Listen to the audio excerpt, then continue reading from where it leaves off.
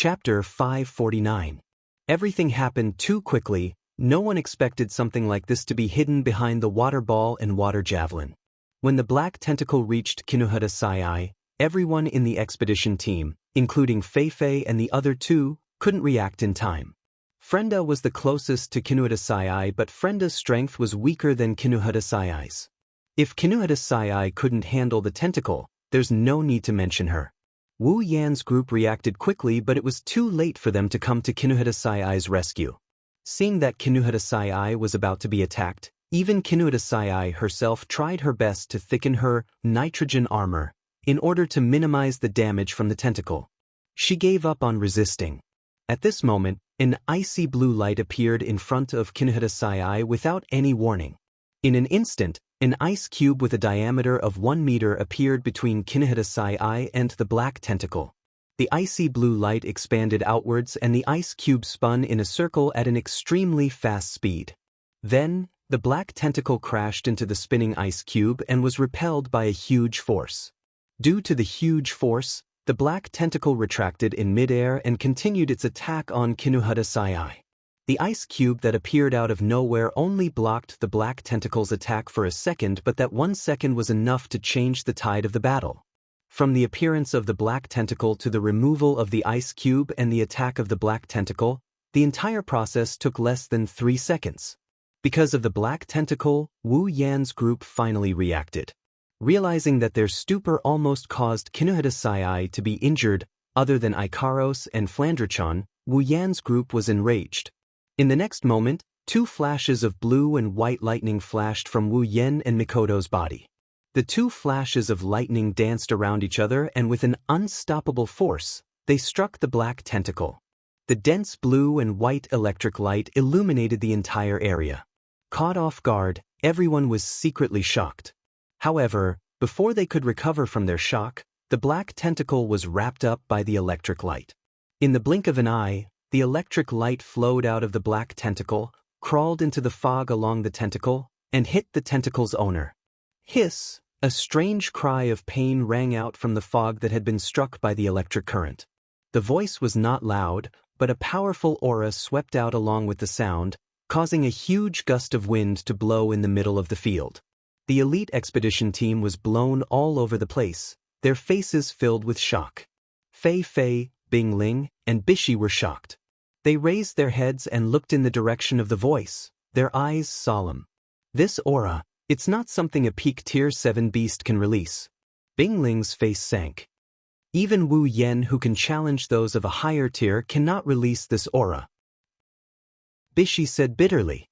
It seems like a tier 8 magical beast has really appeared. Fei sighed as she looked at the mist in front of her. They had just entered the depths of the behemoth forest. No matter what Fei and the other two were thinking, Wu Yan wouldn't know. Even if he did, he probably wouldn't say anything because he's in a bad mood right now. 2 crimson spatial ripples appeared and a pair of black iron sand swords shot out from the ripples.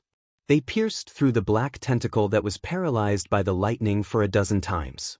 The black tentacle was cut into a dozen pieces and fell to the ground. Hiss! A painful hiss was heard as the black tentacle disintegrated. However, the pain was much more intense than before. Even so, it didn't affect Wu Yan at all. He waved his hand and put away the iron sand swords and gate of Babylon.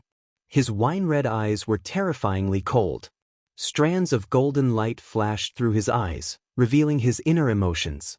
Wu Yan took a deep breath to calm his anger. He walked up to Kinuhata Sai, who was still in a daze. "Koei, are you all right?" Kinuhata Sai patted her chest and waved her hand. Her breathing was a little hurried. "I'm super fine. Fortunately, I had that block of ice to block it for me. Otherwise, I would have been injured a little." Chuju, Mikoto, and the others quickly surrounded Kinuhata Sai. They pulled her up and down as if they were checking if she was injured. Kinuhata Sai didn't know whether to laugh or cry. Wu Yan looked at Sylph. "Thank you for saving Koei." Sylph shook her head and didn't say anything. However, it's already good that she responded to Wu Yan. Wu Yan was a little confused. After all, Sylph has never looked at him in the eyes since the first time they met. It's not that Sylph looks down on Wu Yan. It's just that she was born this way. She won't pay attention to anyone she doesn't like. Even Astria only caught Sylph's attention after she defeated Sylph. Wu Yan didn't even pique Sylph's interest. However, Wu Yan didn't know if it's just his imagination. He felt like Sylph's attitude towards him has improved since they left the hill. Wu Yan recalled everything he did since he returned to the Spalier world. After confirming that he didn't do anything that Sylph would pay attention to, he became even more confused. Wu Yan couldn't figure out why Sylph is acting this way. He has something else he needs to do. You all. Wu Yan took a few steps forward and looked around the foggy surroundings. His voice echoed in everyone's ears. Everyone stop. Leave the rest to me. Wu Yan's tone turned cold. Unfortunately, his cold tone couldn't hide his volcanic rage. Fei Fei and the others who wanted to say something choked on their words.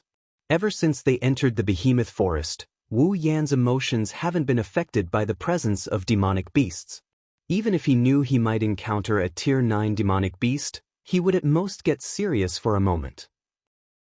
Now Wu Yan's heart is filled with rage. Because he and the others were stunned for a moment, Kinuhata Sai almost got hurt. Wu Yan felt a little guilty and at the same time, his anger rose to the point of exploding. However, the culprit in the mist seemed to be enraged by the electric current and the disintegration of its tentacles. Therefore, at the moment when its anger rose, the culprit made the first move. Whoosh whoosh whoosh whoosh whoosh. Continuous flying sounds came from the fog. Then, hundreds of water javelins appeared from the fog. In the most violent way, they broke through the elite expedition team's protective circle and flew towards Wu Yan. Wu Yan lifted his head and the crimson ripples in the air started to ripple. The ripples reverberated in the air like a curtain of water. Hundreds of black lights shot out from the ripples and collided with the water javelins. The water javelins were shattered into pieces and scattered into the air like water droplets. The black lights that came out from the gate of Babylon are naturally the iron sand sword. How dare you hurt the people around me? Wu Yan grabbed the hilt of a sword and pulled it out of a crimson space ripple behind his shoulder. Wu Yan grabbed the hilt and pulled it out of the ground. The silvery white sword was flowing with a fiery red air current. The air current jumped around every corner of the sword, bringing with it a destructive red lotus flame that enveloped the entire sword. Prepare to be smashed into pieces. As soon as he finished speaking, the vision of everyone present was instantly filled with the fiery red flames of the red lotus. At the same time, the atmosphere and temperature became scorching hot. Chapter 550. In the middle of the misty forest, the crimson lotus flame shot up into the sky. The heat from the flames blew across the entire area. In the blink of an eye, a pillar of red flame covered the entire area. It's like a red lotus hell or a volcano erupting. It's a terrifying sight to behold. The red lotus flames rushed into the sky and dispersed the surrounding white fog. Under the heat of the flames, the fog was torn apart and slowly dispersed to the surroundings and the sky. The originally shrouded trees gradually appeared in front of everyone's eyes. Their vision slowly became clear. In the end, the fog completely dissipated and disappeared without a trace. The magic beast that had been hiding in the fog, releasing water balls, water javelins, and tentacles to attack everyone, appeared in everyone's sight as the fog dispersed. However, when everyone saw its true appearance, their faces changed. It's a huge octopus. Its body is 5 meters long and it's black in color. 7 of its tentacles are hanging on the trees around it. It's hanging in the air and it's blocking half of the sky. One of the tentacles that was dismembered is covered in blood and mucus. It's a menacing sight. Blackwater octopus. Level 71. The black body swayed in the air, 7 complete tentacles and 1 broken black tentacle. A portion of the tentacles were wrapped around the tree trunk, supporting the blackwater octopus's huge body, while the rest danced around its body, creating whistling sounds. Even if they were only looking at it, everyone knew that being hit by a tentacle like this was no different than being hit by a mountain. A rank 8 demonic beast. Looking at the blackwater octopus that was hanging in the air, everyone's eyes flickered. On one side of their face, a drop of sweat flowed from their temple and dripped down. Feifei, Sylph, Bingling, and Bishi wanted to attack but they hesitated when they recalled Wu Yan's words. If they make the right decision, then the best way to deal with the Blackwater octopus is to attack together and kill it quickly to prevent other demonic beasts from taking advantage of the situation. They'll then leave this place and continue on their way to complete the mission. Even though their opponent this time around was a rank 8 magical beast, it was easy for the people present to intervene. This large Blackwater octopus definitely did not possess the same speed as the green thorny cat from before.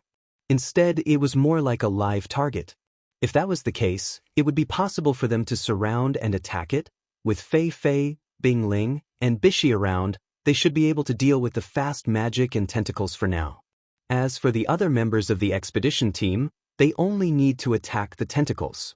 This way, the Blackwater octopus will be much easier to deal with. Unfortunately, Wu Yan doesn't seem to appreciate their help. Wu Yan didn't look back as if he saw through Fei Fei and the others' thoughts. He raised his Nyang Temple Shana. Don't worry. He twisted his hand around the hilt and the flames on Nyang Temple Shana expanded by a few times. It won't take long. The trees around them suddenly burst into flames, dyeing the entire place red. The ground beneath their feet also burst into flames. In an instant, the area around them turned into a sea of fire. The flames of the red lotus burned slowly, as if it had a life of its own. It bypassed everyone present, except for the ground where everyone was standing. The flames had already filled the entire space, including the trees that the dark-water octopus tentacles were wrapped around. Fei Fei, Bing Ling, and Bishi were shocked when they saw the sea of fire. Sylph frowned and Bing Ling cried out, "A gold armament! That's impossible!" The ice spirit immediately denied her own theory after losing her voice. "The last time you fought with me, your armament was still a rare armament. How did it suddenly become a gold armament? But this power..." Bishi looked at Nyang Temple Shana. "This power is definitely not something that a rare armament can achieve. Furthermore, the aura that the armament is emitting is indeed that of a gold armament. How can this be?" Bing Ling still couldn't believe it. Is it possible that the armament can evolve? Bing Ling guessed it right. Everyone from Spalier World Academy knows that Wu Yan has an armament that can use fire. It's Nyang Temple Shana. When Fei Fei and the others saw the red lotus flames, they knew it was Nyang Temple Shana's ability. However, they didn't expect Nyang Temple Shana to evolve into a gold armament in such a short time. Even if they didn't want to believe it, the truth is right in front of them. Be it the power or the aura emanating from Nyang Temple Shana, it's a gold armament. Maybe, Sylph spoke for the first time. He's much stronger than we thought. Hearing this, Fei Fei and the other two looked at the figure bathed in the sea of fire and became silent. The Blackwater octopus on the tree let out a hissing sound. It twisted its body uneasily. It's a water-type demonic beast that can use water magic. It's a demonic beast that lives in water. Now that it's on land, water is its origin. As a water-type magical beast, the red lotus fire around it naturally made it uncomfortable for a while. In addition, the red lotus fire of Niao Dianshana was not a normal fire. Not only could the water not suppress it, it could even suppress it. That was why the Blackwater octopus felt extremely uncomfortable. A few tentacles whizzed towards the surrounding trees. The trees that were burning with red lotus flames were sent flying. After clearing out a fire-free area, the Blackwater octopus calmed down a little. Wu Yan's eyes flashed and he waved Niatono no Shana. The red lotus flames on the ground and trees not far away floated up into the air and flew towards the Blackwater stamp. The tentacles of the Blackwater octopus paused for a moment, then began to dance crazily, forming a windmill around the octopus to protect its body. The red lotus flame sprinkled on the windmill, but was blown away by the wind created by the dancing tentacles, falling to the ground nearby. Wu Yan frowned. He didn't expect the octopus to use such a method to deal with the red lotus flames. It's obvious that the octopus has a certain level of intelligence. Generally speaking, if one were to disregard other factors and only consider pure strength, when two parties of the same level, one was a human and the other was a magical beast, although their strength was the same, the winner would definitely be the human. This was because humans knew how to use their brains to think and use various fighting methods to maximize the outcome of the battle.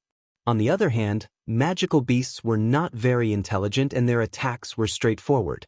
Therefore, even if their strength was the same, humans would be able to suppress magical beasts in battle.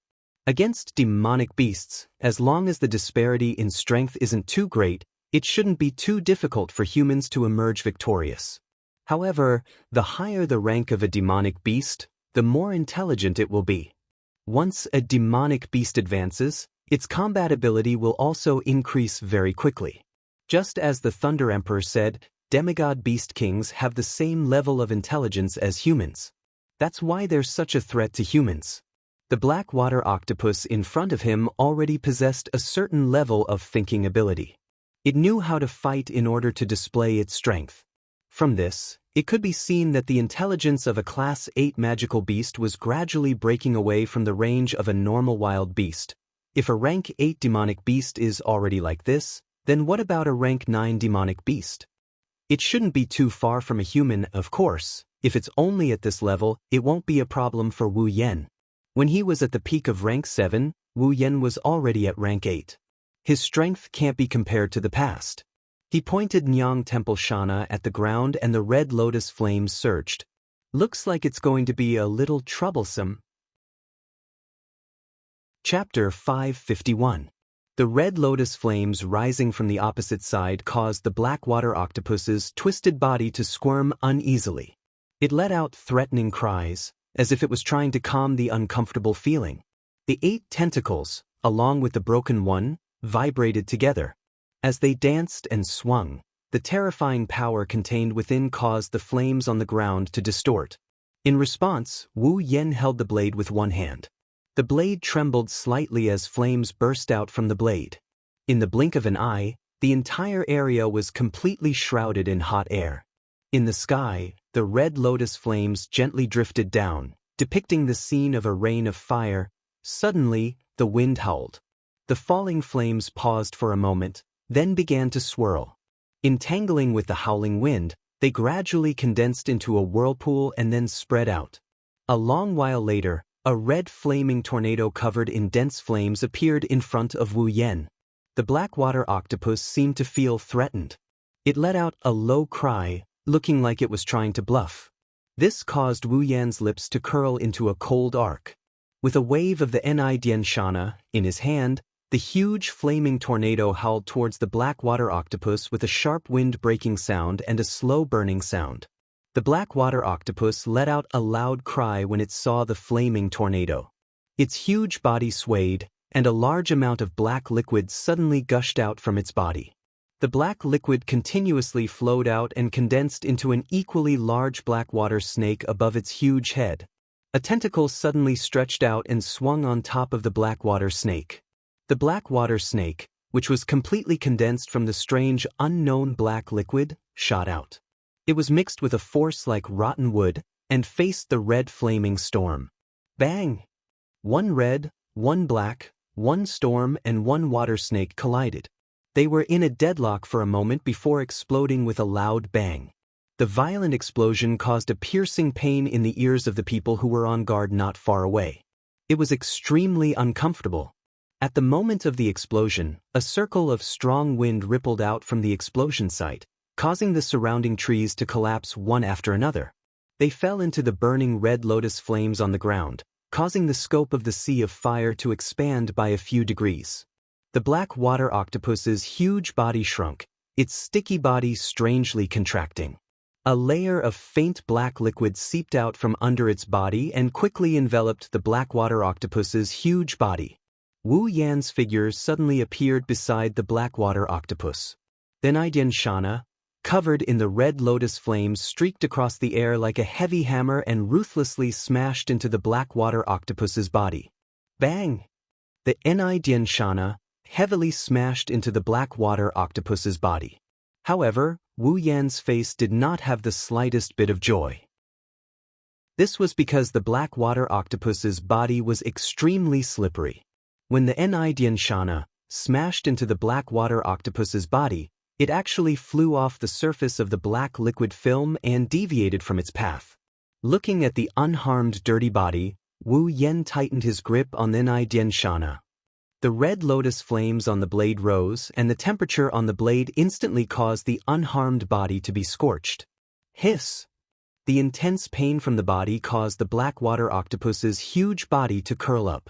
The huge tentacles suddenly swung back and viciously swung towards Wu Yen. The huge force mixed with the wind caused Wu Yen to move and quickly dodge. The tip of his foot stepped on the ground. Immediately, cracks rapidly spread from the tip of Wu Yan's foot all the way to the ground. The ground became shaky. Wu Yen used the force to jump up and like a bullet, he shot towards the black water octopus. His figure flashed across the air. The Nidian Shana brought along a sonic boom and hot air as it flew towards the black water octopus. At this moment, those tentacles actually let out a shrill sound in unison. The sound was incomparably sharp. The tips of the 7 intact tentacles split open, and then water javelins shot out one after another from inside. Glancing at the incoming water javelins from the corner of his eye, Wu Yen tightly held the Nidian Shana in his hand and raised a curtain of fire. It was like a circle of blooming red lotus as it spread out. Ding ding ding! Wherever the curtain of fire passed, sparks flew everywhere. The water javelins that shot over were instantly vaporized into nothingness. Not a single one landed. The figure passed through the curtain of fire and shot towards the blackwater octopus. The crowd only heard a muffled sound, followed by the blackwater octopus's painful cry. Then, they saw a huge tentacle fall from the blackwater octopus's body, heavily smashing onto the ground. After struggling for a while, it completely stopped moving. Wu Yan's body fell from the sky. The Nidian Shana, in his hand slanted. Dark red blood flowed down the blade and gradually dripped down. Then it was vaporized by the red lotus flames. A fishy smell instantly filled the air. The blackwater octopus's body was slightly twisted. It was like a wild wolf licking its wounds, causing its huge body to have a wild aura. The tentacle closest to Wu Yen shuddered, and like an arrow released from a bow, it danced in front of Wu Yen in an instant. It tore through the air with a sharp sound. It lashed down with great force. Thick viscous liquid intertwined and splattered all over the place. It's extremely disgusting. The nauseating smell rushed into Wu Yan's nose, causing Wu Yen to frown. In his heart, his desire to deal with this black water octopus became even stronger. He made up his mind and slightly closed his eyes before fiercely opening them. The huge tentacle smashed down, but it smashed into flames. The red lotus flames burned from the bottom of the tentacle. The momentum was like an explosion and the tentacle was charred black. Hiss! The black water octopus let out a sorrowful cry. 3 of its tentacles were destroyed in a row. Even with its tenacious vitality, it still suffered quite a bit of damage. However, it didn't know that the real damage was yet to come. A strange vibrating sound reverberated in the air. The strange vibrating sound caused the burning red lotus flame to pause for a moment. That was the sound of the gate of Babylon being activated. A large amount of red spatial ripples spread out around the blackwater octopus. It was like a battery of cannons surrounding the blackwater octopus. In the middle of the red spatial ripples, the blackwater octopus instinctively felt a sense of danger. It let out a roar and frantically waved its remaining 5 tentacles around, attempting to shatter the red spatial ripples that gave it a sense of danger. Unfortunately, the Gate of Babylon was intangible and couldn't be attacked at all. In the next moment, 7 chains made of iron sand shot out from Kaibao of the king. Even though they were made of iron sand, there was still the sound of the chains. It sounded like a bell, and by the time the sound reached everyone's ears, the iron sand chains had already wrapped around the blackwater octopus body. 5 iron sand chains wrapped around the blackwater octopus 5 tentacles and tightly bound them. The remaining 2 iron sand chains wrapped around the blackwater octopus body, binding it tightly. Under the effect of the iron sand chains, the blackwater octopus was instantly trapped. Its slippery body couldn't help it break free of the iron sand chains. Its huge body struggled, dragging the iron sand chains with clanking sounds. "It's time to end this." Wu Yen grinned. He waved his hand and the iron sand sword shot out from the crimson space ripples.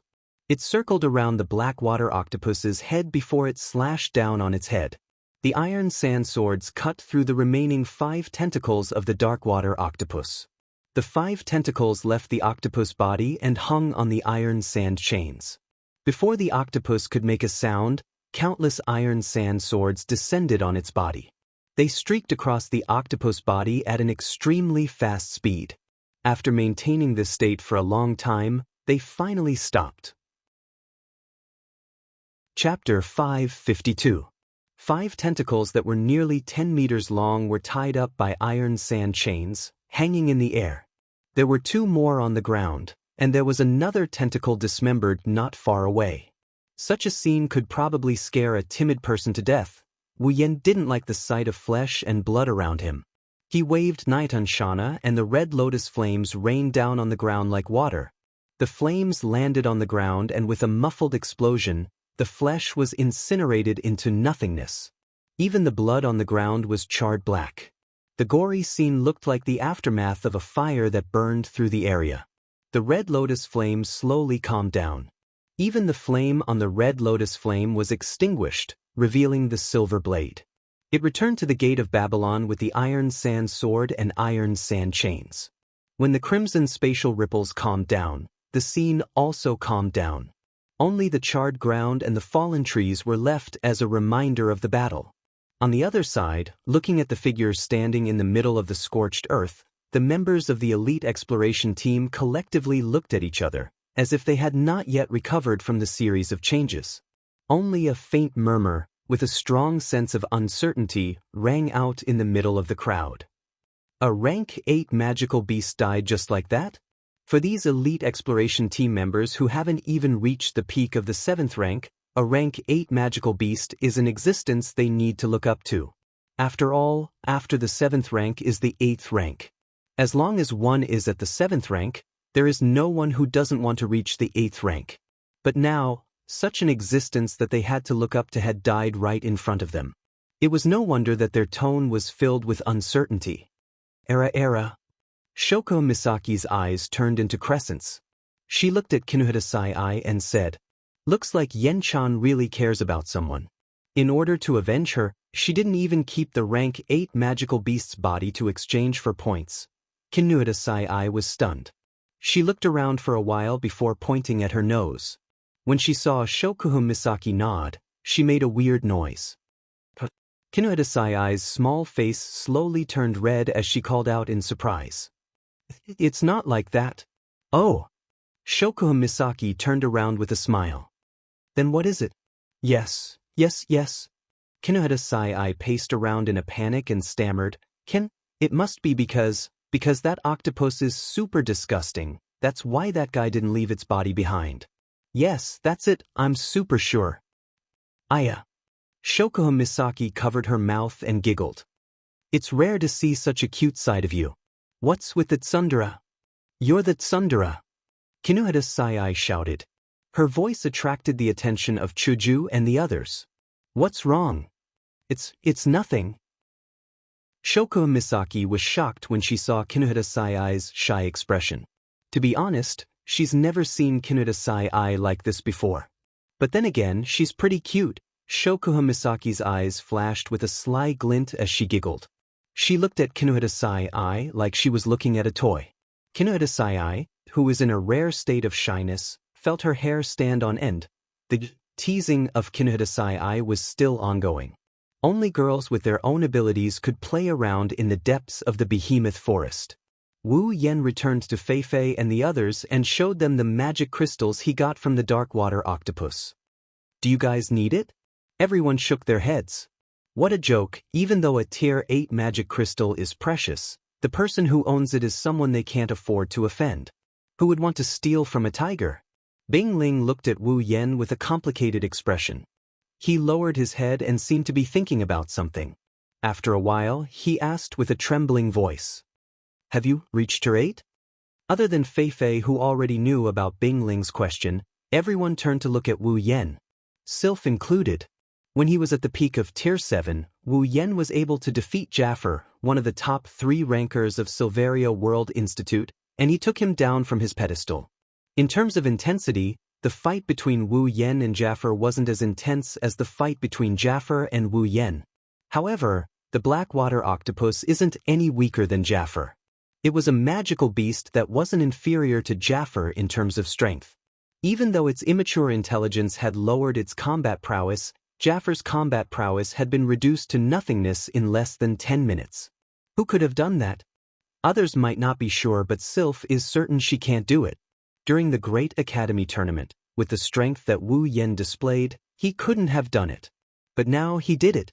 Even with the help of the gold armament, he couldn't have done it so easily. Thus, there is only one explanation: the person in front of him has leveled up. Wu Yan shrugged when he sensed everyone's questioning gaze. He didn't try to hide it. He nodded and gave the same excuse he gave earlier. After the battle with Jaffer, I gained some enlightenment and managed to break through. You really did break through. Bing Ling's expression showed a hint of bitterness and envy. He's envious because Wu Yan managed to break through to the 8th tier. He's bitter because he feels like he's getting further and further away from Wu Yan. Bing Ling was originally unwilling to accept his loss to Wu Yan during the academy tournament. He wanted to challenge Wu Yan again in the future. He didn't even let go of this thought when he heard about Wu Yan's battle with Jaffer. Now, Bing Ling has given up on this thought. The gap between them is huge. It's already good enough that Bing Ling wanted to challenge Wu Yan. However, when the gap is so huge that it's impossible to predict, it's either he's overconfident or he's overestimating himself. Bing Ling isn't one to overestimate himself. However, he's also not confident that he can surpass the barrier between the 7th and 8th tier. Naturally, the thought of challenging Wu Yan died down. You sure hid your strength well. She smiled bitterly. I really don't know how you guys got together. Every single one of you is monstrous. If you're not strong, then your abilities are ever-changing. I really don't get it. If you can't figure it out, then don't think about it. Wu Yan smiled. Maybe one day, you'll somehow break through as well. Hearing this, Bishi shrugged. Well, if only that day would come. By the way, Yan. Fei Fei looked at Wu Yan. Wasn't your Nidian Shana a rare armament? When did it become a gold armament? Well, Wu Yan rolled his eyes and explained to Fei Fei. Actually, Nidian Shana has always been a gold armament. It's just that I didn't have the ability to unleash its full potential. That's why it's always been a rare armament. As you all know, Nidian Shana has a special ability. It's an armament that can control fire. It's a special armament with a lot of limitations. Everyone nodded in understanding. Wu Yan shook his head and chuckled. As expected, I'm pretty good at bullshitting. People will believe whatever I make up. Looks like there aren't many Shokuhu Misaki in the Spalier world. Chapter 553. With a gold armament, Wu Yan's strength is on par with Sylph's in the eyes of the others. Normally, they would think that Wu Yan's strength is on par with Sylph's. Now that they're all in the same boat, the stronger Wu Yan is, the higher their chances of completing the mission and the higher their chances of survival. Unfortunately, they only know the surface. Wu Yan does have 3 gold armaments and Wu Yan has reached tier 8. Even so, he's still stronger than Sylph. After all, Sylph doesn't have as many abilities as he does. In terms of equipment, Wu Yan has 3 gold armaments: Shana of the Ni Temple, Babylon of Kings, and Meteor Shower. He also has a storage full of rare armaments. In terms of abilities, he has the True Ancestor Bloodline, Electrocaster LVL-5, Infinite Armaments, and his level 70 strength.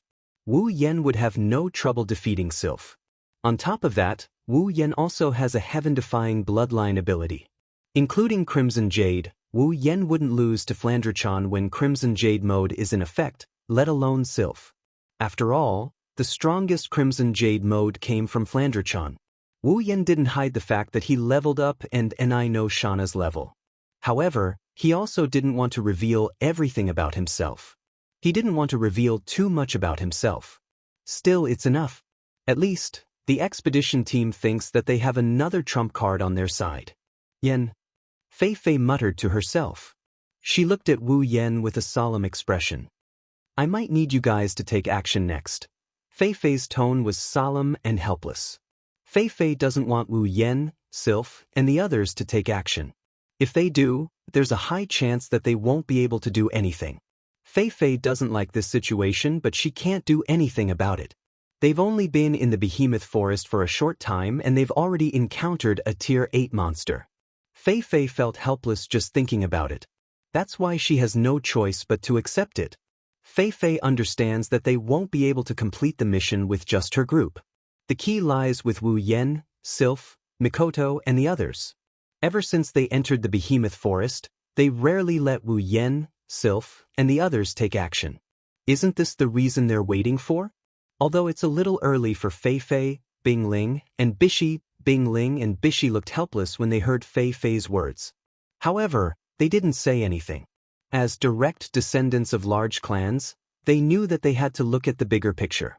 If they tried to be brave, they would only be courting death. Sylph didn't have any objections.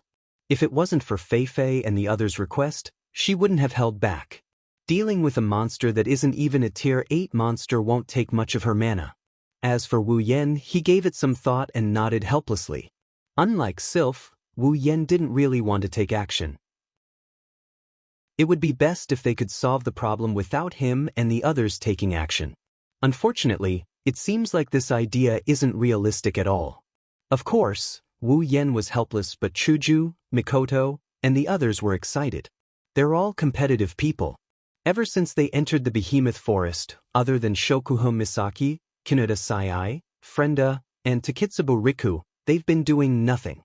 Even Chuju didn't feel good about this feeling, let alone Mikoto, who loves to fight. Now that they don't have to do anything, they're more excited than anything else. Apart from Ikaros and Takitsubo Riku, the other girls are smiling happily. They once again set foot on the path to the center of the behemoth forest. This time, their formation changed a little. Originally, because of Fei Fei and the others' request, Wu Yan's group of 10, plus Sylph, and Fei Fei's group are now walking together. The three of them are at the front while Wu Yan's group is at the back. The other members of the expedition team are grouped together to take care of each other. After a short rest, the group changed their direction. They're no longer moving in a straight line. Instead, they're moving horizontally and horizontally. Although their speed didn't change, their efficiency is much lower than before. This is common knowledge when entering the behemoth forest. Every time you encounter a demonic beast, you have to change your direction or you'll be discovered by demonic beasts. That's not going to be easy. This time, Wu Yan's group didn't do nothing. Since Fei Fei has compromised, they're not going to stay idle either. With Fei Fei and the other two leading the way, they don't feel any pressure. Thus, Shokuhun Misaki used her mind control ability to sense their surroundings. As long as a life form enters her effective range, she'll be able to sense their psyche waves. Ikaros also activated her detection system to monitor their surroundings. Wu Yan, Mikoto, Chuju, Kinuta Sai, Frenda, and Takitsubo Riku also activated their system perception. Even though it can't detect anything, it's still capable of detecting things that can't be seen with the naked eye. But with this, the expedition team will become nothing more than a bunch of bystanders. Whenever something happens around them, Shokuhun Misaki and Ikaros would be the first to notice it and notify everyone to be on alert. When demonic beasts appear, Chuju, Mikoto, and the others who were already eager to give it a try would swarm up and display their strength. They'll take care of the demonic beasts in the blink of an eye. Along the way, the demonic beasts that came to attack them were either controlled by Shokuhun Misaki or knocked down by Mikoto's taser gun. Hinajiku, Astria, Kinuta Sai, and Frenda expressed their dissatisfaction with the two girls' kill-stealing behavior. However, their abilities and attack speed weren't as good as the two girls, so they could only express their dissatisfaction. This made the onlookers feel ashamed. They're hoping that the demonic beasts don't appear so they can ensure their own safety. But looking at Chuju and the others, it's as if they want all the demonic beasts to attack. How can they not feel embarrassed? Even Fei Fei, Bingling, and Bishi are speechless. That's not the most speechless part. The most speechless part is that there's a rank 8 demonic beast among the demonic beasts. This rank 8 demonic beast isn't any weaker than the blackwater octopus, but it's a lot more tragic than the blackwater octopus. The moment it appeared, it didn't even have time to roar. Electric current, crystal sword, mental attack, cherry-colored missile, blue lightsaber, shockwave, bombs, all of these things landed on its body without even saying a word. In an instant, the rank 8 demonic beast was drowned by the girl's attacks. Other than a magic crystal, nothing was left of it. This caused the expedition team members to sweat profusely. For the first time in their lives, they sympathized with the demonic beasts.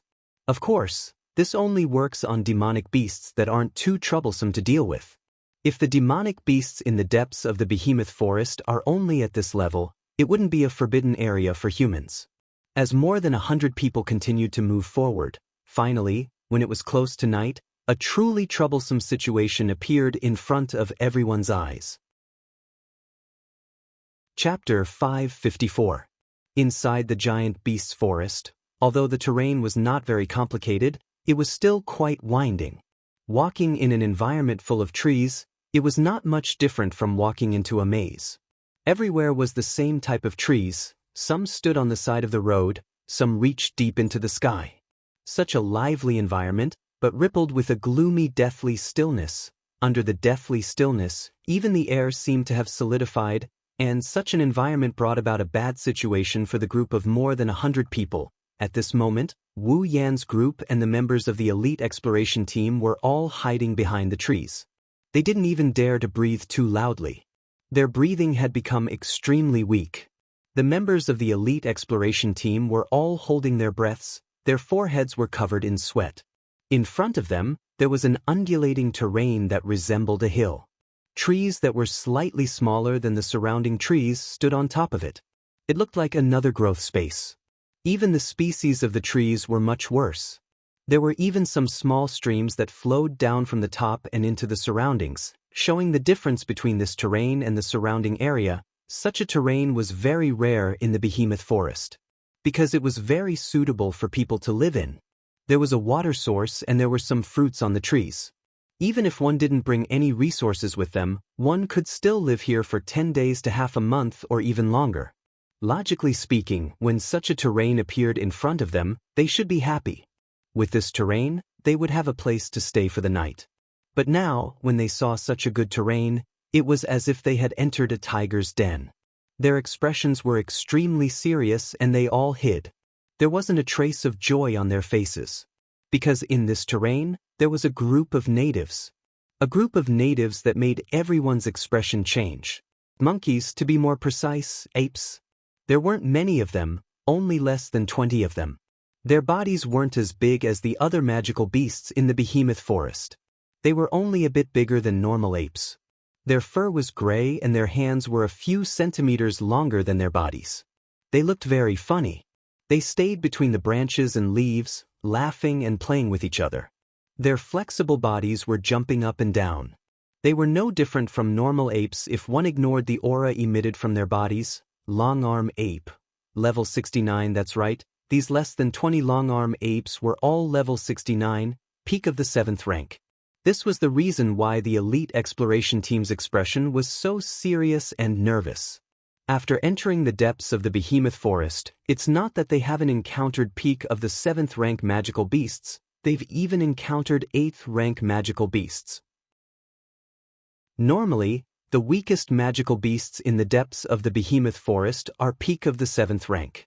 This isn't something to be surprised about. But when these peak of the 7th rank gather in a group, it's a different story. Just this scene alone made the elite exploration team's hearts tighten. When they first saw this scene, they almost cried out in alarm. Wu Yan and Ko and Sylph are far from intimidating them. The real reason why Wu Yan and Ko chose to remain hidden is because of the golden hairs on the back of one of the 20 long-arm apes. Among the group of long-arm apes, there is one particular individual with golden fur standing at the top of a tree.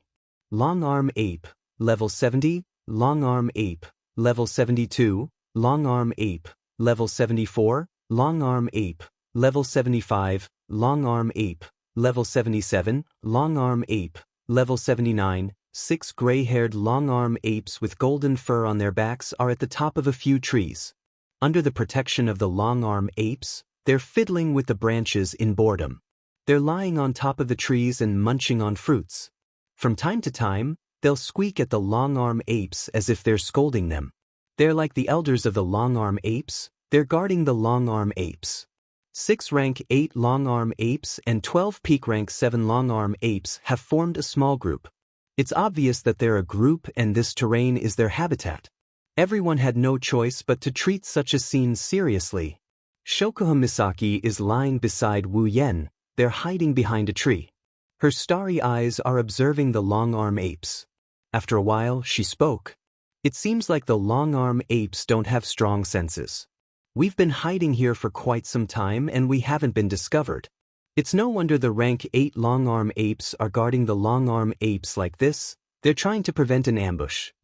Hearing Shokuha Misaki's words, everyone heaved a sigh of relief.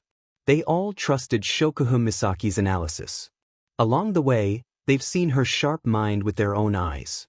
Thus, no one doubted her. Speaking of which, apes were not as good as other beasts in this respect. Jackals, wolves, tigers, and leopards had a keen sense of smell. Beasts such as bears could more or less smell some sense. Only apes, whether it was smell or vision, were not very outstanding. Therefore, in terms of perception, it was normal that they were not so outstanding. Of course, in contrast, they also had flexible skills. One was strong and the other was weak.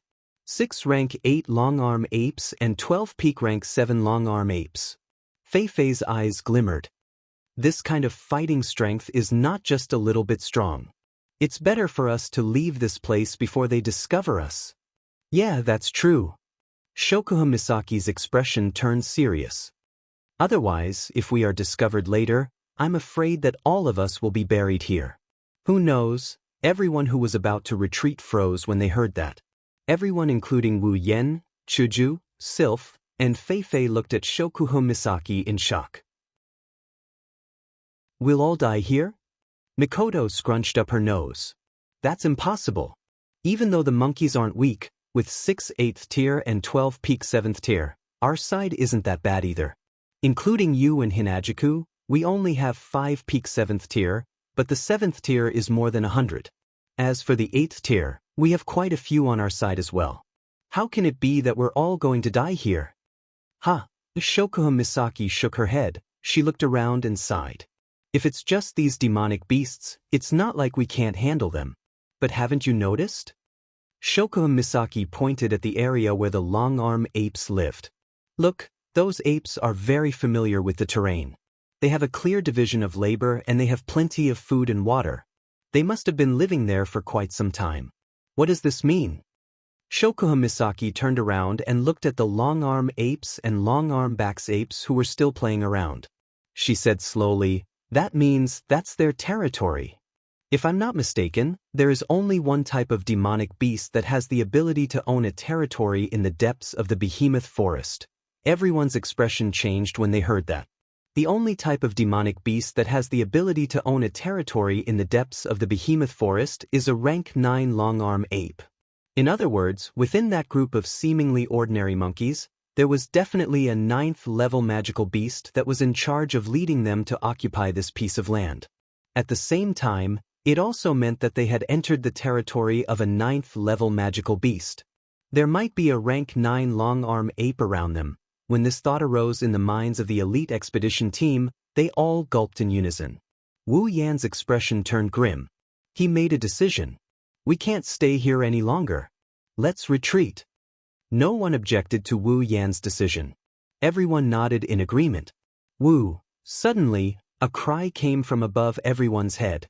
Hearing this sound, everyone's body trembled, and their faces were filled with shock. Chapter 555. Everyone raised their heads in an instant and looked towards the source of the sound, which was not far above their heads. There, a gray ape was standing on a tree branch, waving its 2 long arms at the people below. It emitted a series of cries from its mouth, the sound reverberating through the incomparably silent space. It's the long-arm ape. When the long-arm ape's cries were heard, A series of cries came from the opposite direction in response to the long-arm ape's cries.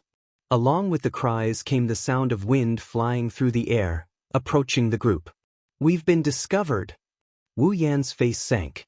His wine-red eyes stared at the long-arm ape that was still crying out loudly. With a wave of his hand, a lightning spear shot towards the long-arm ape at an extremely fast speed. The long-arm ape's cries came to an abrupt end. Just as the lightning spear was about to hit the long-arm ape, a golden afterimage broke through the air and appeared in front of the long-arm ape before the lightning spear could hit the long-arm ape. With a bang, the afterimage and the lightning spear collided. The lightning spear was immediately scattered and the afterimage was sent flying. It nimbly turned in a circle in the air and stood on a tree branch, facing the group below. The afterimage was the long-arm ape. Moreover, it was the strongest and highest-level long-arm ape. The level 79 long-arm ape. Woo! The long-arm ape opened its arms wide and let out a cry at the group of people below.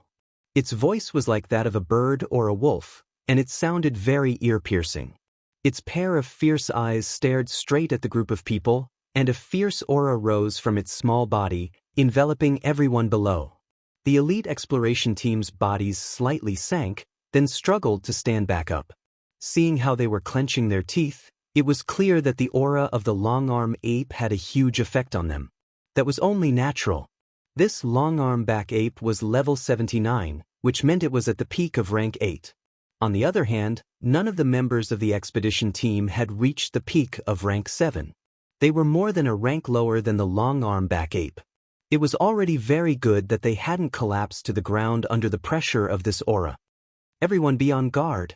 Fei Fei, Bing Ling, and Bai Shi immediately ordered. Their eyes were fixed on the long-armed ape. The aura that came from its body made their palms sweat. Their hearts sank. "Retreat! Retreat quickly!" The cry just now had undoubtedly summoned all the companions of the long-arm apes. Fei Fei and the rest could clearly feel that not far away, there were many figures with obvious mana fluctuations flying towards them. Their speed was only slightly slower than the long-arm apes. Fei Fei, Bing Ling, and Bai Shi turned around and shouted at everyone. Their voices were raised by quite a bit. It seems like even they are getting anxious. There's no way for them not to be anxious. Shokuha Misaki just explained the situation to everyone. The words rank 9 demonic beast is like a heavy mountain pressing down on everyone's heart. Fei Fei and the rest knew that if they don't retreat now, they would be dead for sure. Wu Yan also carried Flandre-chan and led the rest of the girls to protect the expedition team. He wasn't worried about anything happening to them. After all, Flandre-chan is also a rank 9 demonic beast. Even he himself could gain the strength of a rank 9 demonic beast in a short period of time. If he and Flandre-chan work together, as long as the opponent isn't a rank 9 demonic beast that's above rank 85, they won't be afraid of losing. Besides, even if they can't win, they can still run away. With the help of the system items, he now had more than enough item points. If he wanted to escape, it would only be a matter of minutes. With such a trump card, Wu Yan won't be scared by the words rank 9 demonic beast. Of course, he doesn't want to fight a rank 9 demonic beast to the death. That's why he's in favor of retreating. More than 100 people gathered together and covered each other as they retreated. At this time, a group of black shadows flew over from the front and gathered together with the long-arm ape and the long-arm back ape that discovered everyone.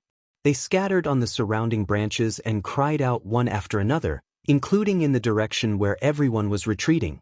This caused everyone who was preparing to retreat to stop in their tracks. "Protect!" Fei Fei shouted. Night Elf had already been unsheathed and was in her hands. Bing Ling and Bishi had also unsheathed their armaments. At this moment, if they were to slow down even the slightest bit, they would all die.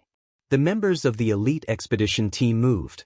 A second later, they formed a circular formation. Everyone stood in a circle and faced outwards. They raised their armaments up high in defense. Looking at the surroundings, the less than 20 monkeys that were still frolicking over there had all arrived. One by one, the gray figures leaped between the trees. Their movements were extremely nimble. They either jumped or hung upside down on the trees in all directions, barking at everyone. It was as if they would pounce at the next moment, causing everyone to not dare to act rashly. Feeling the aura of the long-arm apes and the long-arm apes locked onto them, everyone's heart started to beat faster. Their eyes were filled with panic. Wu Yan glanced at the apes hanging on the trees. When he saw the faces of all the apes, he sighed in relief. Everyone who heard his sigh of relief was confused. The current situation is extremely bad. Why is he sighing in relief? Seeing everyone's confused look, Wu Yan explained. There are only long-arm apes and long-arm apes here. There's no Class 9 demonic beast that took over the territory. Hearing this, everyone came to a sudden realization. Their nervous faces relaxed a little. At the very least, under such circumstances, this could be considered good news among bad news. Shokuha Misaki closed her eyes and used her ability to sense the surroundings. After confirming that there's no other psychic fluctuation, she nodded and said, "There are no other demonic beasts around. The Class 9 demonic beast doesn't seem to be in the territory." Hearing Shokuha Misaki's words, Fei Fei and the others who were planning to fight to the death suddenly had a glimmer of hope. "Everyone, fight with all your might." Fei Fei's body emitted a dense do-chi ripple, wrapping around her perfect body. "While the Class 9 demonic beast isn't here, kill these demonic beasts as fast as you can and leave this place." A resounding response echoed in everyone's ears. At the same time, combat aura and mana fluctuations surged out from the members of the elite expedition team. At this moment, everyone's strength was on full display. Then, Wu Yan looked at the 6 long-arm apes. "Our opponents are them, right? Like Wu Yan, Chuju, Mikoto, Shokuha Misaki, Ikaros, Astria, Flandrachun, Kinuda Sai, Frenda, Takitsubo Riku, and Sylph were also looking at the long-arm apes. They all knew that if no one dealt with these long-arm apes, the entire expedition team would probably be wiped out. An icy blue aura erupted from Sylph's body. It carried a majestic mana and swept towards the surroundings. A golden staff appeared in her hand. It was the gold armament Sylph won from the auction. Sylph leaped into the air and charged towards a long-arm ape. The long-arm ape let out an angry roar and leaped down from the tree towards Sylph. In the next moment, the two figures collided with each other. Maybe it's because of Sylph's choice. The long-arm ape she charged towards is the same level as her. They're both level 72. Wu Yan smiled when he saw this. His wine-red eyes flashed with a thick golden light. His blood-red aura soared to the sky. "Finally, I can have fun." Chapter 556. 5 long-arm apes, huh? Mikoto licked her lips in excitement. She looked at one of the long-arm apes. "Leave that level 75 long-arm ape to me. Its level is the same as mine." Mikoto didn't wait for Wu Yan's reply. She fired a taser gun at the long-arm ape. The long-arm ape squealed and jumped away. It landed on the ground and charged at Mikoto. What greeted it was an even more powerful taser gun. "Same level." Astria nodded thoughtfully. Her crimson eyes flashed with the unique glow of system perception.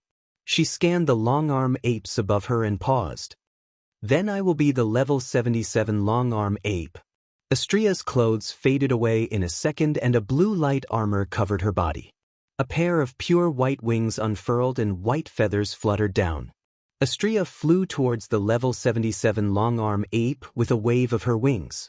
Ikaros seemed to have understood what everyone was saying. She turned her gaze towards the strongest long-arm ape, the level 79 one. Her indigo pupils spun and an illusory frame appeared. The color of the frame turned crimson. Clearly, Ikaros had chosen this one as her opponent. Sky Queen mode. A burst of light flashed from Ikaros' body.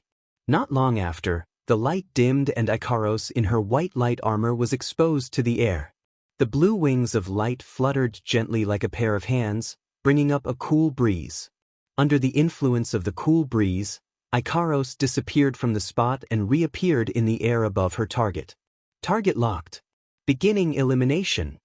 The next moment, countless cherry-colored missiles rained down from the sky towards the long-arm ape. In response, the long-arm ape pounded its chest with both hands and roared. Instead of retreating, it charged towards Ikaros. Wu Yen raised an eyebrow when he saw the three girls picking a long-arm ape each. He shook his head and laughed. The three strongest long-arm apes were picked by the three of them. Not to mention, they are all of the same level. Is this a coincidence or a mockery? There is one level 70 and one level 74 long-arm ape left. Do I have to pick the same level long-arm ape? Isn't that the weakest long-arm ape? Wu Yan's lips twitched. He looked at the level 70 and 74 long-arm apes and placed Flandre-chan on the ground. Flandre-chan, stay with the big sisters. I'll be back soon, huh? Flandre-chan pursed her lips in dissatisfaction. She picked up an oil bottle and twisted her body in dissatisfaction. But Flandre-chan wants to play too. Wu Yan's expression became conflicted when he heard the word, play. Flandre-chan, you don't have to play for now. Why? Because. Wu Yan chuckled. There might be something more fun to play with Flandre-chan later. Something more fun. Flandre-chan's eyes lit up and she nodded.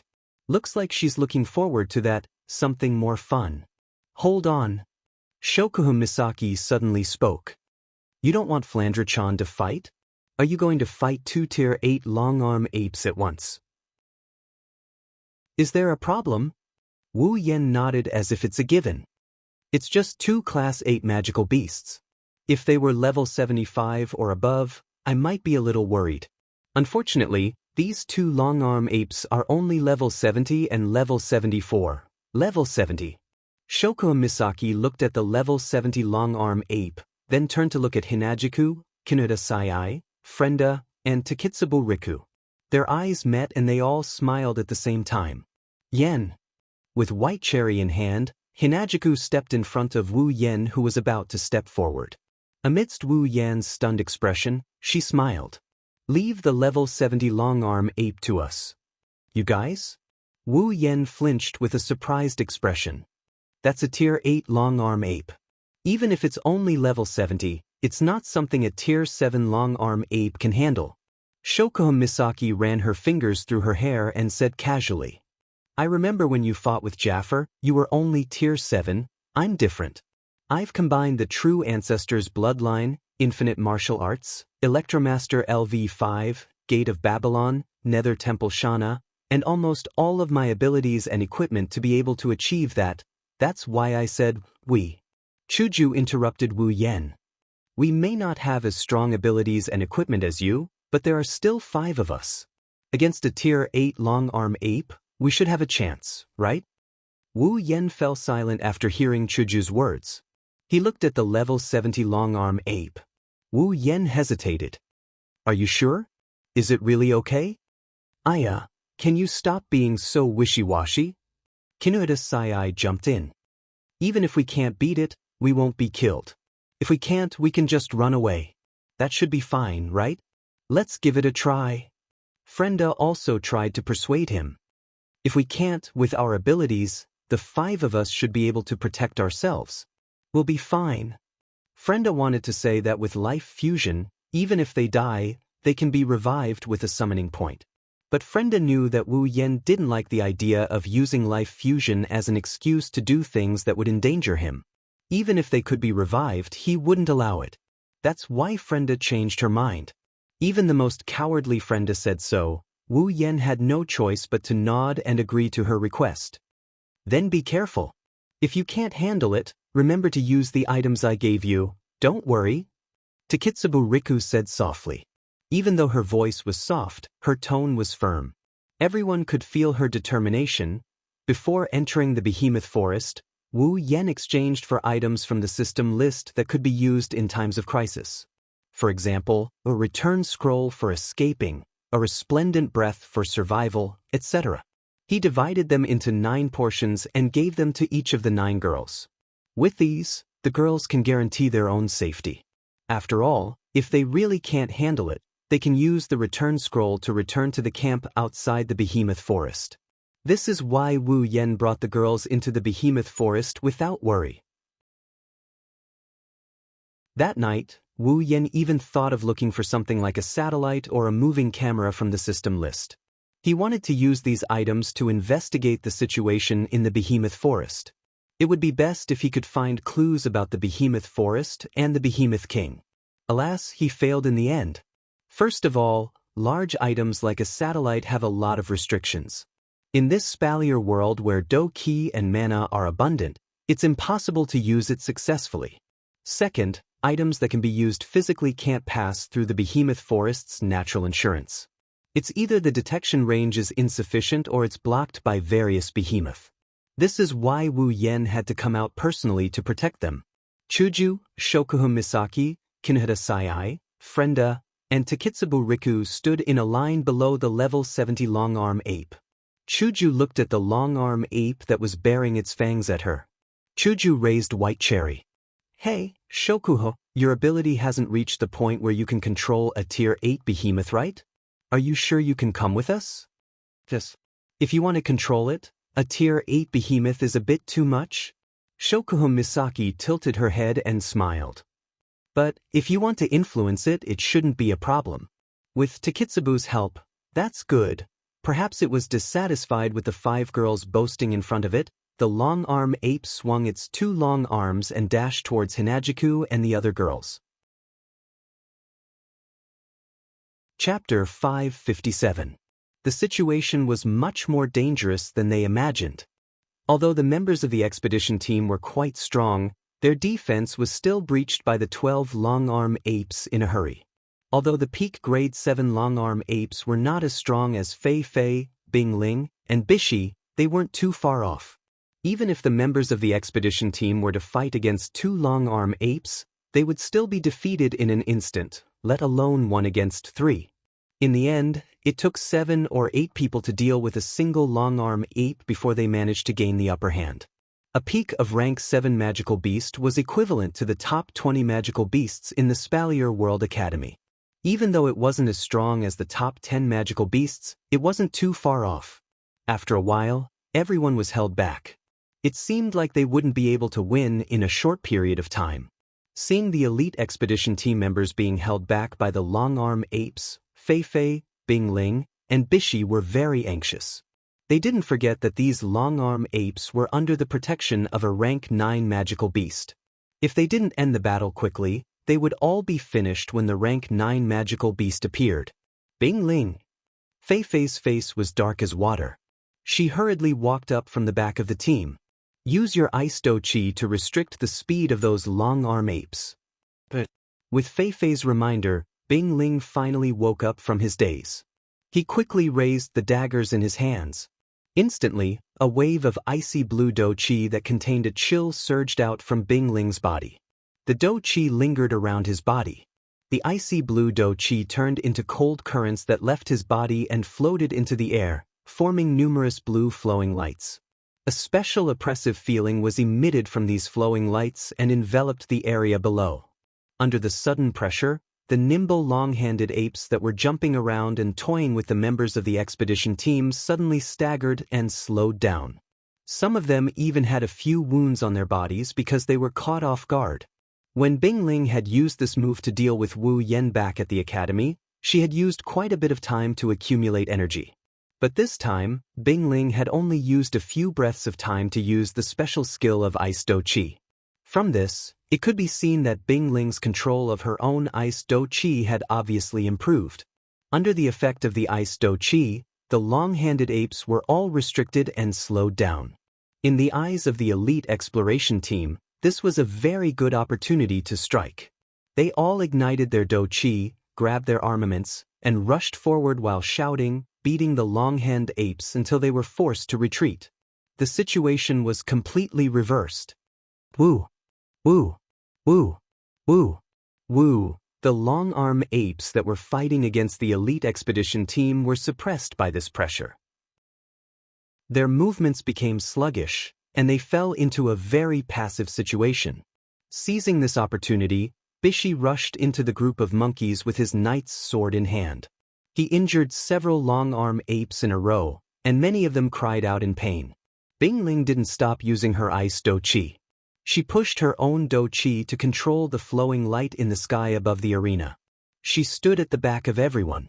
It wasn't that he didn't want to participate in the battle, but if he didn't control it carefully, his ice do qi would not be able to recognize people. When that time comes, not only the long-handed apes would be restricted, but everyone. Bing Ling had to control his own ice do qi to avoid his companions who were fighting. This was a skill that required skill. After all, they were constantly moving around, so Bing Ling had to constantly control his ice do qi. Luckily, although it was a little strenuous and Bing Ling couldn't participate in the battle, the effect was very good. Of course, Bing Ling couldn't participate in the battle, but that didn't mean that Fei Fei couldn't participate in the battle. Whoosh! A bright silver sword suddenly slashed through the group of monkeys. It was extremely fast. Under the guidance of a slender shadow, the sword slashed towards the long-handed apes. The long-handed apes were hit by the sword and they retreated as if they were hit by something. They cried out in pain and there were traces of blood. Fei Fei rushed towards the retreating monkeys like a wolf in a flock of sheep. She didn't care about her own defense at all. The night elf's do qi quickly grew stronger. In the blink of an eye, the night elf's do qi had increased to the point where the night elf's do qi covered the entire blade. Fei Fei swung her do qi and a thick do qi light turned into do qi. It was as fast as lightning and as fast as thunder. It suddenly hit a few of the long-handed apes. Several of them looked like they were hit by a giant mountain. Blood splattered everywhere and they were sent flying. Nice!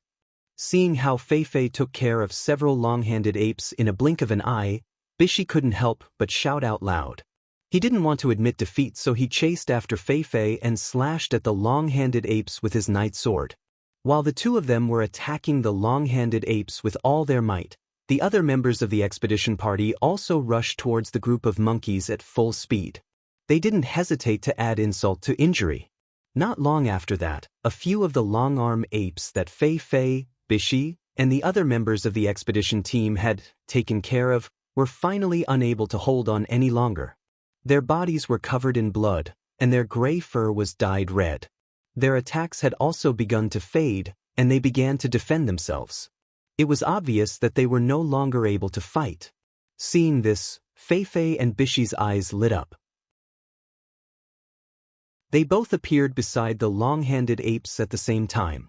Then, they swung their long swords and night swords at the same time. Their do qi and battle techniques were used to attack the long-handed apes while they cried out in pain. Bang! When the shockwaves from the battle techniques spread out, the long-handed apes that were attacked by Fei Fei and Bishi flew out from the dust cloud and fell to the ground not far away. After struggling for a while, they stopped moving at this point in the battle. Casualties started to appear. The death of their companion caused the remaining long-handed apes to face the sky and let out a long howl. Their voices were filled with grief, as well as a monstrous fury and killing intent.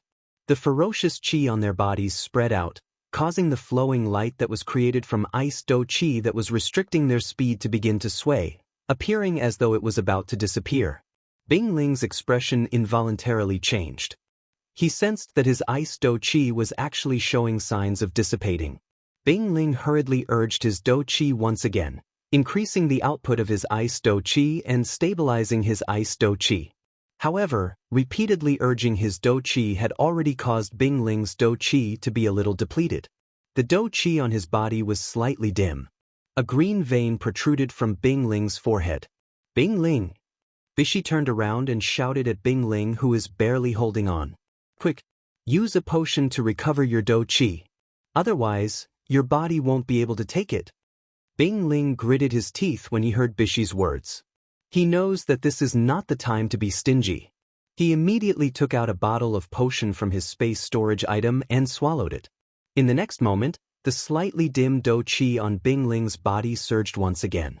Under Bing Ling's control, the flowing light that surged into the air trembled and an even stronger pressure acted on the bodies of the long-handed apes. It pulled back the long-handed apes who were originally about to break free, causing them to be extremely angry. Bishi furrowed his brows and cautiously said to Fei Fei, "Tell everyone to be careful. These long-handed apes haven't used magic even once. If they suddenly attack, we might have casualties on our side." No. Fei Fei looked coldly at the long arms apes who were pounding their chests out of anger. She then looked around at the elite expedition team that was charging forward and said, "They can't be hiding their strength. Their companions are all dead, but the long arms apes still haven't used their magic. I don't think magical beasts have the heart to do that." "You mean?" Bishi hesitated. "These long-handed apes don't know how to use magic?"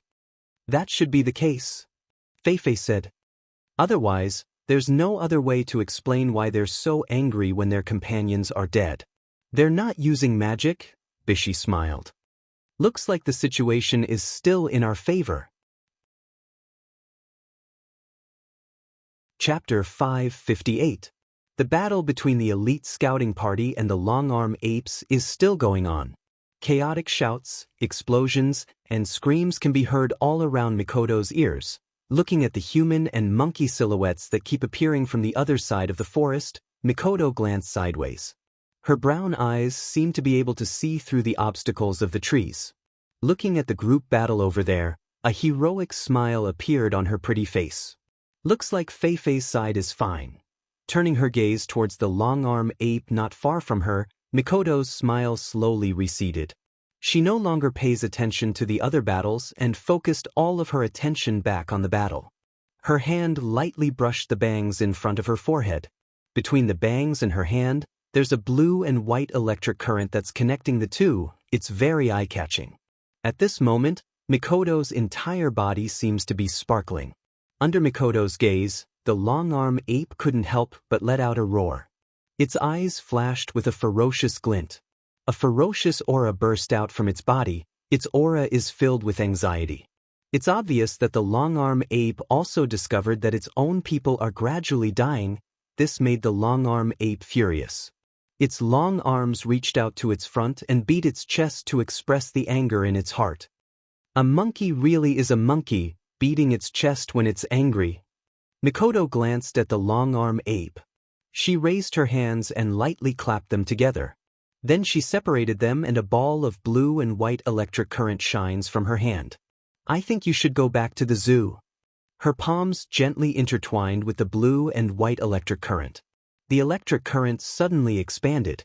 In a few short seconds, the scattered electric current expanded and merged together. A half-meter radius lightning ball flashed and appeared in Mikoto's palm. Holding the huge blue and white electric current in her hand, Mikoto's mouth slowly formed into a smile. She raised it high above her head and fiercely threw it out. The huge electric current was like a storm, covering the sky and covering the earth as it swept out. Following the explosion of the electric current, everywhere it passed, the ground around it churned up. The soil quickly dissipated and the dust became thin. One by one, the rocks were lifted up and directly protruded out of the ground. The momentum was terrifying. "Whoa!" Looking at the powerful lightning ball, the fur on the long-arm ape's body stood up. It was like a hedgehog that had been attacked. A low roar came out from its mouth, and an afterimage shot out from its side. As the afterimage flew past, the sharp wind could be clearly heard in the entire battlefield. The blue and white electric current shot out and heavily collided with the afterimage. Bang! Both of them trembled at the same time with a loud bang and dispersed in all directions. The only difference was that the lightning ball dissipated directly, while the afterimage revealed its true form, the arm of the long-arm ape. What a hard arm! Mikoto looked at the arm that was retracted by the long-arm ape. She was more or less surprised that the long-arm ape used its own body to block her attack. And it didn't seem to be injured at all. The toughness of its arms was probably not low. With a thought, a vigorous electric current flashed from Mikoto's body and wrapped her whole body. She heavily stomped her foot on the ground and the electric current flowed from her foot to the ground. Then, it spread out and in a net shape, shot towards the long-arm ape. As the electric current flowed through the ground rolled even more crazily. Crisp collapsing sounds continuously sounded from below. A moment later, the ground within a 10-meter radius of the long-arm ape had completely collapsed. It was like a dried-up wasteland. In the midst of the collapsing sounds, the long-arm ape raised its head and let out a strange cry. Its long arms smashed the ground and its body nimbly disappeared from the spot. It floated into the air and raised one of its arms. A metallic light suddenly appeared on its arm. In a low and deep symphony sound, the long-arm ape disappeared again in a flash. When the long-arm ape reappeared, it was already not far from Mikoto's side. His arm flashed with a metallic luster as he swung it out, breaking through the obstruction of the atmosphere, creating a burst of explosive sound as he swung it towards Mikoto's slender waist. With such momentum, as long as Mikoto was hit even once, she would be finished. Mikoto's face turned serious. She once again stomped on the ground. Her body crackled with electricity. But this time, what responded to Mikoto's electric sound was not a net of electricity but a wave of black iron sand. Like tiny wasps, the iron sand wave converged into a wave. It let out a soft cry and rolled in the air. In the next moment, a thick iron sand wall was erected beside Mikoto, blocking the long-arm ape's attack. Bang! The long-arm ape slammed heavily on the iron sand wall, shattering a lot of the iron sand. The terrifying destructive force allowed the long-arm ape's hand to pierce through the iron sand wall, creating a hole. It even went through the wall and arrived in front of Mikoto's face. Mikoto's pupils shrunk. A trace of panic appeared on her face. She subconsciously took 2 steps back. These 2 steps saved Mikoto's life. The long-arm ape's hand stopped a few centimeters away from Mikoto's face. The reason wasn't because it was weak but because the long-arm ape's hand wasn't long enough. The long-arm ape's entire hand went through the iron sand wall and stabbed towards Mikoto. But because its hand wasn't long enough, the long-arm ape's armpit hit the iron sand wall and couldn't go any further. This allowed Mikoto to escape death, but also caused this hilarious scene. If the long-arm ape's intelligence had matured, it would have wanted to cry but no tears came out. Because this was the first time in its life that its hand wasn't long enough to reach. Looking at the long-arm ape in front of her, a drop of cold sweat dripped down Mikoto's forehead. Her pretty face looked very stiff. The wind brought by the long-arm ape's attack made Mikoto feel waves of coldness. That hit was so close to hitting Mikoto's face. She slowly turned her head and realized what kind of situation she was in. She looked at the long-arm ape and her face turned angry. "You dare hit my face?" With a smile on her face, Mikoto took out a coin. Electricity crackled around her body and the long-arm ape's ears. The long-arm ape's body shook as if it sensed danger. It pulled back its hand and quickly retreated. However, just as it pulled out its hand, before it could retreat, an orange beam of light pierced through the iron sand barrier, widening the hole created by the long-armed ape. The distance was too close, and the long-armed ape had no time to dodge. It only had time to raise its hand in front of its body to protect itself, and the orange beam of light hit it. Bang! The railgun exploded on the long-arm ape's body. The terrifying force caused the long-arm ape to cry out in pain and fly into the air. But with the long-arm ape's defense, even though the long-arm ape was injured, it wasn't serious. It quickly adjusted its body in the air. When the long-arm ape was about to give chase, the scene it saw with its eyes made it cry out in pain. It saw Mikoto standing on the ground. Above her palm, a thick electric light was spinning at high speed. As the electric light spun, even the surrounding air seemed to be sucked in. While it was spinning at high speed, a terrifyingly high temperature appeared on the surface of the electric light. In an instant, the blue and white electric light exploded and was shot out by Mikoto. It hit the long-arm ape who couldn't dodge in time. Woo! The violent electric current acted on the long-arm ape's body. The long-arm ape didn't have time to react and all of its hair was burnt to a crisp. Then, the high temperature from the spinning electric light also took effect. In an extremely short period of time, the long-arm ape was wrapped up in the heat. Then, an even more mournful cry sounded in the air. The high temperature lasted for almost half a minute before it gradually disappeared. The long-arm ape turned into a piece of charcoal and fell to the ground. Mikoto versus long-arm ape. Victory. Chapter 559. Yeah. Watch me. Astrea flapped her wings and dove down. She descended from a height of a few hundred meters towards the long-arm ape. At the same time, a blue lightsaber shot out from the hilt of her sword. Together with Astrea, they turned into a meteor and plummeted towards their target. Their speed was so fast that even the air trembled. Astrea had wings with the highest mobility and acceleration among the angeloids. She was also the fastest among the angeloids. Combined with her terrifying close-range combat ability, Astrea was almost invincible in close-range combat. Oh, the long-arm ape opened its arms wide and let out a cry. It seemed to be saying something to Astrea. The ape raised its arms in response to the incoming Astrea. Astrea's lightsaber pierced through the air like a giant electric drill. Astrea plunged down a few hundred meters and thrust her lightsaber at the long-arm ape with an unstoppable momentum. Oh! The long-arm ape's face was ferocious. It let out a high-pitched and ear-piercing roar, then jumped up and waved its hand. A shadow of an arm shrouded in gray light tore apart the wind and waves, and forcefully resisted the attack that came from the sky. Boom! The long-arm ape was sent flying by Astrea's attack. It crashed into the ground and left behind a giant crater. The shockwave from the collision between two Tier 8 champions, and level 77 Tier 8 champions at that. The ground collapsed in an instant. Everything within tens of meters of the ground was turned into ruins. In front of the aftershock, whether it was the ground or the trees, they were all as fragile as tofu. Everything collapsed or fell down. The entire ground sank by a meter. Smoke and dust filled the air. The rock plate shook and shook.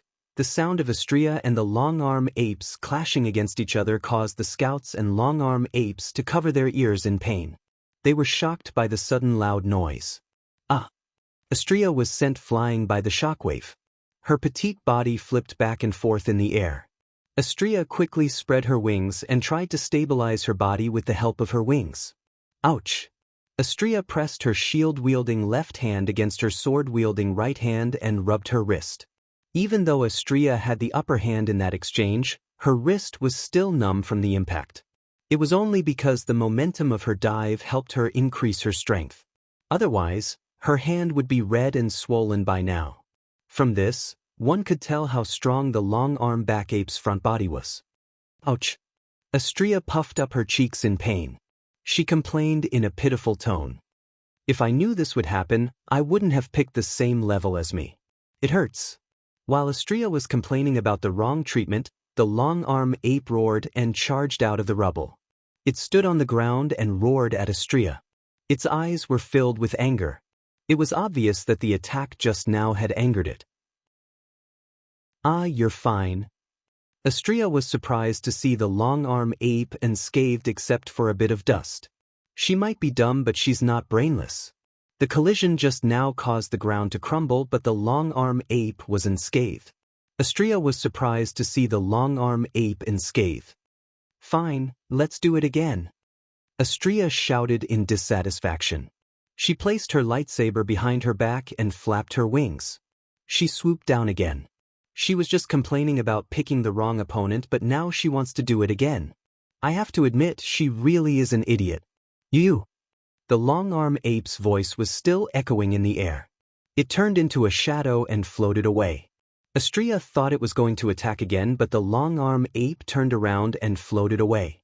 Astrea was stunned when she saw the long-arm ape flying away. She didn't react for a long time. When she came back to her senses, she was furious. Don't run. What a cunning monkey. Astrea flapped her wings and changed from a dive to a dash. She chased after the long-arm ape. Two Tier 8 fighters, one running in front and the other chasing from behind. This scene is enough to make people's jaws drop to the ground. Suddenly, the escaping long-arm ape turned around and appeared in front of Astrea in a strange arc. Astrea was shocked. She reflexively swung her lightsaber and stabbed at the long-arm ape. The long-arm ape changed its direction again when the lightsaber was about to hit it. It drew an arc in the air and floated to Astrea's side. It swung its arm and the power of its attack reached its limit. Astrea didn't have time to withdraw her attack. She raised the shield in her left hand and blocked the long-arm ape's arm. Clang! Astrea was caught off guard and she was sent flying. Astria leaped into the air and stopped there. She stared at the long-arm ape with her crimson eyes. Her face was flushed red. It was a sign that Astria was about to unleash her true fury. Damned monkey, it's one thing for Master to call me stupid, but now even a monkey like you is toying with me. Astria's body trembled from anger. It seems like Astria's rage points went through the roof when she was challenged by a monkey to a game of IQ. The long-arm ape didn't know it angered an idiotic volcano. It turned its body into 7 or 8 rays of light and leaped towards Astria. The rays of light circled around Astria like afterimage punches. It looked like there were 7 or 8 rays of light, but there was only 1 ray of light. This was the long-arm ape's random dodging in a small area. In Astria's eyes, the long-arm ape was toying with her like it was playing a prank on her. Astria's long blonde hair swelled up, her petite face was filled with anger. She let out a shout and thrust her lightsaber forward. She spun 360 degrees in the air and pushed her melee combat ability to the limit. She turned into a gust of wind and blew away the afterimages around her.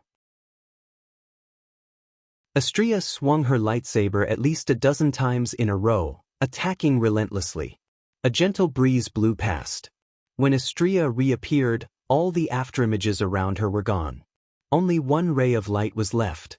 It fell to the ground with a dull thud. Astria's eyes flashed. The lightsaber in her hand glowed blue. The blade vibrated and expanded rapidly like a beating heart. The lightsaber rippled and expanded several times in the blink of an eye. It turned into a gigantic lightsaber. Astria raised it high and pierced the clouds. "Go to hell, idiot, rumble." The long-arm ape let out a loud wail.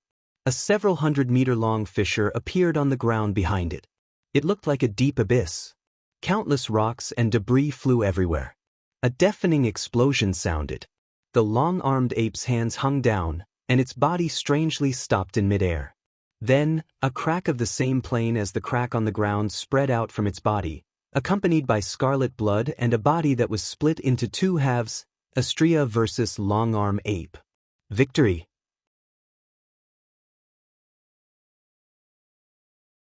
Chapter 560. While Mikoto and Astria were battling it out, Ikaros's battle was just beginning.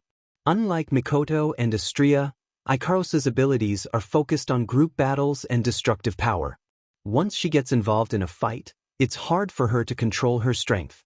Even Apollo has to use his absolute defense circle to defend himself. If she's not careful enough, she might accidentally injure her companions. Therefore, the moment the battle started, Ikaros was like a bolt of lightning that pierced through space and appeared in front of the long-arm ape. She didn't start the battle right away.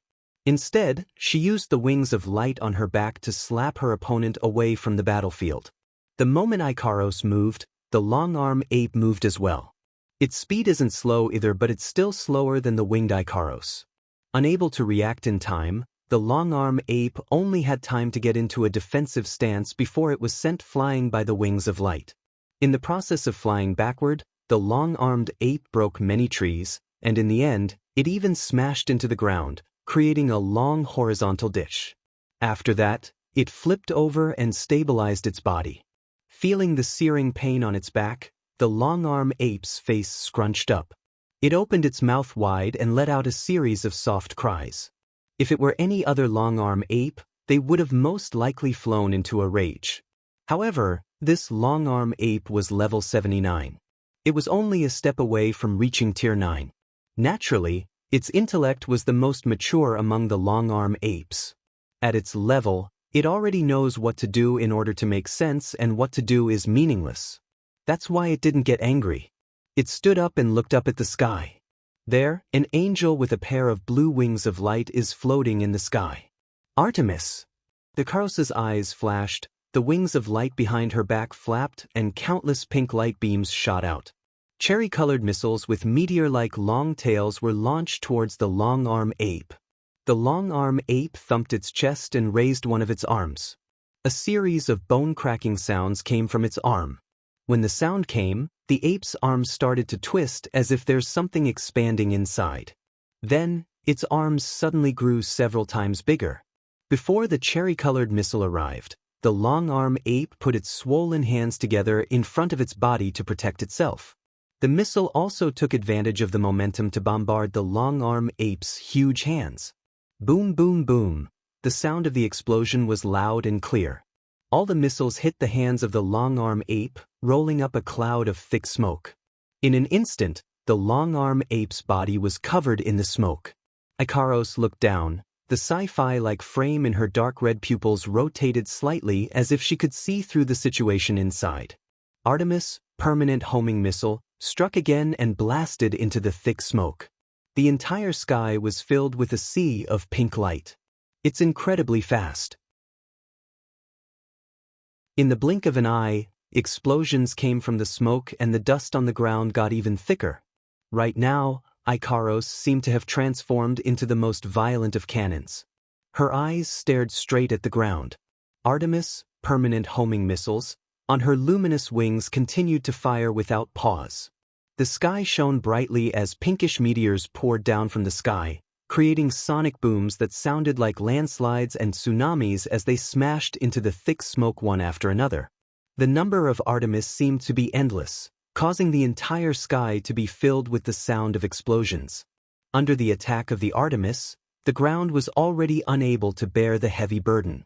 The rock slab broke inch by inch, and the ground slowly cracked open. In just a short while, the surroundings with the thick smoke as the center were already filled with cracks and potholes. Woo! At some point, the long-arm ape's unique cry finally rang out from within the thick smoke. The sound was filled with impatience and ferocity. Clearly, under Ikaros' relentless attacks, the long-arm ape couldn't hold on any longer. Suddenly, there was a slight protrusion on top of the smoke. Then, a black shadow darted out from the protrusion. Its speed was even faster than the Artemis firing speed. It nimbly evaded the projectiles and arrived in front of Ikaros in an instant. Woo! The long-arm ape let out a long cry. It raised its giant arms and clasped them together. Then, it turned around and smashed down on Ikaros. A crisp sound rang out. In front of Ikaros, a crystal-like defensive barrier was erected and blocked the ape's attack. The long-arm ape was stunned. Taking advantage of this opportunity, Ikaros's eyes flashed. The wings of light turned into a palm and slapped the ape. For the second time, the ape was sent flying and smashed into the ground. After being sent flying twice, even though the long-arm back ape's intelligence was more mature than other long-arm back apes, it couldn't help but feel a little angry.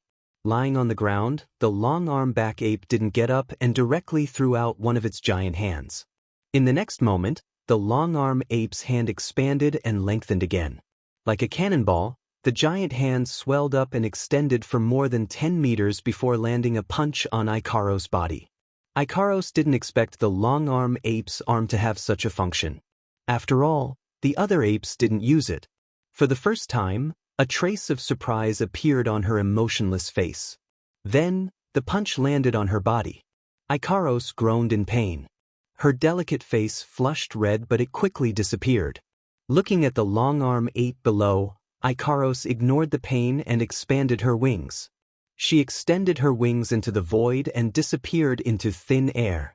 Connect! If this scene was seen by someone familiar, they would have screamed out loud.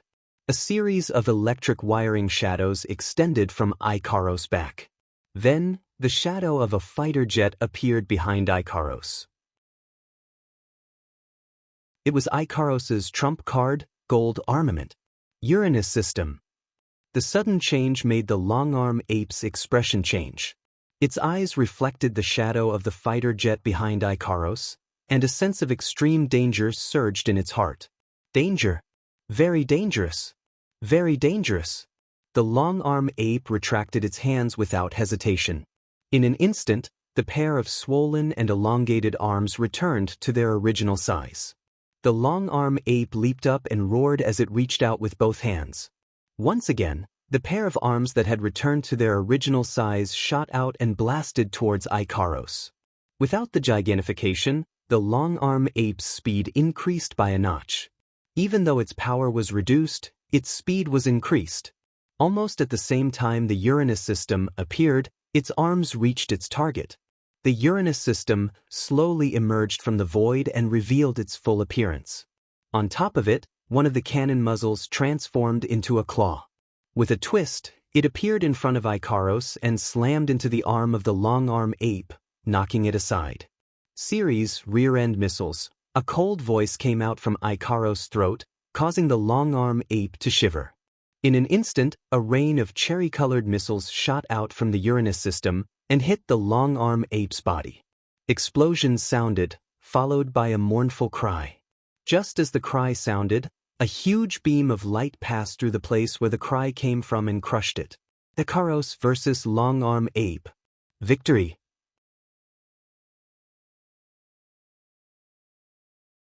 Chapter 561. On the other side, Chuju, Shokuhu Misaki, Kinoda Sai, Frenda, and Takitsubu Riku are facing off against the level 70 rank 8 long-arm ape. Shokuhu Misaki and Takitsubu Riku are standing at the back, looking at the long-arm ape. Frenda is standing in front of Shokuhu Misaki and Takitsubu Riku with her hands under her skirt. Chuju and Kinuhata Sai are standing in front of the long-arm ape in a straight line. The LV-74 longback ape didn't seem to have much patience. Seeing that the LV-70 longback ape was being targeted and was stuck in a stalemate, the LV-70 longback ape moved its feet and was about to launch an attack. However, before it could move, a heavy sense of pressure and danger descended upon it without any warning, causing it to freeze in place. The level 74 long-arm ape gently turned its head and looked at the source of the pressure and danger. Then, the long-arm ape saw it. Wu Yen is holding Flandrachan's hand, standing there silently. His wine-red eyes are emotionless as he stared at the long-arm ape. He didn't do anything else, but his calm demeanor made the level 74 long-arm ape freeze in place. The long-arm ape can faintly see a gigantic beast standing in the middle of the sea of blood staring at it. The beast's ferocious mouth is facing it. It's as if the gigantic beast will devour it in the next moment. The level 74 long-arm ape's golden fur stood on end. Its intellect may not be as high as a human's, but its instincts are very strong. Its instincts are telling it that if it dares to charge at the girls, it will receive a fatal blow. The level 74 long-arm ape froze in place. Seeing that, Wu Yen didn't move either. He looked at it calmly, guarding against the possibility of it harming Chuju and the others. His mind drifted towards the girls, observing their battle. Wu Yan's side is in a stalemate with the level 74 long-arm ape. Chuju, Shokuhu Misaki, Kinuhata Sai, Frenda, and Takitsubu Riku are also in a stalemate with the level 70 long-arm ape. However, unlike Wu Yen who wants to keep an eye on Flandrachan, the girls here really want to fight. That's why the stalemate didn't last long. Finally, Kinuhata Sai couldn't hold on any longer. She raised her hand and clenched it into a fist. Instantly, everyone's attention was drawn to her fist. When Kinuhata Sai opened her eyes, a powerful air current and a sharp aura surrounded her fist and turned into an invisible air ring. Kinuhata Sai punched the air and the air ring flew towards the level 70 long-arm ape. The long-arm ape that has been observing the 5 girls also moved. It was like a venomous snake, silent and fast as lightning. The stalemate was broken in an instant by Kinuhata Sai and the long-arm ape. The long-arm back ape struck forward with one of its long arms, dispersing Kinuhata Sai's attack in the most violent way possible. Following that, it launched its counterattack against her. Seeing the long-arm ape pouncing towards her, Takitsubu Riku quickly reacted. Her eyes trembled and she used her cheat-like ability on her companion. Kinuhata Sai seemed to have sensed something and her lips curled up. Facing the long-arm ape's attack, Kinuhata Sai chose to retreat. She took a step forward and a circle of aura appeared around her feet and brought her a few meters away. At the same time, Chuju who was standing beside Kinuhata Sai was like a flash of pink lightning. She held her crystal sword and pierced towards the long-arm ape. The long-arm ape let out a cry of surprise, and with a grin, it changed its attack without hesitation. Its hands turned into a blur and collided with Hinajiku's white cherry. Clang! When the tip of the sword clashed with the shadow of the long-arm ape, the sound of weapons clashing could be heard. Chuju could only feel a terrifying force passing from White Cherry to her hand. Her hand went numb and her body was pushed back. Her face was filled with shock. She didn't expect the long-arm ape's physical strength to be so strong. It used its body to clash with a sharp weapon and was unharmed. It even forced her to retreat. No wonder it couldn't use magic despite being a magical beast. Its ability to use emotional magic has developed into its body. However, even though Hinajiku was surprised by long-arm ape's physical strength, and her plan to fight it head-on was ruined, she didn't panic. She straightened her body, and with a swish, the sword in her hand flashed again, and this time, it was the long-arm ape's turn to retreat in midair, unable to change its position. Of course, the long-arm ape wasn't easy to deal with. After all, it was still a rank 8 magical beast. Even if its true strength wasn't comparable to a rank 8 human, it was still stronger than a rank 7 human. It retreated and clapped its hands. Its hands that were longer than its body swung towards Chuju. Chuju's eyes flashed. She watched as the long-arm ape's arms came towards her. She couldn't stabilize her body. Plus, she was forced to use her sword when she was pushed back. In a flash, the long-arm ape's arms came towards her. At this critical moment, a strange sound of "pie" was heard. Everyone heard it clearly. At the same time, the long-arm ape that was swinging its arms to attack Chuju was stunned. Its mind went blank. The long-arm ape's hands that were originally going to attack Chuju also missed its target. It hit the ground in front of Chuju and sank deep into the ground. Of course, it was Shokuhun Misaki's doing. By the time the ape reacted, it was already too late. The fist wind that had been accumulating power for a long time suddenly exploded when it got close to the ape's body. Ah! Kinohita Sai roared and punched out with her nitrogen armor. The punch landed on the stomach of the long-arm back ape, who couldn't retract his arms and couldn't advance or retreat. The long-arm back ape howled miserably as blood spurted out from its mouth. However, it had successfully pulled its arms out of the ground. But at this time, Hinajiku also steadied her body. Her eyes flashed, and her white cherry flashed like lightning, changing from a stab to a slap. The crystal longsword's tough blade fiercely slapped the ape's body. The ape that was already injured was sent flying, smashing into the trunk of a big tree and sliding to the ground.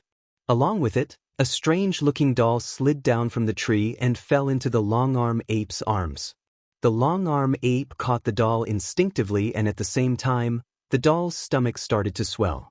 The long-arm ape felt a sense of extreme danger.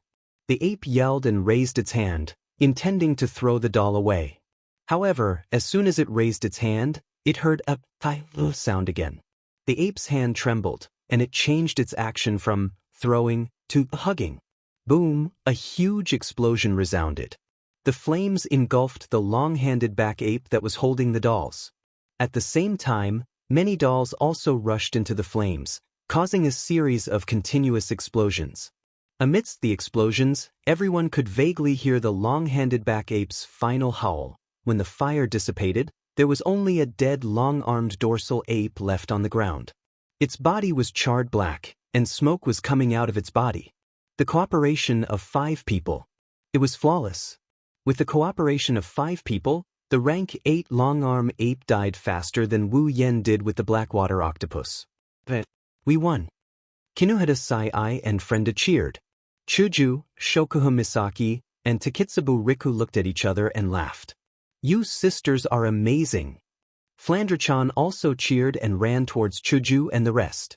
To be praised by Flandre-chan as amazing, one can only imagine how amazing the battle was. Seeing how happy Chuju, Shokuhun Misaki, Kinohita Sai, Frenda, and Takitsubu Riku, Wu Yen smiled. Not bad. Chapter 562. By now, Mikoto, Ikaros, and Astria had already won their battles.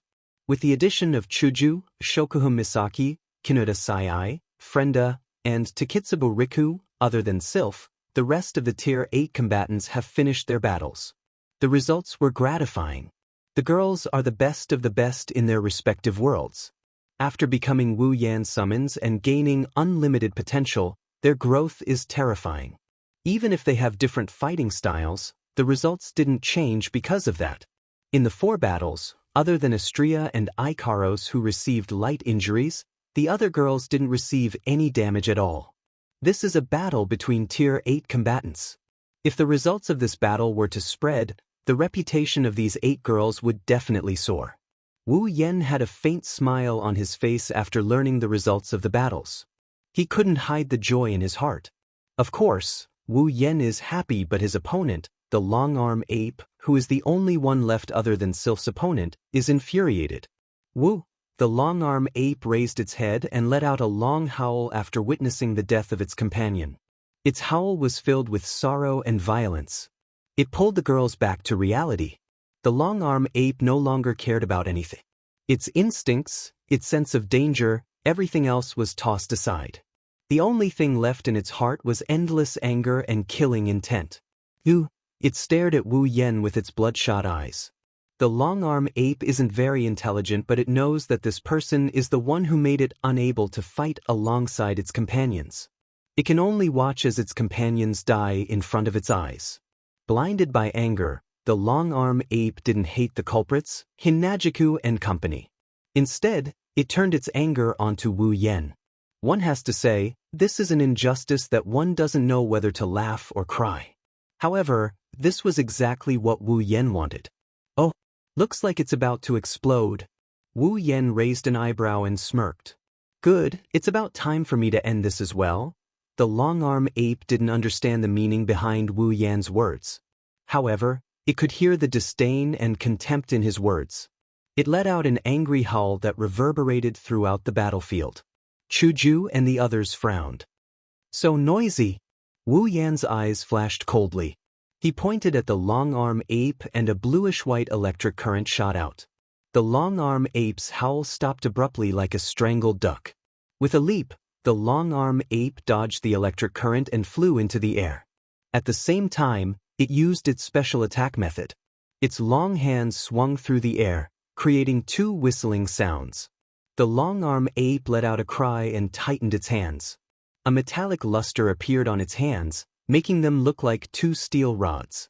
When the long-arm ape was 5 meters away from Wu Yan, it struck out with its pair of steel hands. The long-arm ape's hands were less than 2 meters long. However, at this moment, the long-arm ape used some unknown method. The 2-meter-long hands actually reached in front of Wu Yan, who was 5 meters away. It was as if it had broken through the restraints of space. Wu Yan's pupils constricted. Taking a step back, Wu Yan took a step back and dodged the steel hands that were supposed to hit him in the face. The long-arm ape's hands fell in front of Wu Yan's face, just a hair's breadth away from hitting Wu Yan's nose. Looking at the hands falling in front of him, Wu Yan suddenly reached out and grabbed them. The strength in his body surged to his hands. With a shout, he turned around and put the long-arm ape's hands on his shoulders. A standard shoulder throw was used by Wu Yan. The long-arm ape's body was pulled. It couldn't help but let out a cry. Then the sky and earth spun. The scene in front of its eyes became a blur. When the long-arm ape came back to its senses, it felt a sharp pain on its body. With a muffled sound, it felt something on its back. That was the result of Wu Yan throwing the long-arm ape over his shoulder and smashing it to the ground. However, it wasn't over yet. After the shoulder throw, the long-arm ape's hands were still in Wu Yan's hands. Therefore, Wu Yan immediately pulled the long-arm ape up again. He turned around, threw it over his shoulder, and smashed it down. His movements were smooth. Another shoulder throw. Pung pung pung pung. Holding the long-arm ape's hands tightly, Wu Yan continued to use the most violent method to throw the long-arm ape to the ground. One shoulder throw after another was used. The long-arm ape was smashed until it was dizzy and had difficulty breathing. It didn't recover for a long time until it resisted the dizziness and screamed. Only then was Wu Yan satisfied. He pulled its body, spun it in the air, and threw it out. The long-arm ape landed heavily on the ground. Cracks appeared on the ground around its body, showing the strength of the blow. Looking at the long-arm ape struggling to get up, Chuju and Shokuha Misaki looked at each other and smiled bitterly. This method of fighting is too violent. Is that long-arm ape really a rank 8 monster? Is there a mistake? How could it be injured like this after a few shoulder throws? Sometimes, the simplest method is the most effective. This is the best example. However, the long-arm ape still managed to stand up. This surprised Wu Yan.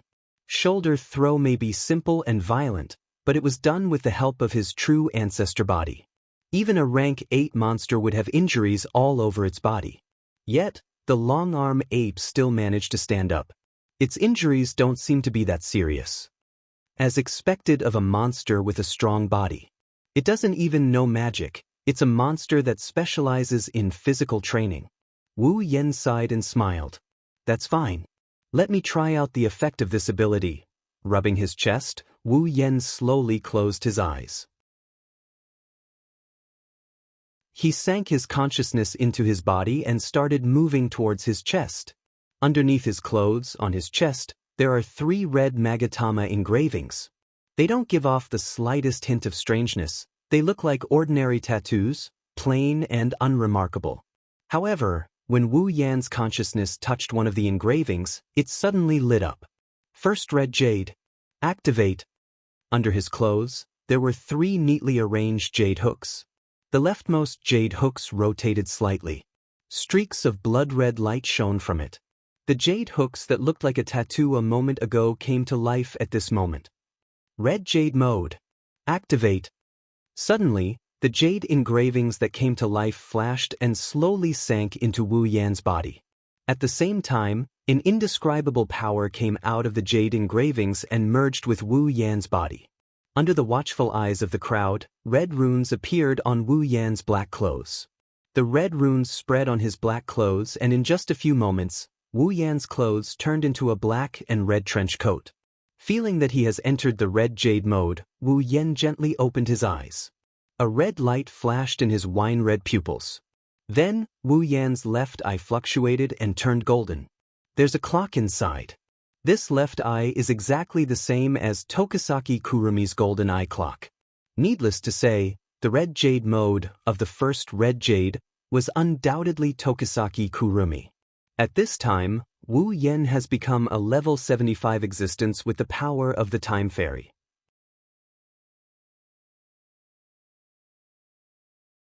Chapter 563. His black clothes transformed into a black and blood-red trench coat with red patterns. His left eye transformed into a golden color with a clock in it. He looked extremely demonic. Along with the changes in his appearance, his level and ability also changed. Wu Yan sensed the change in his body. His gold and red eyes rippled and a smile appeared on his face.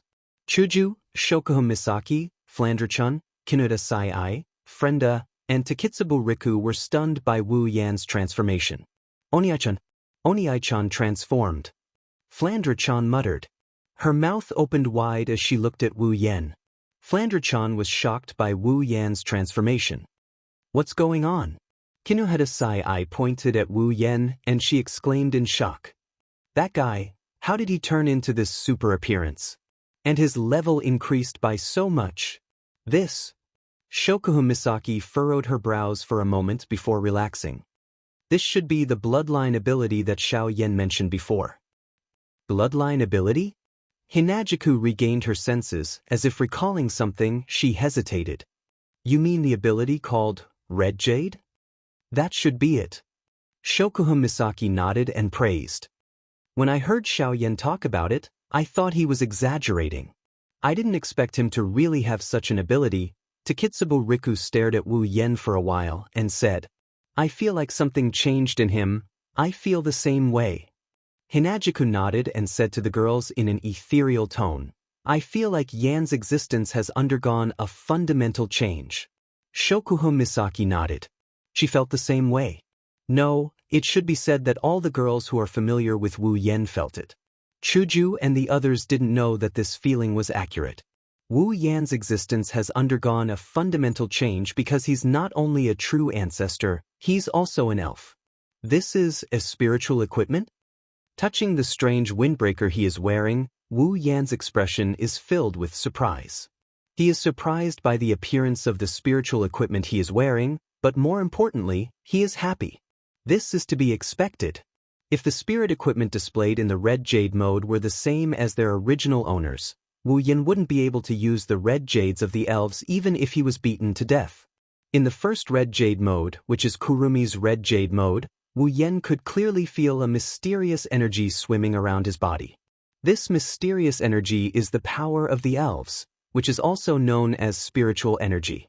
Narrowing his eyes, the information about Kurumi's ability started circulating in his sea of consciousness. His mind digested the information and at the same time, it also told him how to use her power. Wu Yan was a little absent-minded as he mobilized the power of the elves in his body. He raised one hand and released the power of the elves. A black lightning bolt came down from the sky and struck Wu Yan's back. It twisted and spun in a circular pattern. When the black lightning dissipated, a gigantic clock that was twice as tall as Wu Yan and had illusory wheels revolving around it appeared in front of Wu Yan. Angel! Zafkiel! A long rifle and a short pistol appeared in Wu Yan's hands the moment the Zafkiel arrived. The cold sensation woke Wu Yan up from his stupor. Now that Kurumi is in her strongest state, Wu Yan finally got a taste of Kurumi's power. She's so strong. With the ability to manipulate time and a level 75 player, no one in Silveria other than a tier 9 player would be able to do anything to her. If it weren't for the fact that there were many elves with strange abilities in the date battle, Kurumi wouldn't have lost to any elves below tier 9. The power of time was too overpowered. If Kurumi came to Silveria, she would be able to put up a good fight against any elves below tier 9 no matter what tier they were. Back then, he was able to fight Kwang San to that extent. In a sense, if he didn't have the body of a true ancestor, he would have died countless times. Holding the two guns tightly, Wu Yan raised his head and looked at the long-arm ape. The corner of his mouth slowly rose. Suddenly, on the giant clock behind Wu Yan, a black and red stream of air flowed out from the character 1 and floated into the rifle in his hand. It's the Aleph bullet. Wu Yan raised the short rifle and pressed it against his temple. Under the horrified eyes of Chuju and the others, Wu Yan pulled the trigger and shot the Aleph into his body. The next moment, Wu Yan disappeared. On the other side, the long-arm ape's hair stood on end. A chill ran down its spine, prompting it to instinctively jump away. However, at this moment, a figure had already appeared beside it. The long-arm ape's eyes widened as it looked at the smiling face right in front of it. The muzzle of a long-barreled rifle entered its vision, and in less than a second, it was pressed against its head. Bang! A huge force exploded on the long-arm ape's head and sent it flying. The explosion also caused its mind to go blank. The long-arm ape didn't regain its senses until it fell to the ground. It shook its head and stood up. However, as soon as it stood up, a series of gunshots rang out and landed on its body. The long-arm ape felt a sharp pain on its body as if something was flowing out of its body. Scarlet blood dripped from the long-arm ape's body. Its body was covered with small bloody holes and its fur was dyed red. At this time, the long-arm ape was still stunned from the previous attack. After a long time, the long-arm ape finally recovered and realized what happened to its body. However, it was already too late. The long-arm ape felt something pressing against its forehead again. It raised its head and saw Wu Yan's familiar figure. Bang! The sound of gunshots rang out again. This time, it wasn't a huge force that hit the long-arm ape, but a sharp edge. Feeling a cold sensation on its head, the long-armed back ape's eyes immediately lost focus. Its consciousness left it and its body fell down uncontrollably. The long-armed back ape would never be able to see the black hole mixed with blood on its head. In the end, it only saw a golden eye of the clock. Ding! Congratulations on leveling up. Current level, 71. The long-awaited leveling up notification echoed in Wu Yan's mind. Wu Yan put down the gun in his hand and looked at the long-arm ape lying in front of him. Once, level 74 was a level that he could only look up to. Now, an opponent of this level is just a piece of cake for him. I'm really getting stronger now. The giant clock behind him slowly disappeared along with the guns. From start to finish, the golden clock in Wu Yan's left eye didn't move an inch. It has to be said that Zafkiel is more suitable for Wu Yen than Kuang San. Wu Yen doesn't need to sacrifice his life. His life is limitless. Wu Yen took off his windbreaker and put on his black clothes. The golden eye of the clock returned to its original red color. Wu Yen closed his eyes and quietly felt the feeling of using ruby mode for the first time. After a while, Wu Yen opened his eyes and smiled. Firstly, the duration of the red jade mode is 1 hour? Not bad.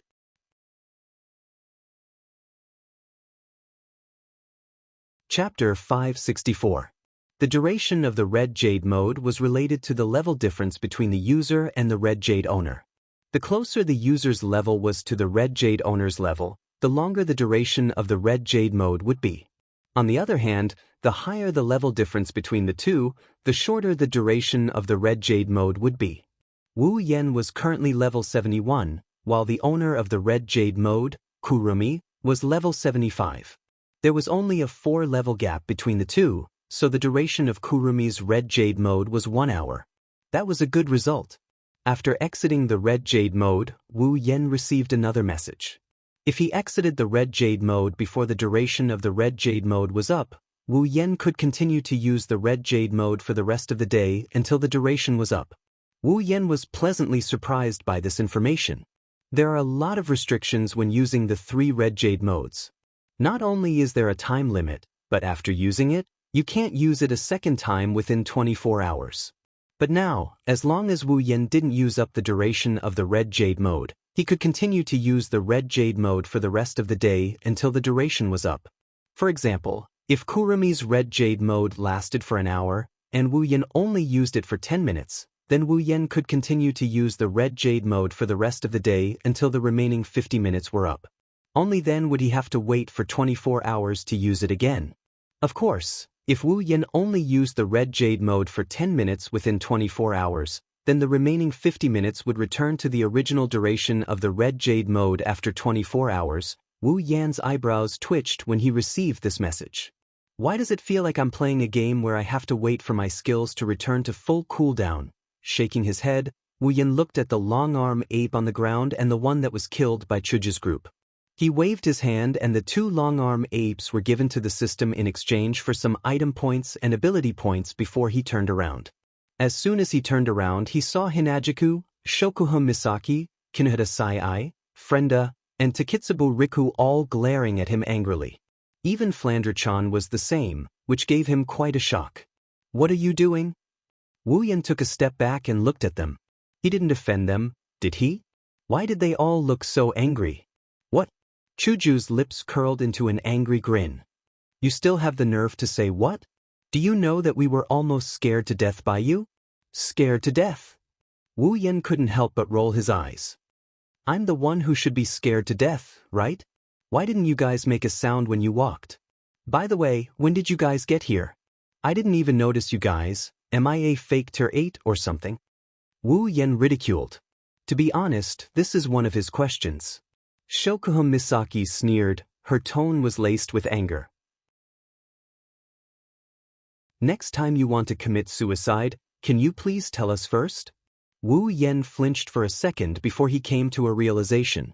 So it's because he shot himself in the head that caused this commotion. Chuju and the others didn't know about Kurumi's ability. They didn't know that Kurumi's ability is to turn time energy into bullets that can be used on oneself or an enemy. He used Aleph to shoot himself and they thought he was committing suicide. Wu Yen couldn't help but laugh. He looked at the girls mockingly as if he's laughing at them. Only he knows how he's feeling right now. Master! From mid-air, a soft voice rang in everyone's ears, attracting the attention of the angry girls. Looking up, a pink feather floated down from the sky. Ikaros flew over and landed in front of everyone. Ikaros! Wu Yen scanned Ikaros's body with his red eyes. He didn't find any injuries. He sighed in relief. Are you done on your side? Yes, master. Ikaros lowered her head and slowly walked behind Wu Yen. She didn't say anything but her pair of indigo eyes stared at Wu Yen. Ikaros isn't the type of girl who's good at expressing herself.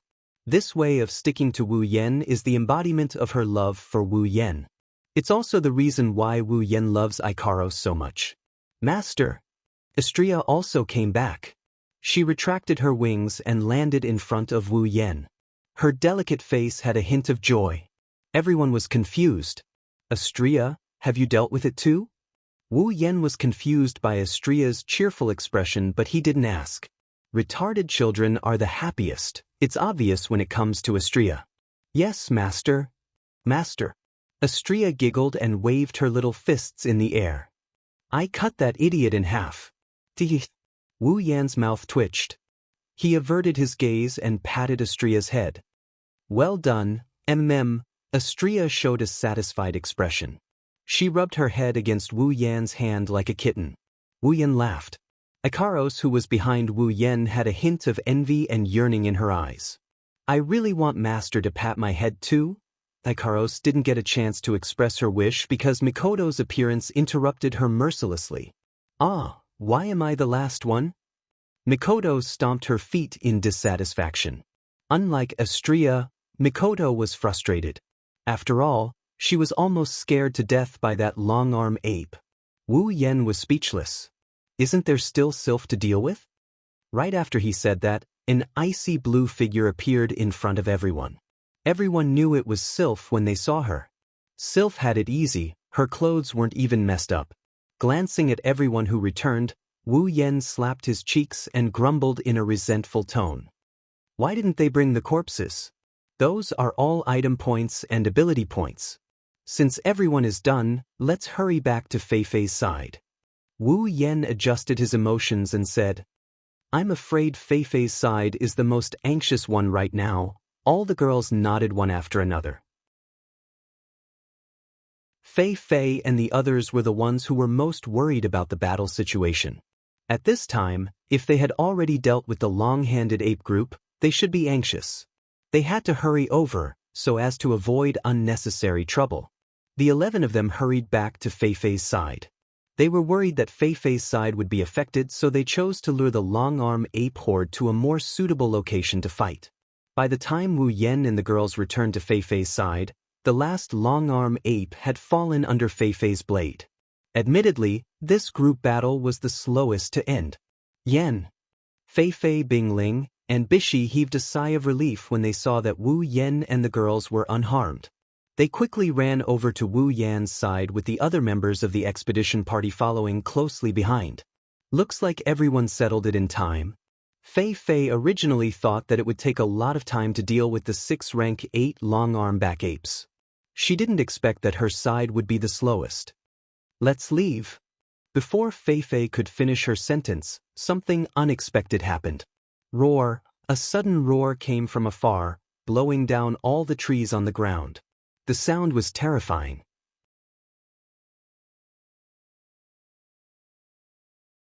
Chapter 565. Roar! A roar filled with madness and fury resounded from the far end of the forest. The formless sound waves rippled violently and expanded at lightning speed. The calm sea of trees seemed to have been hit by a bomb. Huge trees that were 7 to 8 meters tall were blown up and collapsed with a loud bang due to the sound waves. The leaves and sound waves enveloped the entire forest. Like an angry thunderclap exploding from the dark clouds, the sound waves rolled and swept over. All the sounds in the world were covered by this tiger-like roar.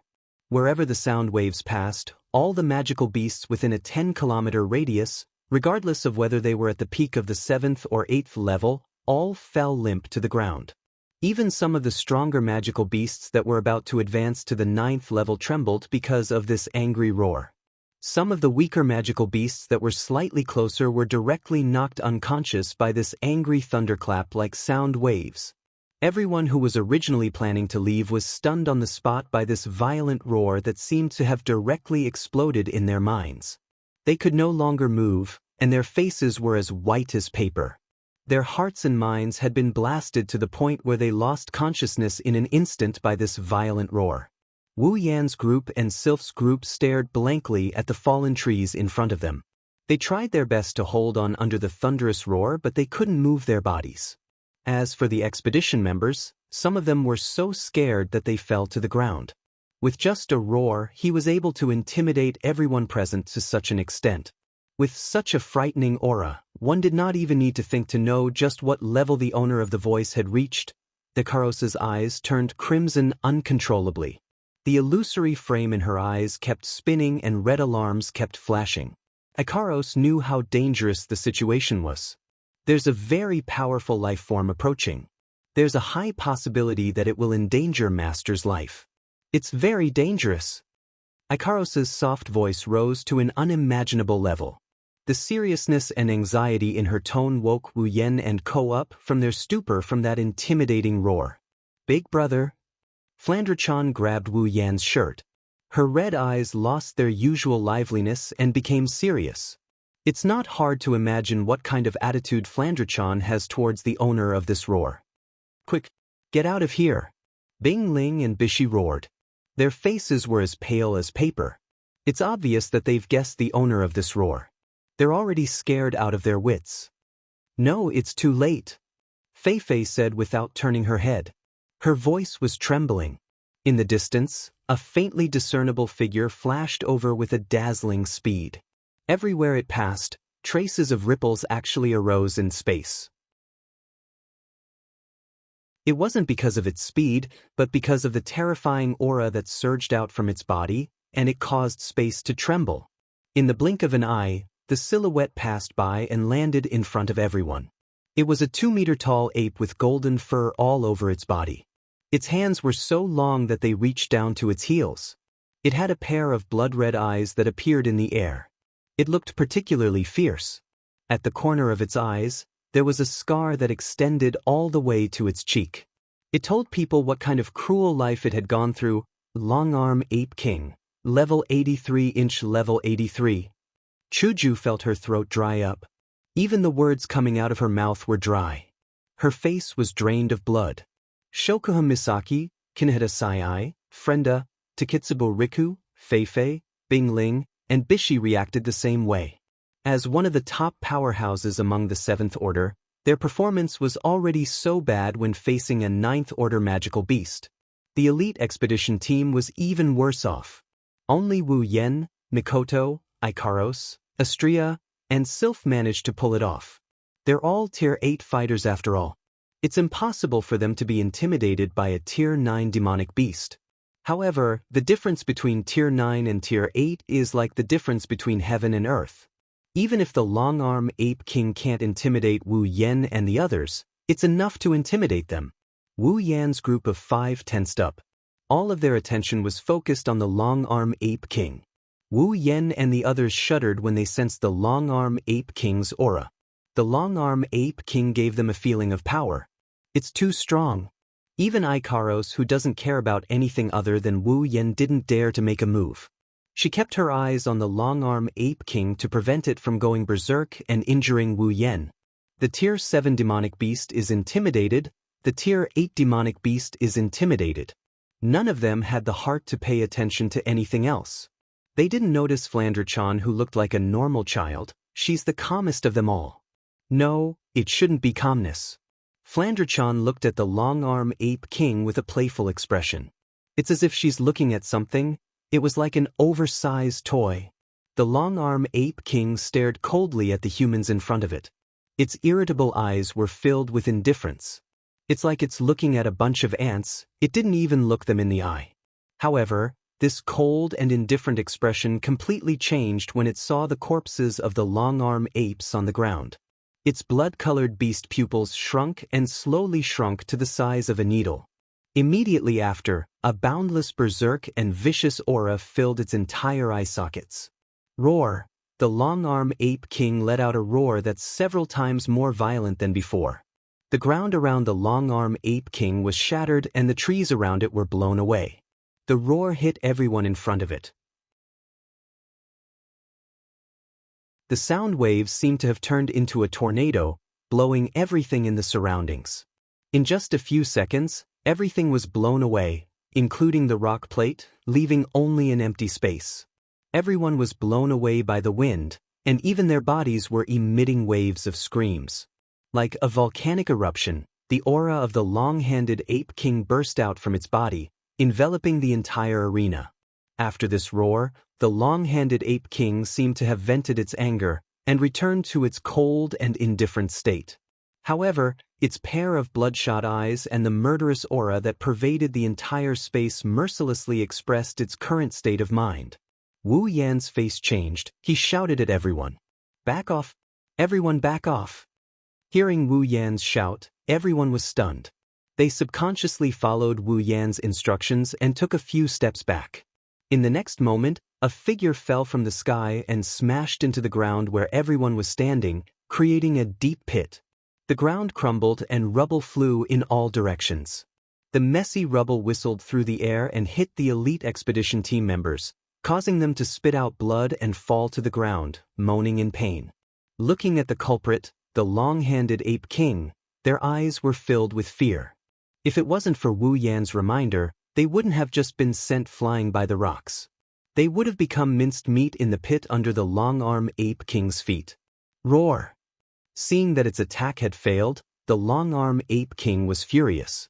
It raised one of its hands and slapped towards Wu Yan, who caused its attack to fail. Wherever its huge palm passed, the air whined and a strong wind blew on Wu Yan's face. Aegis, Absolute Defense Circle. Activate. Ikaros instantly entered her Sky Queen mode. Flapping her blue wings, she immediately appeared in front of Wu Yan and activated her Aegis, Absolute Defense Circle, to block the long-arm ape king's attack. Bang! The crystal-like barrier cracked under the long-arm ape king's attack, but it barely blocked the attack. This made the long-arm ape king even angrier. Battle! It's on the verge of erupting.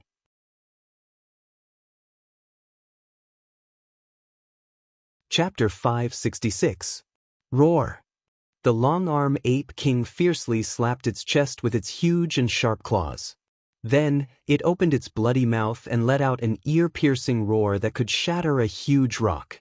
Wu Yan, Chuju, Mikoto, Shokuho Misaki, Ikaros, Flandrachan, Astria, Kinoda Sai, Frenda, Takitsubo Riku, Sylph, Feifei, Bing Ling, Bishi and the others who weren't affected by the long-arm ape king's roar were stunned. The long-arm ape king made its move. The long-arm ape king stomped on the ground, causing the ground to tremble. The long-arm ape king propelled itself forward like a cannonball. It appeared in front of Wu Yan in the blink of an eye. Despite its size, its speed was insanely fast. The long-arm ape king clenched its claws and the muscles on its body started to wriggle. It expanded several times until it was as big as a table. The long-arm ape king swung its claws at Wu Yan's heart. The long-arm ape king was determined to kill. Wu Yan was shocked by the speed and agility he displayed. He calmed down and hugged Flandrachan, who was the closest to him. Then he retreated in a flash. Ikaros hugged Shokuho Misaki and Astria hugged Takitsubo Riku. Both of them flew into the air. Chuju, Mikoto, Kinoda Sai and Frenda dodged the long-arm ape king's attack. Sylph and the other three wisely chose to retreat as well. The crowd in front of the long-arm ape king dispersed. Wu Yan appeared behind the long-arm ape king. Ikaros, Astria, Shokuho Misaki and Takitsubo Riku also arrived. The girls gathered around the long-arm ape king. "You guys stay here." Wu Yan looked at the long-arm ape king and said to Shokuho Misaki and the others. He passed Flandrachan to her. "Take care of Flandrachan." Wu Yan's wine-red eyes turned golden as he charged forward. Ikaros, Astria, and Mikoto followed behind him as they charged at the ape king. Yan. Chuju grabbed White Cherry and was about to charge forward when Shokuho Misaki stopped her.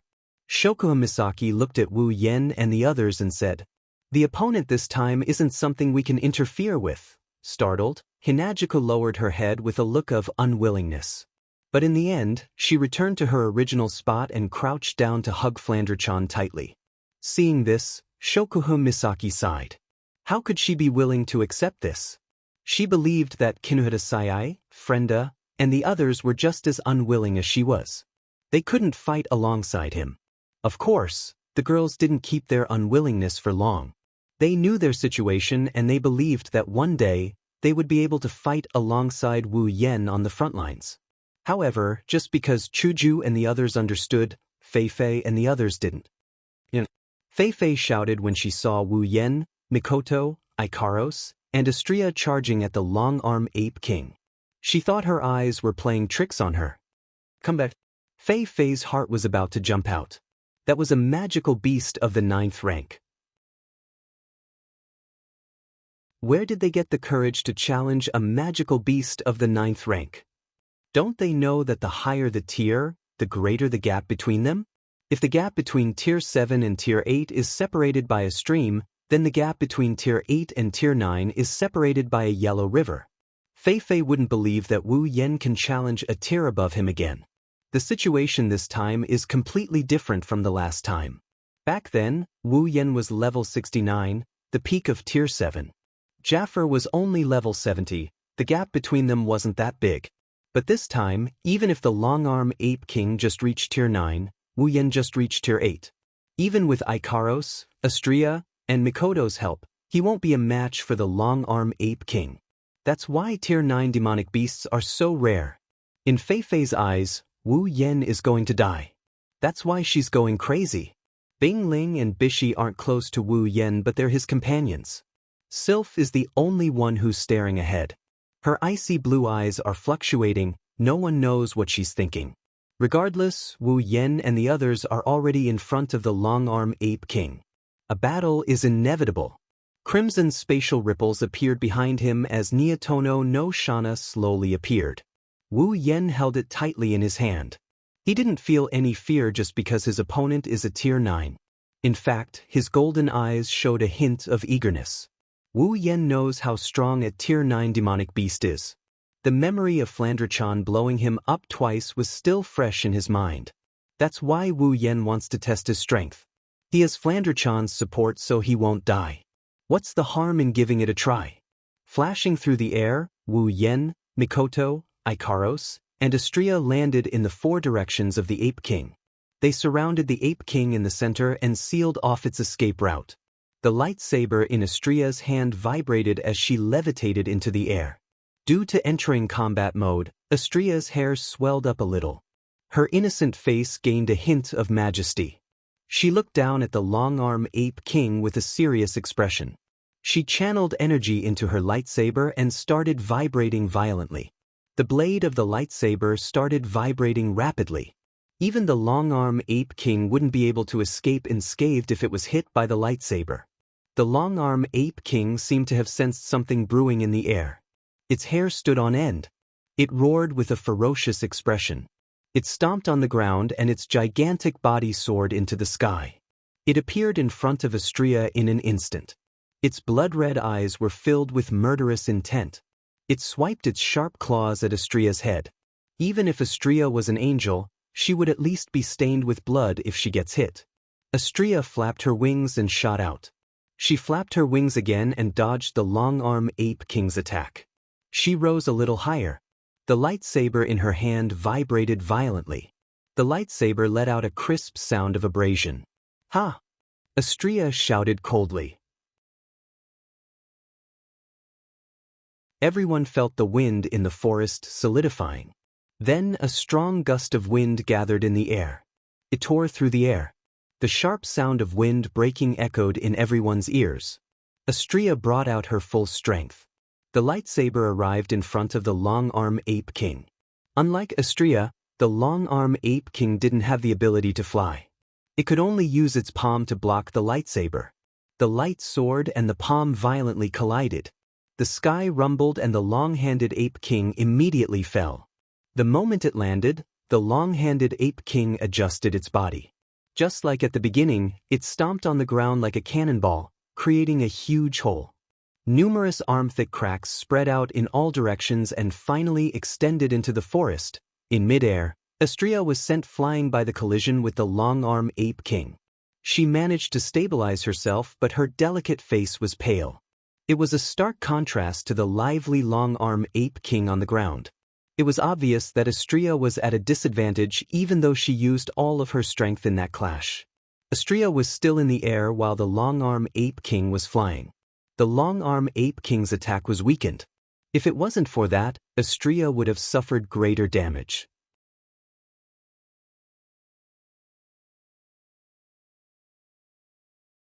Chapter 567. Astria. Wu Yen and Mikoto gasped when they saw Astrea in midair. They glared at the Ape King and lightning crackled around them.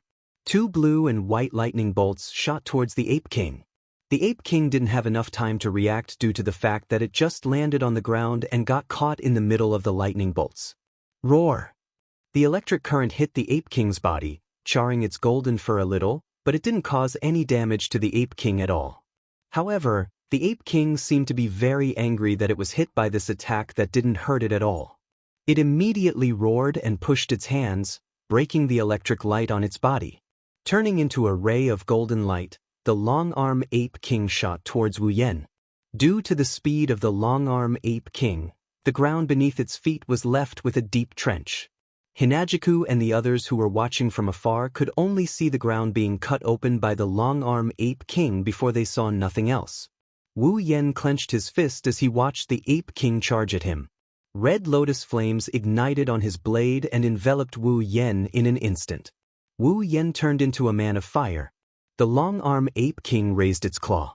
It was waiting for Wu Yen to reach him so it can attack him with all its might. However, Wu Yen enveloped himself in flames. The long-arm Ape King hesitated. After all, it's sending its claw into flames. After reaching the 9th rank, the long-handed Ape King's intellect had already gained the ability to think. Putting one's hand into the fire was something anyone would subconsciously hesitate to do. The long-handed Ape King also had this kind of consciousness. However, when it saw the corpses of its disciples, its hesitation turned into anger. It no longer cared about anything else and slammed its palm onto the flames, sending the figure in the flames flying.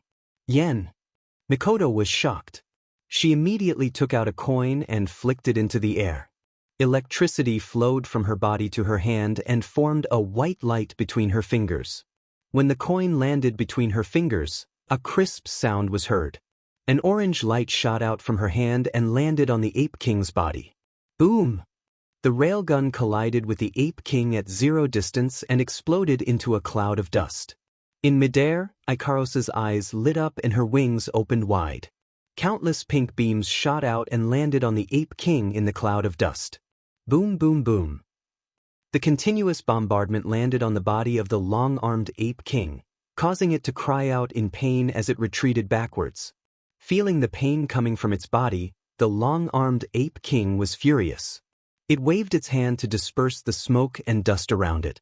Then, it faced the cherry-colored missile that was flying towards it and lashed out twice. Bam, bam, bam, bam. It waved its hands and destroyed all the cherry-colored missiles. The long-arm Ape King raised its head and roared. It smashed the ground with one hand and grabbed a rock bigger than its body with the other hand and threw it at Ikaros. Ikaros's expression didn't change at all. Aegis was deployed in an instant and the shield blocked the normal projectile without any suspense. When the rock hit the shield, it shattered on its own. This was to be expected. How could normal rock compare to Aegis in terms of hardness? But after the rock shattered, Ikaros' expression changed. Her field of vision was blocked by a black figure that appeared behind the rock. Roar! The long-arm Ape King did not show any mercy just because his opponent was a beautiful girl. He clenched his fist and unleashed all of his physical strength onto the Aegis, Absolute Defense Circle. The Aegis, Absolute Defense Circle, only lasted for a short while before it crumbled under the Ape King's terrifying strength. The Ape Clan, which had abandoned magic and focused on improving their physical strength, could be said to have the strongest body among all the magical beasts. Even if their attacks were monotonous, the effect was still outstanding. The destruction of Aegis exposed Ikaros in front of the Ape King. The Ape King stared at Ikaros coldly. It raised its other hand and punched towards Ikaros' head. The wind from the punch was like thunder. If this hit lands, the most ideal outcome would be losing the ability to fight. Just as Ikaros was about to be hit by this terrifying punch, a bolt of lightning came down from the sky with a speed faster than light. It came down from the clouds and went straight for the Ape King. This is Mikoto's strongest move. Lightning Fall. Facing the Ape King, Mikoto is no longer holding back like before. It didn't take long before she used her strongest move. Lightning Fall that has been brewing for a long time flew across the sky. Just as the Ape King's fist was about to land on Ikaros' head, it successfully caught up. At the same time, on the ground, a fiery red beam of fire shot towards the Ape King in the air at a speed not inferior to the falling thunder. It formed a pincer attack with the falling thunder, attacking the Ape King from above and below. Extreme Impact, Small Flame. Lightning Strike, and Extreme Impact, Small Flame, simultaneously hit the Ape King's body. The Ape King didn't seem to have expected this result.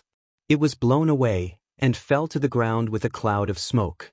What fell with it was the cherry blossom-colored missiles that covered the sky and the earth.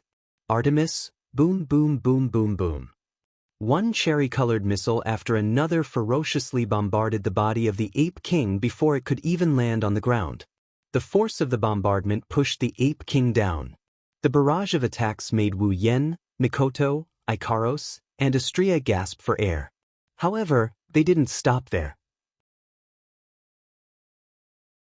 Even Astrea, who is the least intelligent of the lot, felt that the barrage of attacks just now wasn't enough to injure the Ape King, let alone Wu Yen and company abandoning magic and focusing on physical prowess.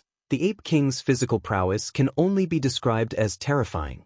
Wu Yen and Co. had the advantage of teamwork and coordination. They took advantage of the Ape King's weakness of not being able to fly or use ranged attacks. However, if they want to take down the Ape King with this amount of strength, it's a pipe dream. The next moment, crimson spatial ripples erupted behind Wu Yen as countless iron sand cannons appeared. Lightning flashed within the cannons as they emitted a terrifying light. Ikaros took out a ferocious-looking black longbow, and with a pull of her slender hand, an arrow burning with dark purple flames appeared in her hand. Astrea's lightsaber increased in size until it became a gigantic sword that reached the sky. Mikoto's body flashed with lightning that never wavered. Extreme Impact, Apollon, Chrysor, Super Vibrophoton Blade. Lightning beams of bluish-white light shot out from the iron sand cannon inside the Gate of Babylon. Ikaros also released arrows burning with dark purple flame. Together with the lightning and greatsword falling from the sky, they all landed on the spot where the smoke came from under the dumbfounded gazes of everyone not far away. The sky seemed to have stopped for a second. Then, boom!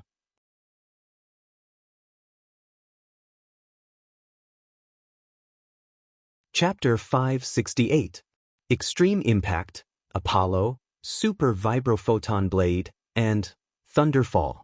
Just one of these 4 attacks was enough to cause the world to collapse, but at this moment, they all smashed into the ground at the same time.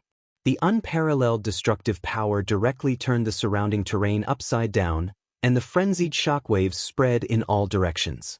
Together with the roar that resounded through the sky, everything in the area was leveled. The shockwave couldn't be avoided as it swept towards Hinajiku and the rest. The shockwave of the shockwave swept towards them like a tidal wave. Everyone was shocked, as their backs were drenched in sweat. "What are you all waiting for?" Fei couldn't help but scold. "Magi, set up the defense." Upon hearing that, the expedition party finally realized that it was not the time to be afraid. The magicians took out their armaments and started chanting. Even Sylph took out her gold armament and joined in the defense. Sylph and the other magicians managed to make it in time. They hurriedly chanted an incantation, and a barrier of light appeared in front of them, blocking the impact of the shockwave. Crack, crack, crack. When the shockwaves hit the light curtain actually lasted for less than 10 seconds before shattering like glass. Cracks spread on the light curtain, causing the members of the elite exploration team to be terrified. It's just the shockwave from the shockwave, and it's on the verge of collapsing. Even if the barrier was hastily set up, it's still a barrier created by nearly 40 magi and Sylph. The expedition party didn't even dare to imagine what kind of damage the Ape King received from the shockwave. Fortunately, the shockwave passed just as the barrier was about to break. The shockwave calmed down and the surroundings quieted down. The expedition party looked at the center of the battlefield in shock. Many of them were stunned by what they saw. Within the range of the naked eye, everything had been razed to the ground. Smoke and dust drifted along with the wind to every corner of the flat ground. The ground had completely turned into a dry wasteland. The The surrounding area was filled with cracks and no weeds grew. Everyone could only vaguely see that in the distance, there seemed to be some green trees that were not affected. At the center of the wasteland, there's a huge crater with a radius of at least 100 meters. The dust and debris here is the thickest in the entire wasteland. Almost everything inside the crater is covered by the dust. No one can see what's inside. Wu Yan, Mikoto, Ikaros, and Astria are floating above the crater. The members of the expedition team looked at each other and gulped. Their eyes were filled with respect as they looked at the 4 people floating in the air. At this moment, they finally understood that the legends of Silveria World Institute weren't exaggerated at all. In fact, they were even calmer than the legends they heard from Silveria World Institute. 4 Tier 8 powerhouses fighting a Tier 9 powerhouse to this extent. This is definitely a historical event. 4 peak Tier 6 powerhouses might be able to win against a beginner Tier 7 powerhouse. 4 peak Tier 7 powerhouses might be able to tie with a beginner Tier 8 powerhouse.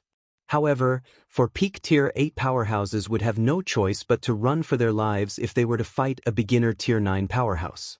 Otherwise, why would challenging someone of a higher level be considered impossible in Silveria?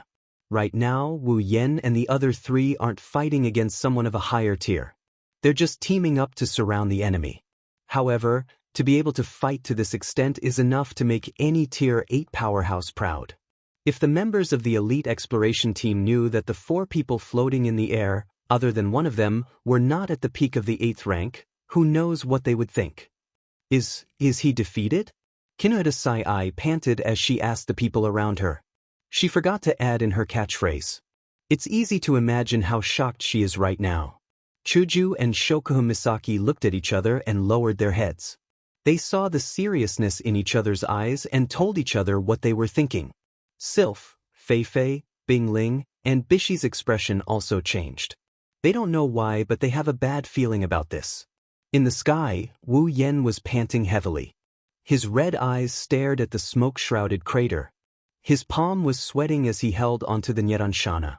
Ikaros, Astria, and Mikoto, who imitated Wu Yan and used iron sand to wrap around their bodies, flew to his side. They looked down at the crater with him. Their eyes glowed as they activated their system perception to check the situation inside the smoke-shrouded crater. After unleashing their full power, everyone felt a little tired. However, none of them were willing to let down their guard. They knew that if something were to happen, they wouldn't be the only ones who would suffer. Their companions would suffer as well.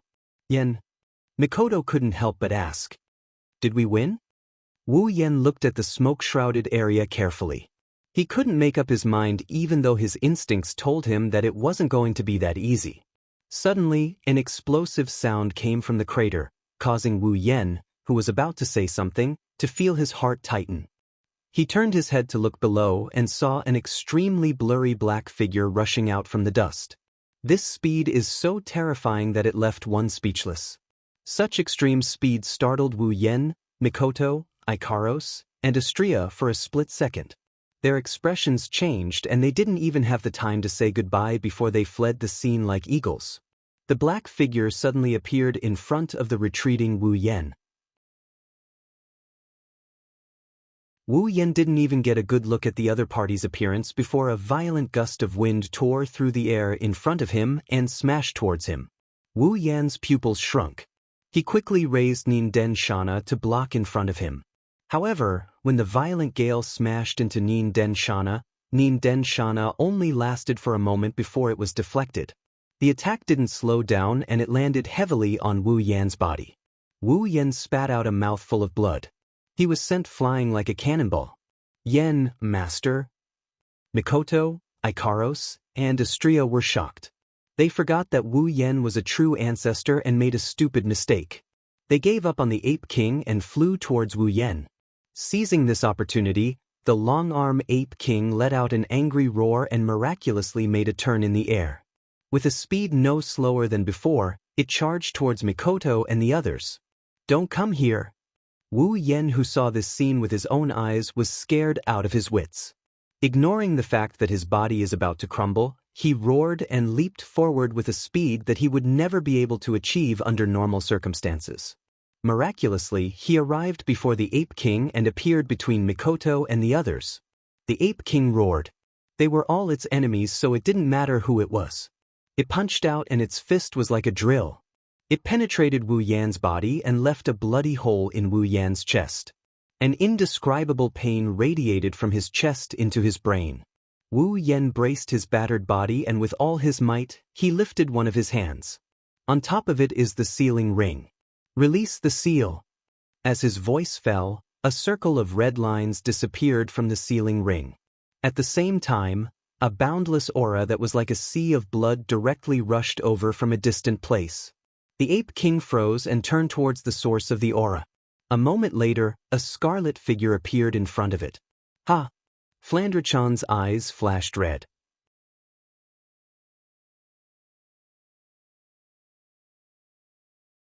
Chapter 569. Flandre-chan's petite figure floated in the air as if she's not affected by gravity. A pair of broken wings that look more like ornaments than wings fluttered behind her back. There are a few different colored crystals hanging from the edges of the wings. They look like a large necklace that accentuates Flandre-chan's luster. However, with Flandre-chan's appearance, there's only one color left in the sky. That's blood red. Flandre-chan is finally making her move. Chuju, Shokuha Misaki, Frenda, and Takitsubo Riku, who turned pale when they saw Flandre-chan appear in front of the Ape King. They all let out a sigh of relief when they saw Flandre-chan appear in front of the Ape King. They're familiar with Flandre-chan's true strength. If there's no suspense, the battle should be over soon. Even if Flandre-chan's opponent is a demonic beast of a higher level than her, unlike Chuju and the others, Fei and the others had an interesting expression when they saw Flandre-chan appear in front of the Ape King. Everyone except Hinajiku and the rest were stunned when they sensed the boundless blood aura coming from the petite figure. Even Sylph, who was always calm and collected, was stunned. She. Bing Ling and Bishi's lips trembled as if they had seen a ghost. They couldn't even speak properly. They pointed at Flandre-chan, who was flying in the sky, and their hearts were in turmoil. Chuju and Shokuha Misaki looked at Fei and the others and smiled. They looked up at the pierced Wu Yan in the sky. They didn't look worried at all. It's obvious that they have full confidence in Flandre-chan. Watch carefully, Shokuha Misaki said. The real battle is about to begin. Real battle? Fei's face was gloomy. She looked at the sky with an indescribable emotion. From Shokuha Misaki's words, Fei had a feeling that she couldn't believe.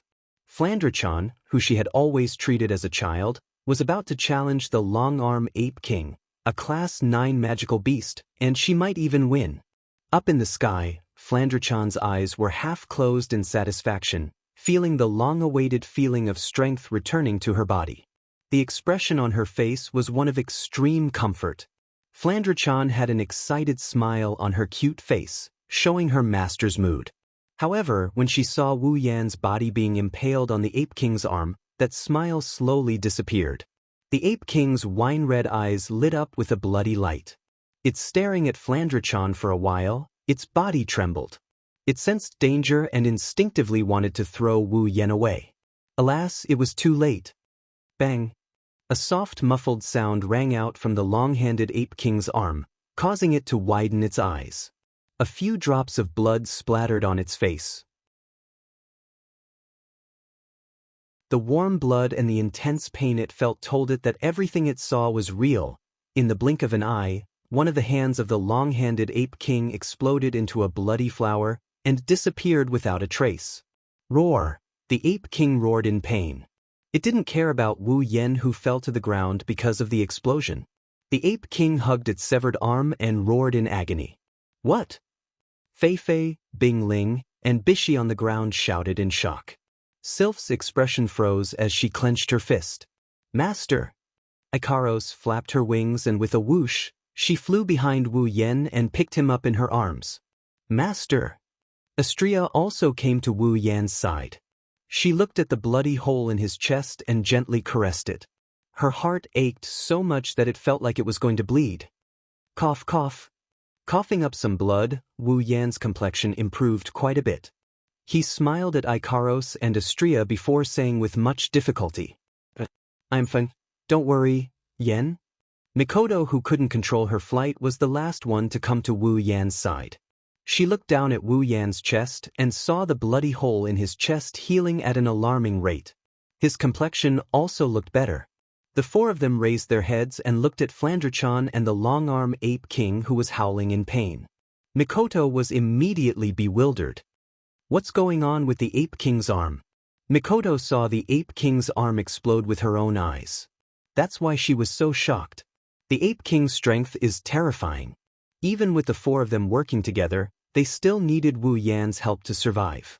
Now, the one who caused all of this had one of its arms exploding without knowing what happened. How can she not be shocked? By this time, the hole in his chest had completely healed up. Taking a deep breath, he gently freed himself from Ikaros's embrace. Looking at the scene above him, the corner of his mouth curled into a happy smile. I think there's only one possibility that could cause this. Wu Yan chuckled. It should be Flandre-chan's eye-destroying ability. An ability to destroy eyes? Mikoto turned her head in surprise. You mean the ability that can destroy everything? That's right.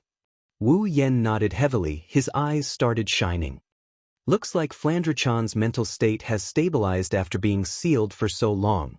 Now that the seal is broken, Flandre-chan's ability won't go out of control like before. Look! Wu Yan pointed at the ape king's severed arm. That severed arm is the proof. If it was the old Flandre-chan, she wouldn't choose to detonate a part of her opponent's body. She would detonate her opponent's entire body. So you're saying? Mikoto's jaw dropped. Flandre-chan, she can control her ability freely now?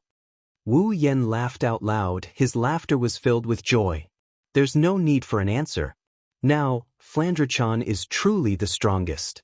She has full control over her mental state.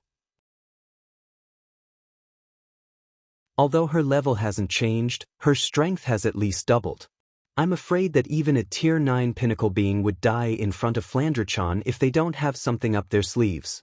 Hearing this, Mikoto's expression changed. After a long while, she slowly exhaled. The ability to destroy everything. That's too scary, this ability. Wu Yan nodded in agreement.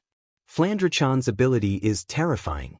Before Flandre-chan learned how to use this ability, she was already able to strike fear into the hearts of 90% of the beings in Fantasy Village. Now, if Flandre-chan returns to Fantasy Village, she would be invincible except for those who are at the pinnacle of their strength. Wu Yan's heart started pounding. He has an urge to enter Flandre-chan's Ruby mode right now to experience this super powerful ability. As a matter of fact, Wu Yan's guess wasn't wrong. Flandre-chan tilted her head and blinked her eyes. Those eyes that were everywhere in the past have all disappeared. It's not that Flandre-chan can't see, it's just that when she doesn't want to see them, those eyes that she doesn't need to use will disappear on their own. Flandre-chan doesn't know what's going on, but she feels great. Nah. Flandre-chan smiled innocently. Play with Flandre-chan.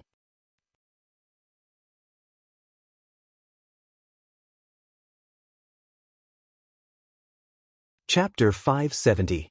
Play with Flandre-chan. Flandre-chan's words reached the Ape King's ears. The Ape King's howl of pain was forcefully suppressed by the Ape King's voice. The Ape King clutched its broken arm and stared at Flandre-chan with a ferocious expression. It's afraid of Flandre-chan.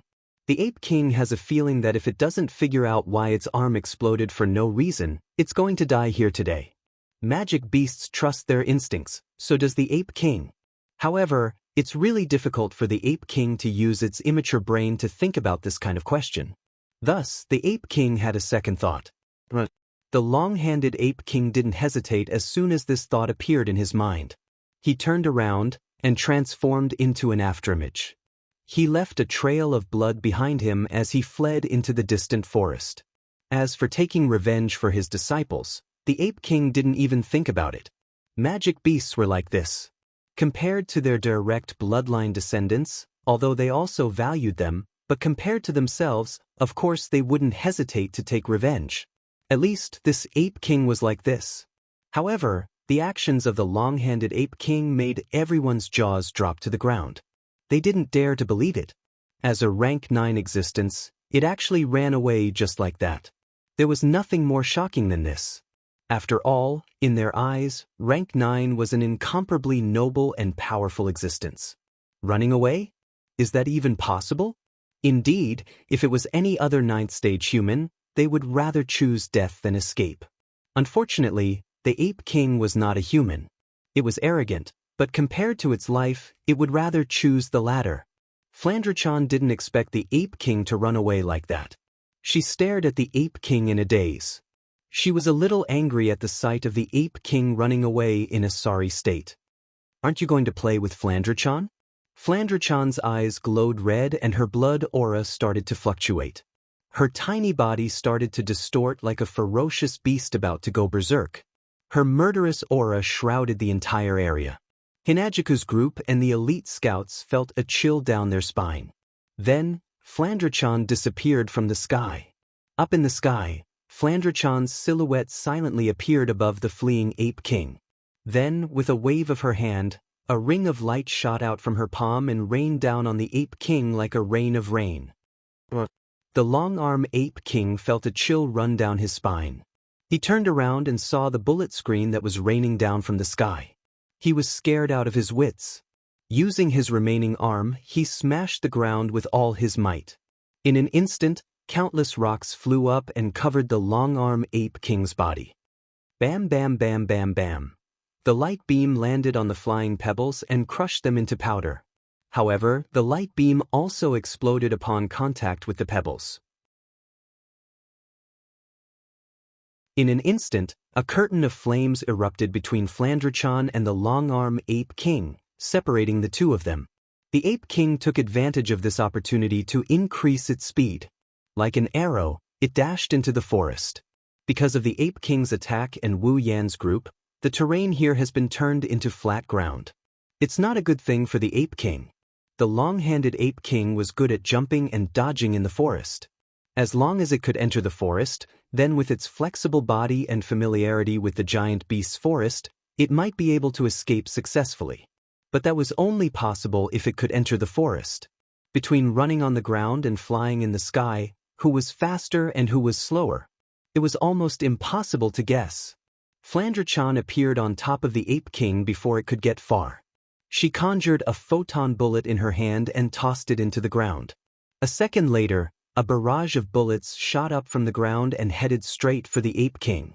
The long-arm ape king's heart was completely scared out of its wits. The inexplicable explosion of its arm had already made it extremely terrified. Now, that little demon could actually use such a terrifying attack. At this moment, the long-arm ape king no longer had any intention to resist.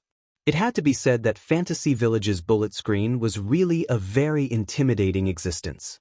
Under such an attack, not to mention the power, but in terms of density, there were really very few people who could dodge it. Just imagine, the scene in one's field of vision was all the opponent's attacks. How could one dodge?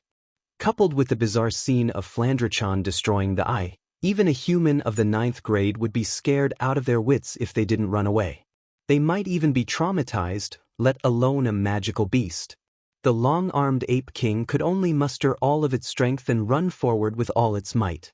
Moreover, it continuously struck the ground, stirring up rocks and stones to help itself delay and achieve the goal of evading. With the help of the pebbles, the ape king managed to get out of the forbidden cranberry trap's attack range by rubbing against the edge of the bullet screen. Small rocks are actually so useful in the ape king's hands. Maybe it's the ape king's good luck? Or maybe it's the barrage itself that's hindering it. Either way, Flandre-chan seemed to be very satisfied with the ape king's performance. Gorilla, run faster, Flan is coming for you.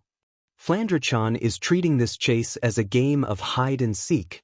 Flandre-chan's tattered wings didn't even budge as she flew toward the ape king at breakneck speed. As she chased after the ape king, she screeched happily. It was obvious that she was having a lot of fun. At the same time, the ape king was constantly bombarded with bullet messages. The ape king had no choice but to dodge them and dodge them all.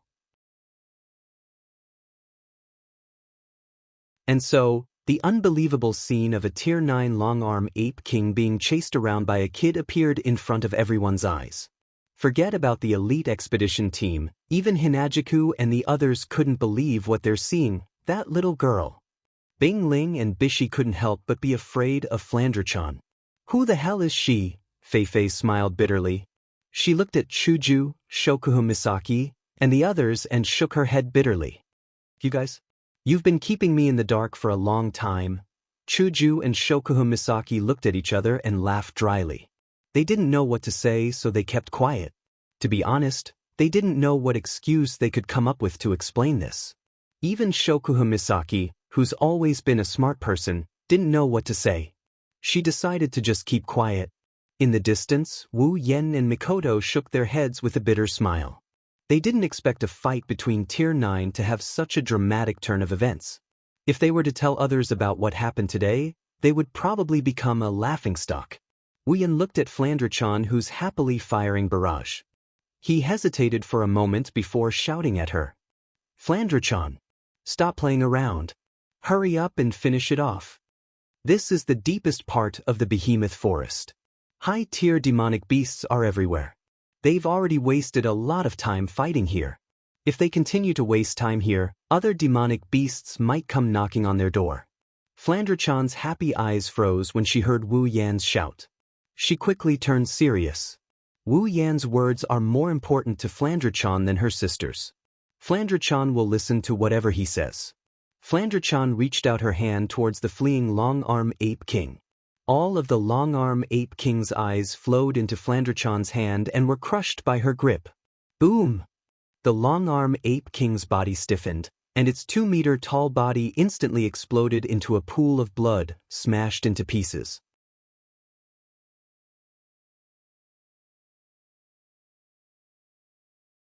Chapter 571. The scene of the long-handed ape king exploding was played in slow motion in front of everyone's eyes. Blood splashed everywhere and dripped onto the ground. Their hearts violently pounded when they heard the sound of the long-handed ape king's body exploding. It was as if a heavy hammer had directly hit their hearts. They were afraid that this scene would be engraved in the deepest part of their hearts for the rest of their lives. Of course, that includes Fei, Sylph, Bing Ling, and Bishi. Flandre-chan, on the other hand, acted like she just did something insignificant. She patted her hands and looked at Wu Yen with a happy smile on her face.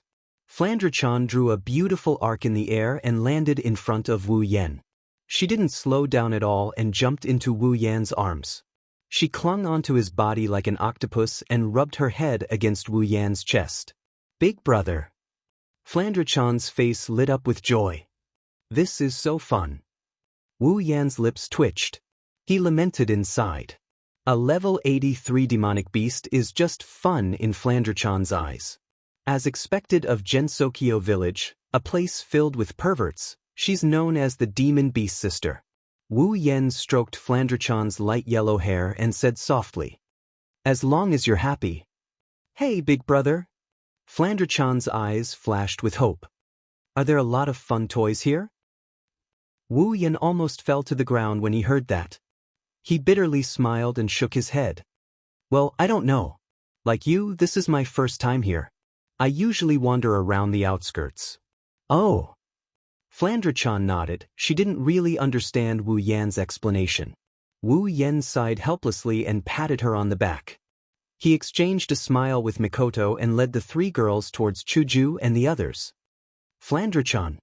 Kinuhadasai was the first to jump out. She shouted excitedly. "You're super strong. That was such a terrifying demonic beast and you took care of it in one go."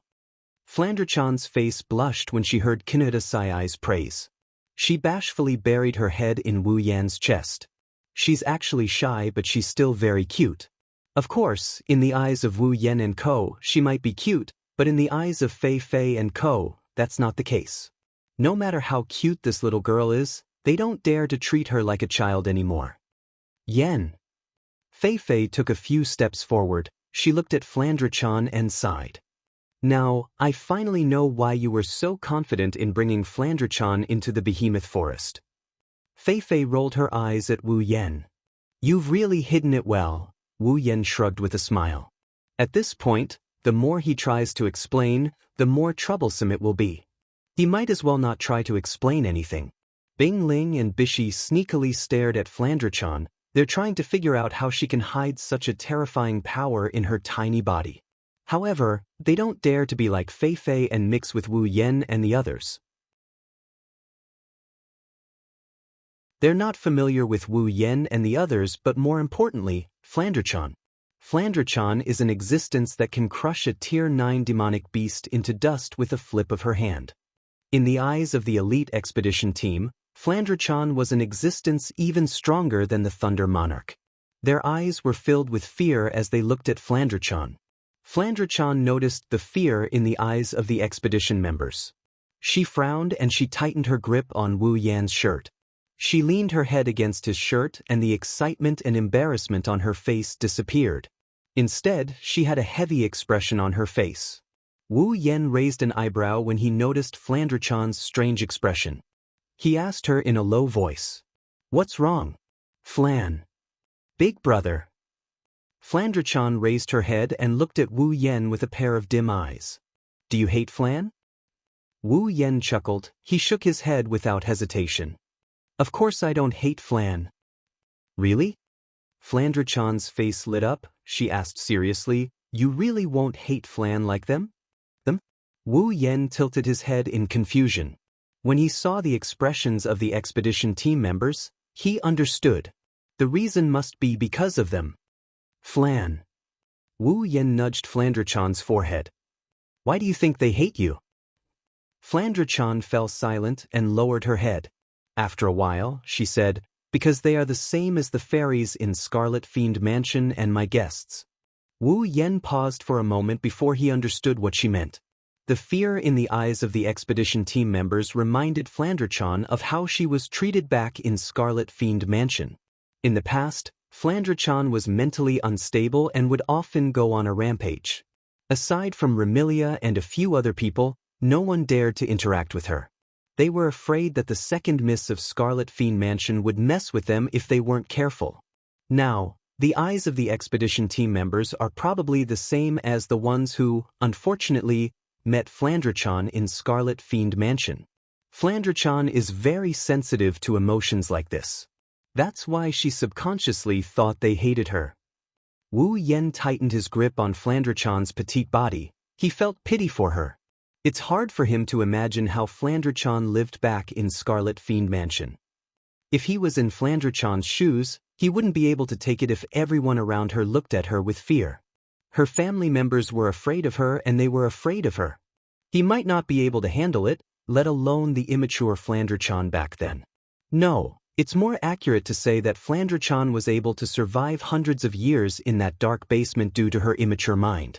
Hinajiku and the others who had been listening to Flandre-chan's speech all came over. Mikoto grabbed Flandre-chan's hand. "Flan, don't worry. Even if everyone hates you, I won't. I will never hate you." Flandre-chan was taken aback by Mikoto's words. Chuju walked up to Flandre-chan and patted her head. "Yeah, Flan is so cute. Why would anyone hate you? I like Fran a lot." "That's right." Astria nodded. "Flan is my little sister. I am Flan's big sister. I will never hate her." "Yeah. Super. I will never hate you." Kinohita Sai, Frenda, and Takitsubu Riku said in unison. Shokuha Misaki smiled faintly and rubbed Flandre-chan's head. Even Ikaros walked up to Flandre-chan and helped her fix her bangs, conveying her thoughts. Flandre-chan looked at the girls around her in a daze. When she saw the doting smiles on their faces, her red eyes started tearing up. As it turned out, there were already so many people around Flan who cared about her. Wu Yan smiled when he saw Flandre-chan's expression. "See, you're not worried anymore, right?" Flandre-chan wiped away her tears and she nodded. She snuggled her head against Wu Yan's chest and she mumbled something while rubbing her head against his chest. Oni-chan, Flandre-chan likes you guys so much, please don't leave me." Wu Yan and the girls looked at each other before looking at Flandre-chan. We will be together forever. Forever." Flandre-chan smiled happily.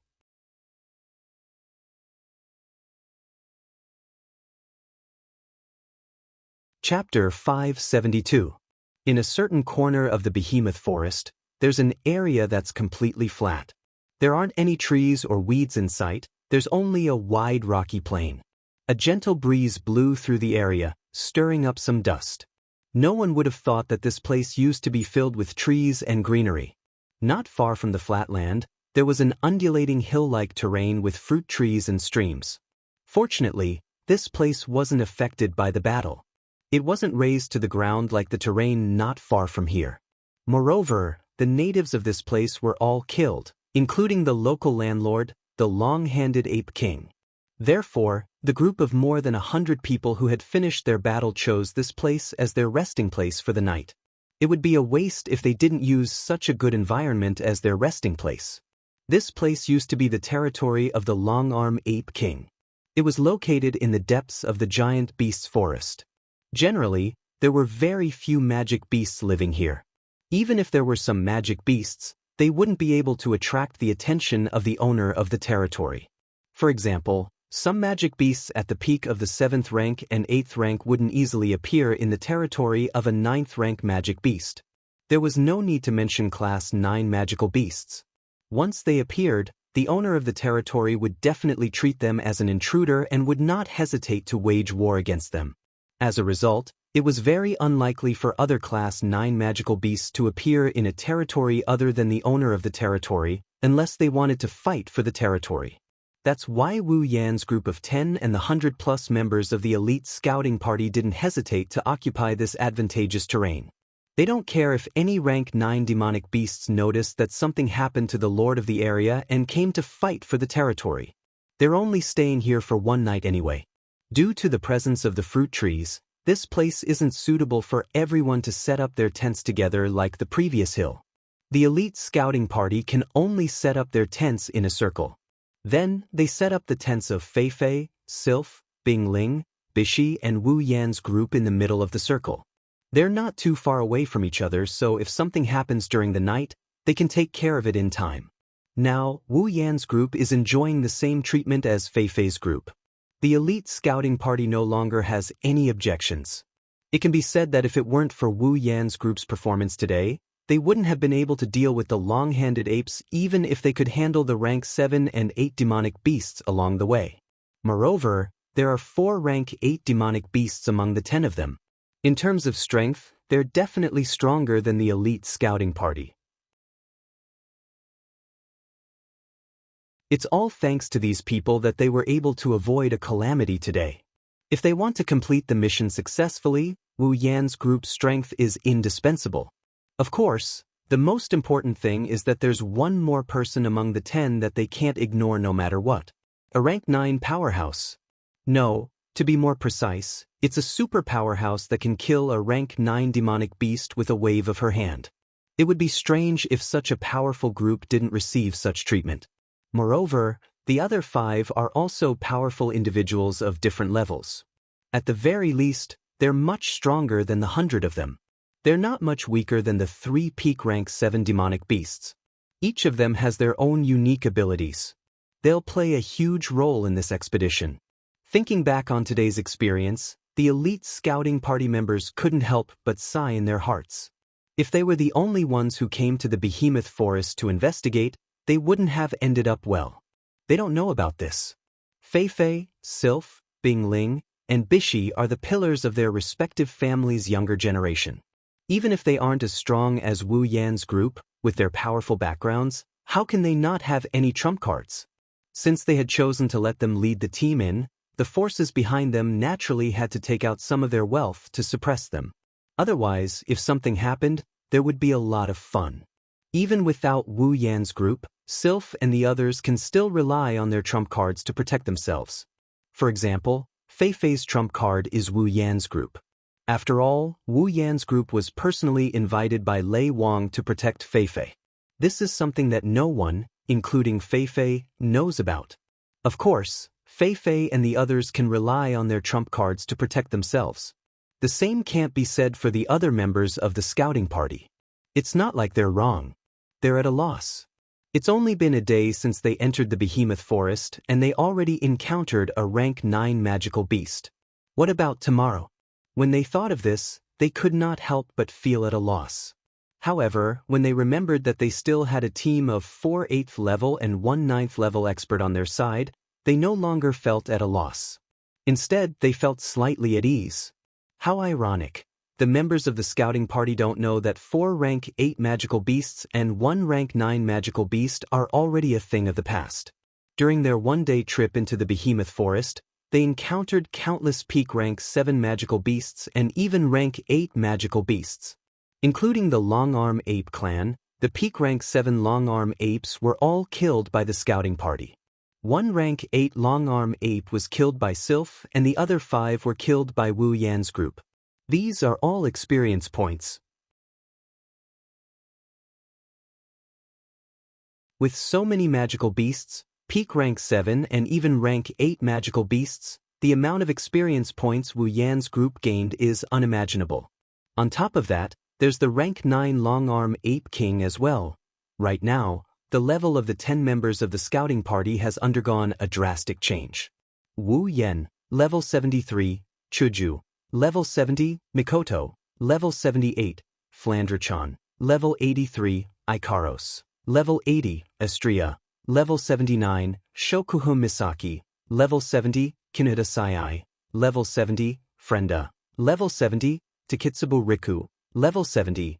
In just one day, Wu Yan leveled up 3 times, Mikoto leveled up 3 times, Estria leveled up 2 times, and even Flandrachan leveled up 1 time.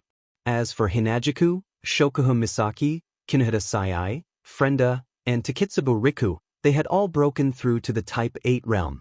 Their current strength was definitely above Fei Fei, Bai Shi, and Bing Ling. However, this isn't the most shocking thing. The most shocking thing is that Ikaros has leveled up to rank 9 after killing the Long-Arm Ape King. She's now the second strongest person in Wu Yan's group. Now, Wu Yan's group is no longer 4 rank 8 and 1 rank 9 like the scouting party thought. Instead, they have 8 rank 8 and 2 rank 9. A group of 10 is more than enough to do whatever they want in the Spalier world. They don't even need to give face to the Empire and the 3 great houses. Hinajiku, Shokuhu Misaki, Kinuda Sai, Frenda, and Takitsubu Riku were the happiest about their breakthroughs. Today, they finally realized how weak they were, and in the blink of an eye, their strength increased by so much. It was needless to say how excited they were. Wu Yan, Mikoto, Flandrachan, and Estria are happy about their leveling up. Leveling up isn't as big as leveling up, but at their level, it's not a small matter. That's why they're happy about it. However, this also means that it won't be easy for them to level up in the future. The higher the level, the slower the leveling up. Once they reach rank 9, they'll probably be crawling like a tortoise. What's strange is, while everyone is immersed in the joy of getting stronger, Ikaros, on the other hand, is a little gloomy.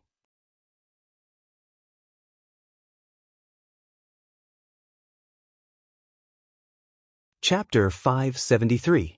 Nighttime. Inside a tent, Ikaros was half kneeling on top of a blanket with her head lowered. She was touching her chest with one hand. Her indigo eyes were filled with melancholy. She looked so pitiful and pitiful. You can't help but want to hug her and comfort her.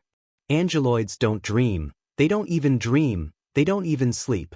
Ikaros and Estria would spend the night in their own resting place. They would spend the night in silence. That's why Chuju, Mikoto, and the others would drag Ikaros and Estria to sleep in the same room so that they wouldn't feel lonely in the dark. Even if they didn't sleep in the end, they would still be the ones watching them sleep. Fortunately, Ikaros and Estria didn't feel sad about this. They might have felt a little sad in the past, but now, whenever they feel sad at night, they would sneak over to Wu Yan's side and watch him sleep until dawn. This kind of thing might be boring, but Ikaros and Estria are very satisfied with it.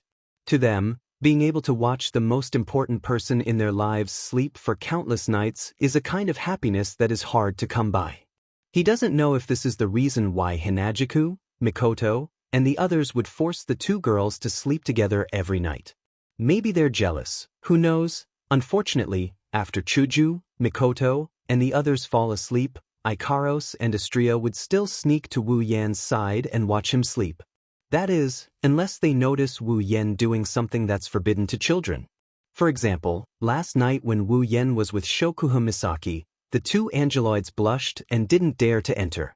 Because even they knew that if they went in, they would definitely be forced to play with them. The sky outside is getting dark. As usual, Chuju, Mikoto, and the others would drag Ikaros and Astrea out for a chat until they went to bed. However, Astrea went with them as usual. Ikaros, on the other hand, rejected Chuju, Mikoto, and the others' invitation for the first time. This is something that has never happened before. So when Ikaros rejected Hinajiku and Mikoto's request, the two girls realized that Ikaros must have something on her mind. Ikaros is a girl who doesn't know how to hide her thoughts. In the dim tent, if one were to look closely, they would notice a faint light flickering under Ikaros's hand that's clutching her chest. Full body scan detecting abnormalities. No abnormalities detected. Rescan it. Detecting abnormalities. No abnormalities detected. Ikaros's pair of indigo pupils flashed with science fiction-like frames and lights. Her robotic voice came out of her seductive lips, telling the world what she's doing, detecting abnormalities. No abnormalities detected. No abnormalities detected. Ikaros didn't know how many times she got nothing out of the ordinary. Finally, she gave up on inspecting her body. The light in her eyes disappeared, replaced by a pair of indigo pupils. Looking at her chest that was still glowing faintly, Ikaros couldn't help but clench her fists. This strange phenomenon has been going on since the day before. It's because Ikaros noticed the abnormality in her body that she rejected Hinajiku and the others' invitation. She hid in the tent alone, trying to find out what's wrong with her body. But the result was that nothing was wrong. Her body was glowing for no reason, but nothing happened. How is this possible? If there was no reason for his body to emit light, that would be really strange. Ikaros doesn't know what's going on with her. She only knows that this phenomenon started after she broke through to Tier 9 after the Ape King died. Master! This strange phenomenon made Ikaros uneasy. Right now, she really wants to be with Wu Yan and stay by his side. It gives her a sense of security even though Ikaros is much stronger than Wu Yan. Ikaros extinguished the thought the moment it appeared. She doesn't know what's going on with this phenomenon, but she has a feeling that it's not a bad thing. Since it's not a bad thing, then it's better not to talk about it so that Wu Yan won't worry about it. Ikaros didn't know that when she rejected Hinajiku and Mikoto's invitation, she had already sold herself out. Outside the tent, Hinajiku, Mikoto, Shokuha Misaki, Astrea, Kineta Sai, Frenda, and Takitsubu Riku gathered at the entrance of the tent. They peeked at Ikaros through a small opening in the tent.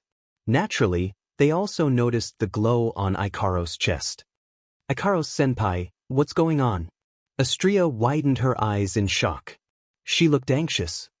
Is there something wrong with her body? Why didn't she say it? Shoo, lower your voice, we'll be in trouble if Ikaros hears us. Chuju nudged Astrea, but she too started to worry. Anyone with eyes can see that something's wrong with Ikaros's body. In the end, should we tell that guy? Frenda stood on her tiptoes and stared at Ikaros's chest. With that guy's understanding of Ikaros, he should be able to tell something, right? No. Let's not. Kinuhita Sai shook her head. Since Ikaros didn't choose to say it out loud, it must be because she doesn't want others to worry. If we super tell that guy, wouldn't it be a waste of her efforts? But we can't just leave it like that. Mikoto lowered her voice, but it wasn't hard to hear the impatience in her voice. What if something really happens to her? I don't think so. I don't think it's that bad. Shokuha Misaki rubbed her cheeks. Ikaros is an angeloid. She should know her body better than anyone else. If something really happened to her, she wouldn't have dragged it out until now. Oh right, I remember now. Astrea suddenly punched her palm. Ikaros-senpai has a self-healing system. If something really happened to her, her self-healing system would have activated a long time ago. The other 5 girls looked at Astrea. Shokuha Misaki said, self-healing system? I think Yen mentioned it before. Ikaros's self-healing system will check her body and eliminate any abnormalities. Aha. Astria nodded repeatedly. Ikaro-senpai's self-healing system didn't activate on its own, that means she's fine. Astria got a little excited when she said this. She subconsciously wanted to cheer. The other girls jumped in fright and covered Astria's mouth with their hands. You super idiot! Be careful not to get super exposed. Kinuhata Sai grumbled. Astria, are you sure the self-healing system won't malfunction as well? Shokuha Misaki turned to Astria and asked. Astria shook her head without hesitation and shook off the girl's hands. The self-healing system isn't under Ikaro-senpai's control. If something happens to Ikaro-senpai's body, it will activate on its own. There's no way it will malfunction unless it's intentionally sabotaged. Is that so? Shokuha Misaki muttered under her breath. Her starry eyes stared at Ikaros for a while before she said helplessly. If that's the case, let's observe for a while before we decide what to do. The girls looked at each other. After a long while, they all nodded their heads.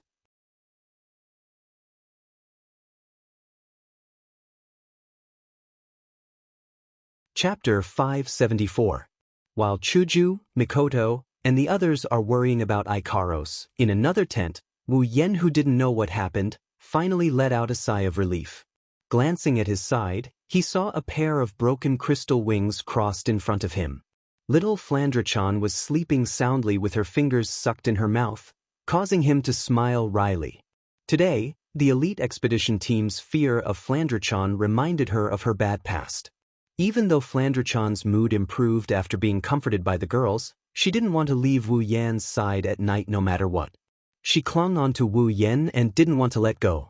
Left with no choice, Wu Yan brought Flandra-chan to his tent and comforted her for half a day. She's finally asleep.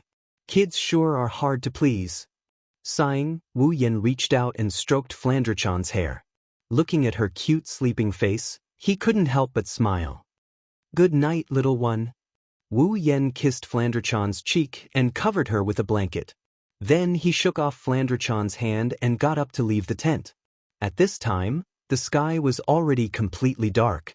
The elite exploration team started a few bonfires, causing the entire forest to be filled with a fiery red color.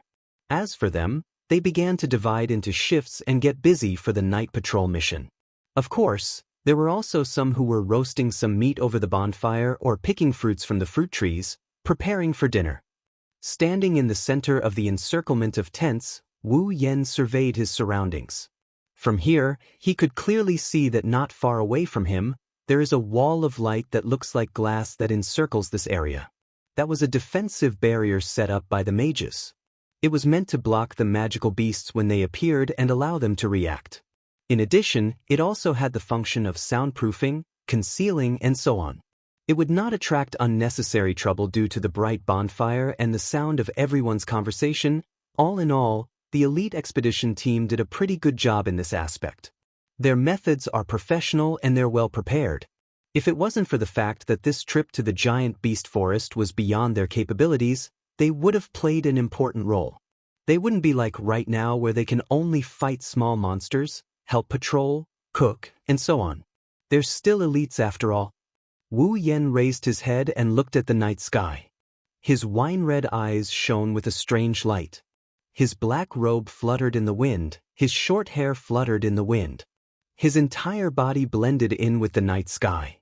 If anyone were to see this scene, they'd be shocked. Because at this moment, Wu Yan gives off the feeling that he's the king of the night.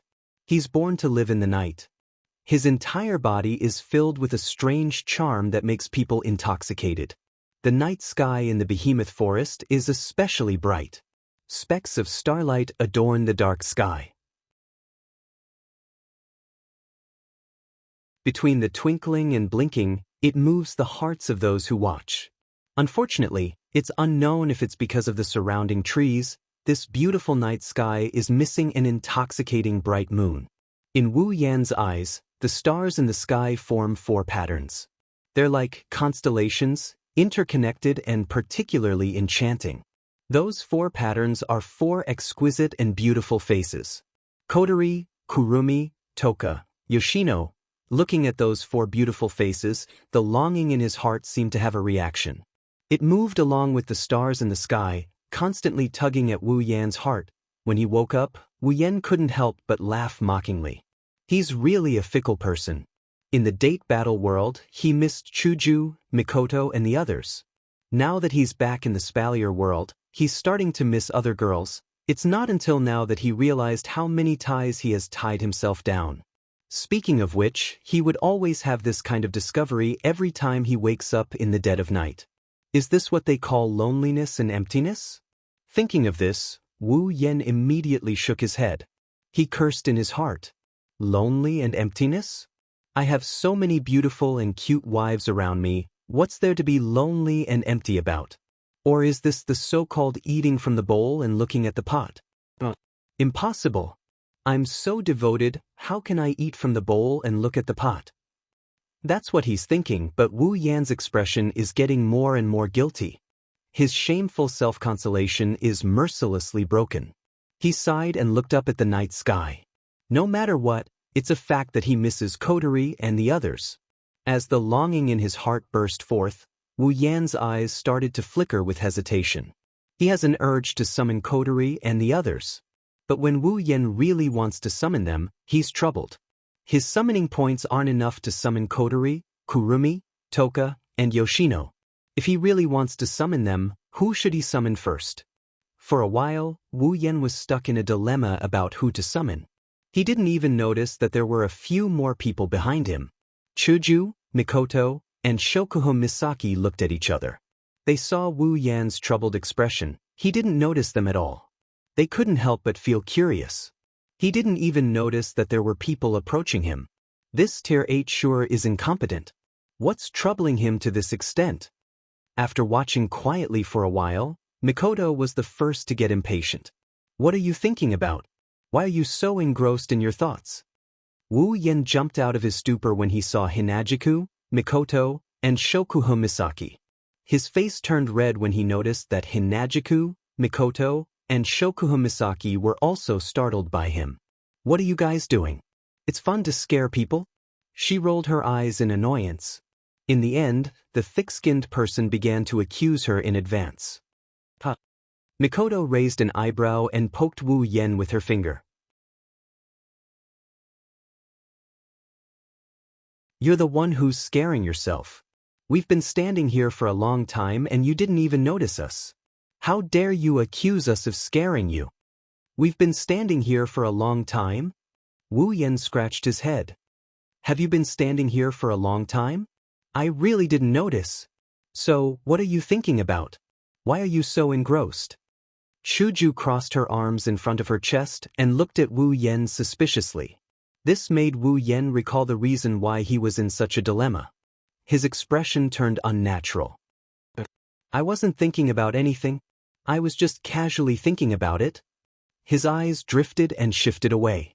This made him look even more suspicious. I was just casually thinking about it. Hinajiku and Mikoto narrowed their eyes as they stared at Wu Yan's face. Wu Yan smiled sheepishly with an embarrassed expression. Shokuho Misaki, who has been observing Wu Yan's expression, suddenly realized something and spoke. Don't tell me you're thinking about the girls you messed around with in the dungeon world? Chuju, Mikoto, and Shokuho Misaki heard a loud thud coming from Wu Yan's chest. The three of them understood what was going on. Shokuho Misaki's lips curled up. Little Yen, you were so engrossed in your thoughts just now. If I'm not wrong, you were probably thinking about whether or not to summon those girls. Right? Thud. Thump thump thump thump thump sounds kept coming out from his chest. In the silence of the night, the sound was very clear. Hearing this sound, Hinajiku and Mikoto came to a realization. Their gazes pierced Wu Yan like needles, turning the thump thump thump sounds into thump thump thump thump thump. He couldn't help but take a step back. Looking at the three girls who could turn into goddesses at any moment, Wu Yan's heart throbbed with pain. This doesn't make sense. Mind reading.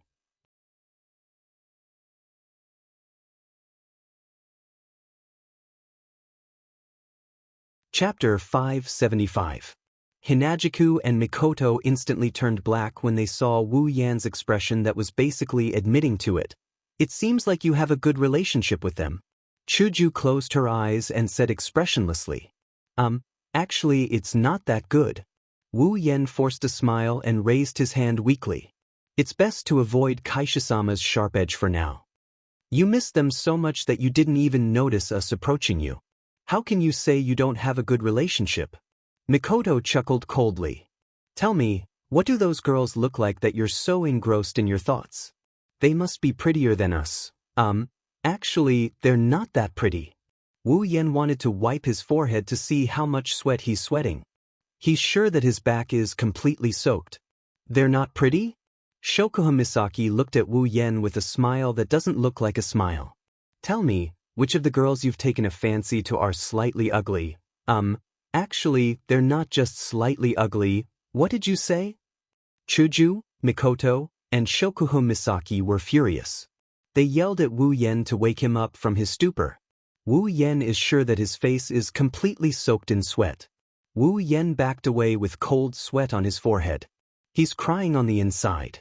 All he did was think about the girls and he ended up in such a state.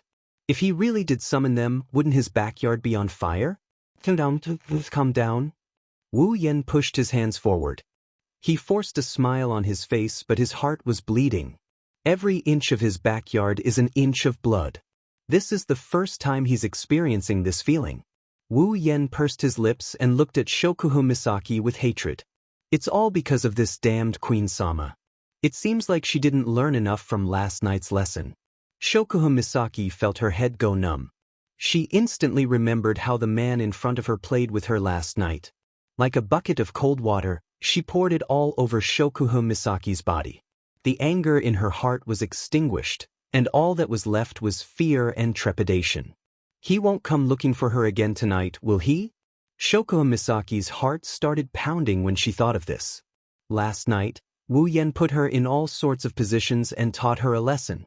She can still remember that scene. If she were to go through it again, Shokuha Misaki shuddered. The more she thought about it, the more she felt that it's possible. Shokuha Misaki rolled her eyes and pretended to be cold. She snorted and said in a mysterious tone, "Forget it. Since it's already happened, there's no point in talking about it. Think about how you're going to deal with this." Hinajiku and Mikoto looked at Shokuha Misaki strangely. Since when did this woman become so kind and easy to talk to? But after thinking about it, the two girls felt that Shokuha Misaki's words made sense. Since it's already happened, there's no point in talking about it. The most important thing right now is to see how Wu Yen will react. But why do I feel like something's not right? Plus, I don't want to give up. Chuju and Mikoto looked at each other and smiled bitterly. They felt that something was off, but they still looked at Wu Yen like Shokuha Misaki did. Wu Yen was stunned. Looking at the three girls who suddenly compromised, he couldn't help but get excited. So, you're not against me summoning them? Chuju, Mikoto, and Shokuha Misaki felt sour when they saw how excited Wu Yen was. They snorted and turned their heads away. Out of sight, out of mind. Shokuha Misaki sighed. Whether we agree or not is secondary.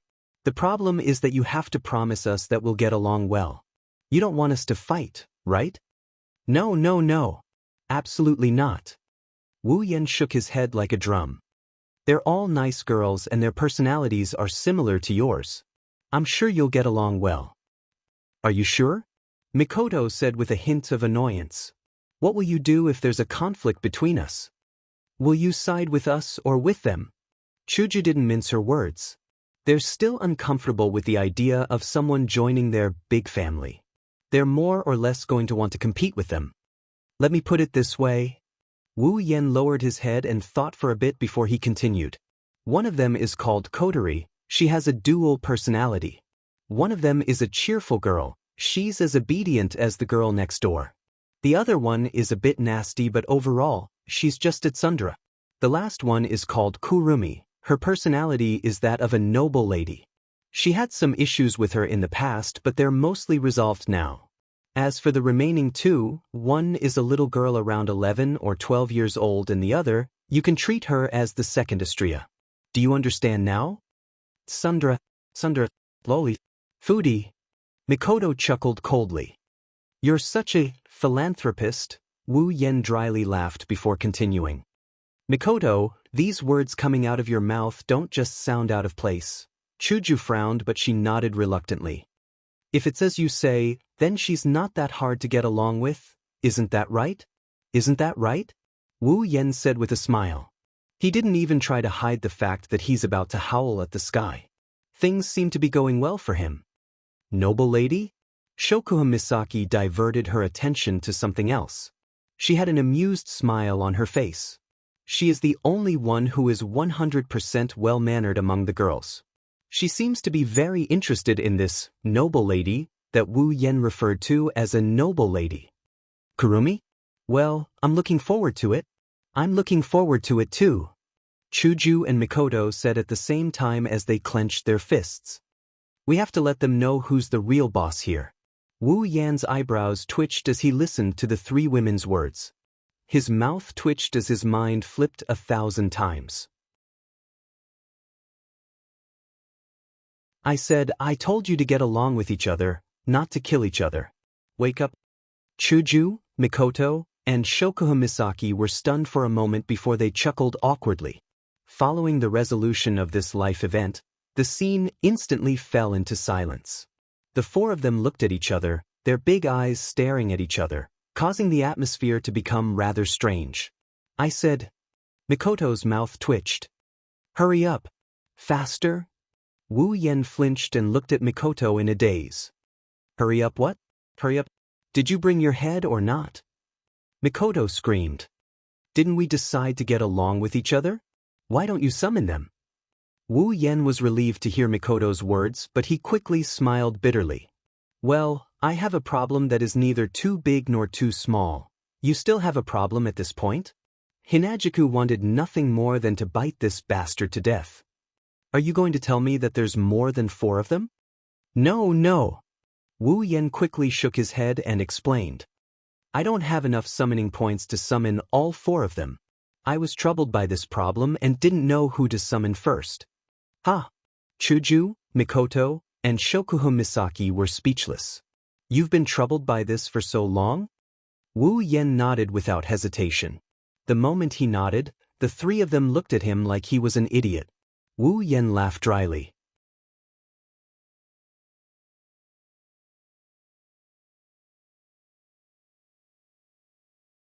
Chapter 576. At this moment, an icy blue figure came out from a nearby tent.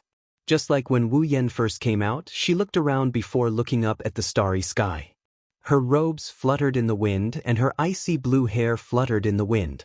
Unfortunately, she didn't receive any attention from the passers-by. She quietly enjoyed the tranquil atmosphere for a while.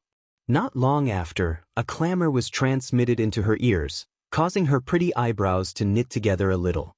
Clearly, she was extremely unhappy that she had been disturbed. However, when she turned her head and saw the owner of the voice, the dissatisfaction on her brows immediately froze. Then, it disappeared and was replaced by a somewhat strange expression. There was curiosity, doubt, and hesitation. She stared at the person in front of her for a long time before the hesitation in her eyes dissipated. She raised her feet and walked forward. Do you have to be so conflicted over something like this? You guys don't understand. No matter who is chosen, no one is good. Who knows if the others who weren't chosen will be in a bad mood because of this? I say, aren't you thinking too much? How could anyone care about such a small matter? Are you sure? What if it was you? Would you be upset if I didn't pick you? Yes. I. Of course not. Can you please look into my eyes when you speak? Thank you. Why do you have so much to say? Why are you hesitating? Are you still a man? I can't pretend that I didn't hear what you said. Do I need to prove whether I'm a man or not? Haven't you experienced it yourself?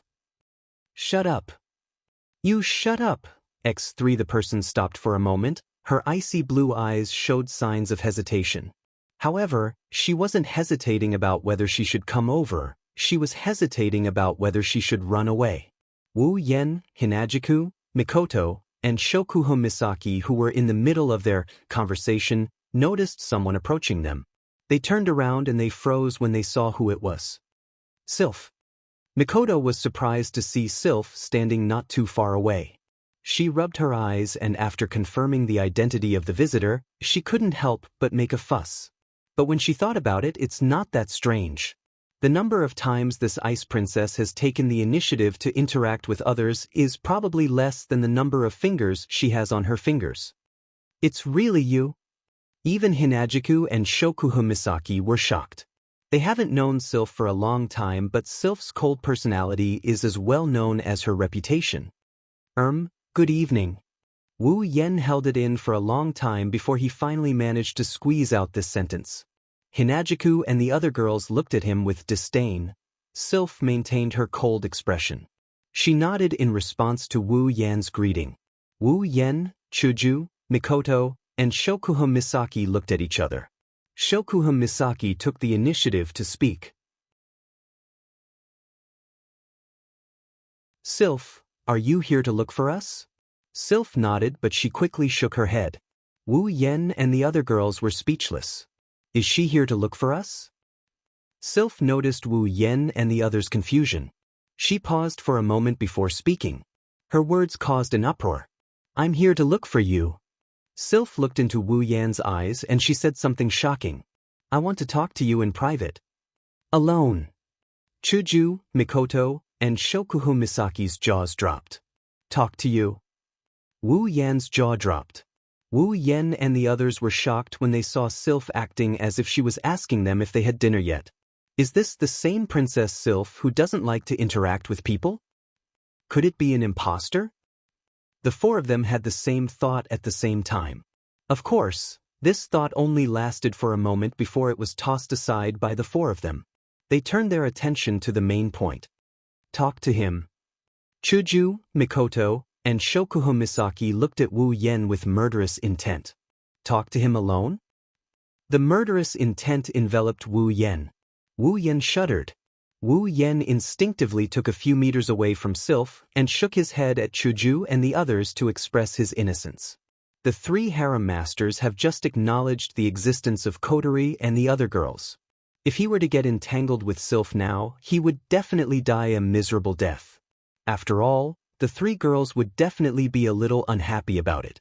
A wise man submits to circumstances and cleans up his ties with them. Plus, there was nothing between them to begin with. Sylph stood there without saying a word. She seemed to be waiting for Hinagiku and the others to leave. Wu Yen almost fell to the ground when he saw how calm and confident she is. I say, why don't you give me an explanation? Chuju, Mikoto, and Shokuha Misaki looked back and forth between Wu Yen and Sylph. For some reason, the murderous intent in their eyes disappeared. There's a 99% chance that the two of them have nothing to do with each other. That's what Chuju, Mikoto, and Shokuha Misaki thought when they saw Sylph's cold expression. They would rather die than believe that Sylph would be interested in Wu Yen. All right. Shokuha Misaki pursed her lips. Then the three of you can talk to each other in private. Shokuha Misaki narrowed her eyes and glared at Wu Yen. As for the lost girls you abducted, it's not a good time for them to appear here. Let's talk about them after we leave the behemoth forest. Wu Yen nodded his head. As long as they don't object to his summoning or reject Kotori and the others, he will do whatever they want. Hinagiku and Mikoto didn't want to leave, but since Shokuha Misaki said so, they didn't want to stay any longer. They glared at Wu Yen before leaving with Shokuha Misaki. They returned to their own tents, leaving Wu Yen and Sylph alone. After the three women left, Wu Yen didn't know what to do.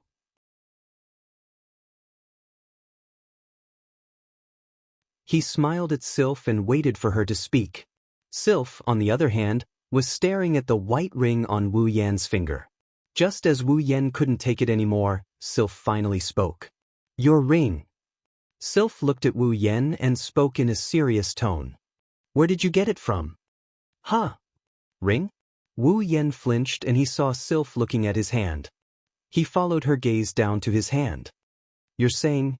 Wu Yen frowned as he raised the pure white ring on his finger. This ring? Sylph nodded. Wu Yan's expression turned serious. He looked straight into Sylph's eyes. Do you recognize this ring? Sylph paused, her eyes flickered for a moment before she nodded and shook her head. Wu Yan's mouth twitched. Do you recognize it or not? Sylph shook her head. Now is not the time to tell you. Huh? Wu Yan was stunned. What kind of answer is that? Where did you get this ring from? Sylph quietly shifted the topic back to her previous question. Wu Yan sighed. I got this ring from a treasure trove. A treasure trove. Sylph was silent for a moment before she nodded. I understand. Thank you. Wu Yan stared at Sylph with a dumbfounded expression as she walked away without looking back. Wu Yan took a few deep breaths as he looked at Sylph's back. I won't stoop to your level.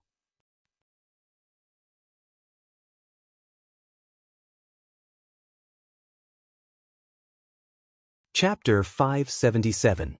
Morning, deep in the behemoth forest. Wisps of refreshing air spread through the encirclement of tents. The cold temperature made the people who came out of the tents involuntarily tighten their clothes. Sunlight shone down from the sky above the forest, passing through the layers of green trees and finally converging on the ground, reflecting mottled light spots. Inside the bonfire, the crackling sound of the burning branches continued. However, because of the cold morning, even if one stood beside the bonfire, they could not feel any warmth. Fortunately, the bright and beautiful sunlight still gave the people who had rested in the forest for a night or patrolled for half the night a sense of warmth, so they did not feel so lazy. Of course, that's the feeling of a normal person. For those who are born abnormal, no matter how good the weather is in the morning, they'll always feel like they can't get enough sleep. After a while, Wu Yan finally got up from his bed with Flandrachon's help. He yawned as he carried Flandrachon out of his tent. That lazy look on his face would have infected anyone who saw it.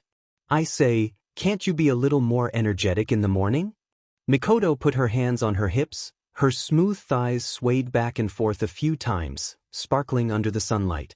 Seeing this, Wu Yan perked up a bit. His eyelids couldn't help but stare at those thighs for a bit before retracting them. You guys don't understand. Sleeping in the morning is such a blissful thing. That's only possible when we're in a warm bed. Hinajuku pursed her lips in annoyance. In the forest, in a tent, on a blanket, you can sleep so comfortably. Blissful isn't enough to describe it. You're just lazy. No, you're wrong about me. No, you've been seen through by others for a long time. No one can blame you. Too bad I don't have a warm pillow by my side. If only I had a nice person to accompany me. Don't change the topic. Also, didn't Flandrachon sleep with you the whole night? Ikaros, you'll have to sleep with me next time. Yes, master. You're blushing. How cute. Don't go too far. Don't ignore me. While Wu Yan and the girls were chatting away, the others had already finished their preparations and were just waiting to depart. As for breakfast, Wu Yan had already finished his breakfast. Even the girls had already eaten. The only one who hasn't eaten yet is Wu Yan. Yan, are you guys ready? Fei Fei, Sylph, Bingling, and Bishi walked up to Wu Yan's group. Fei Fei asked. If this was before, Fei Fei and the others would respect Wu Yan's opinion, but they wouldn't ask in front of their subordinates. After all, they are the leader and Wu Yan and the others are outsiders. Now, however, no one would ignore Wu Yan's opinion. Wu Yan also noticed this. He took a deep look at the expedition party behind Fei Fei and nodded. All right, let's go. Okay. Fei Fei nodded. She exchanged glances with Sylph, Bingling, and Bishi before waving her hand. Let's go. After Fei Fei and the others gave the order, the magicians quickly walked out of the group and removed the barrier that they had been working on for the entire night. The same forest once again appeared before everyone's eyes. The group of more than 100 people gathered together and carefully walked towards the center of the behemoth forest. After yesterday's lesson, everyone no longer dared to wander around the giant beast's forest brazenly. After walking a certain distance, Fei Fei and the other three would stop and study the surrounding terrain with their subordinates to see if they had accidentally entered the territory of a Class 9 magical beast. They didn't want to experience yesterday's frightening battle again. Actually, it was quite easy to identify if he had barged into the territory of a Class 9 magical beast. That was because in the territory of a Class 9 magical beast, it was very difficult for other types of magical beasts to appear except for some of the magical beast's offspring. After all, it was its territory. How could it allow other magical beasts to enter? Even if there are, it's usually just a few unimportant monsters, like peak Class 7 monsters or Class 8 monsters. Therefore, as long as the appearance of magical beasts in a place became sparse, and the level of the magical beasts was not very high, and the same type of magical beast appeared frequently, then this place would most likely be the territory of a 9th grade magical beast. However, there are also cases like yesterday where the entire tribe gathered together because they found a good place to live. Yesterday, the reason why they didn't discover that it was the territory of the Ape King was because the Ape Kings were all living together, causing the species of magical beasts they encountered along the way to be very irregular. Although the level of the magical beasts was a bit low, the group didn't have much suspicion. In the end, tragedy. Fortunately, Wu Yan's group came with them this time. Otherwise, aside from Fei Fei, Sylph, Bingling, and Bishi who have some trump cards to protect themselves, no one else would have survived. They walked with extreme caution and got closer to the center of the behemoth forest. Strangely enough, they haven't encountered a single monster since morning. This situation is a little strange. Wu Yan even saw a Tier 8 demonic beast appear in their line of sight for less than a second before it ran away with its tail tucked between its legs, causing many people to stare at it so hard that their eyes almost popped out of their sockets. Fei Fei, Sylph, Bingling, and Bishi didn't react to it at all. It's as if it's only natural. Wu Yan knew that the problem lies with them. After handing Flandre-chan to Chuju, Wu Yan walked up to Fei Fei and asked, "How did you do it?" Fei Fei smiled faintly.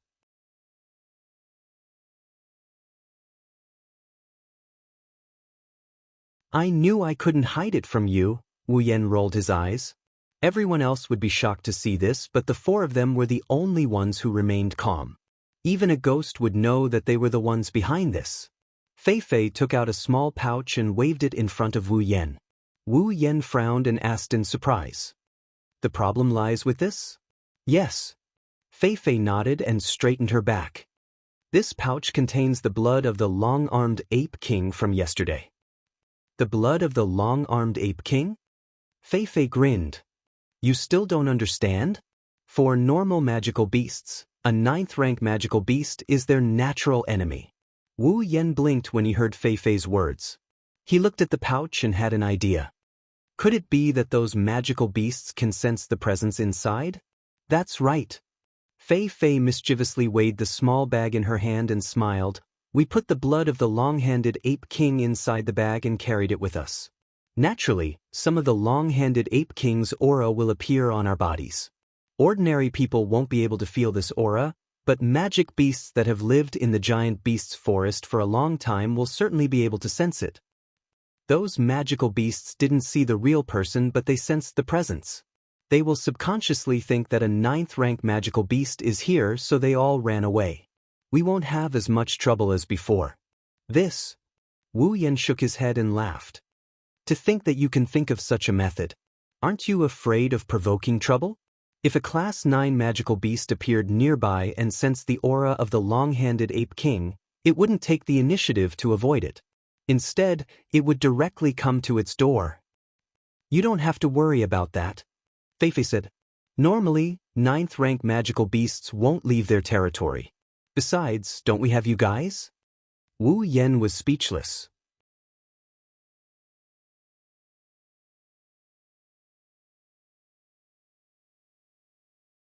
Chapter 578. As it turns out, Fei Fei and the other three's idea was pretty good. They didn't encounter any demonic beasts that tried to stop them.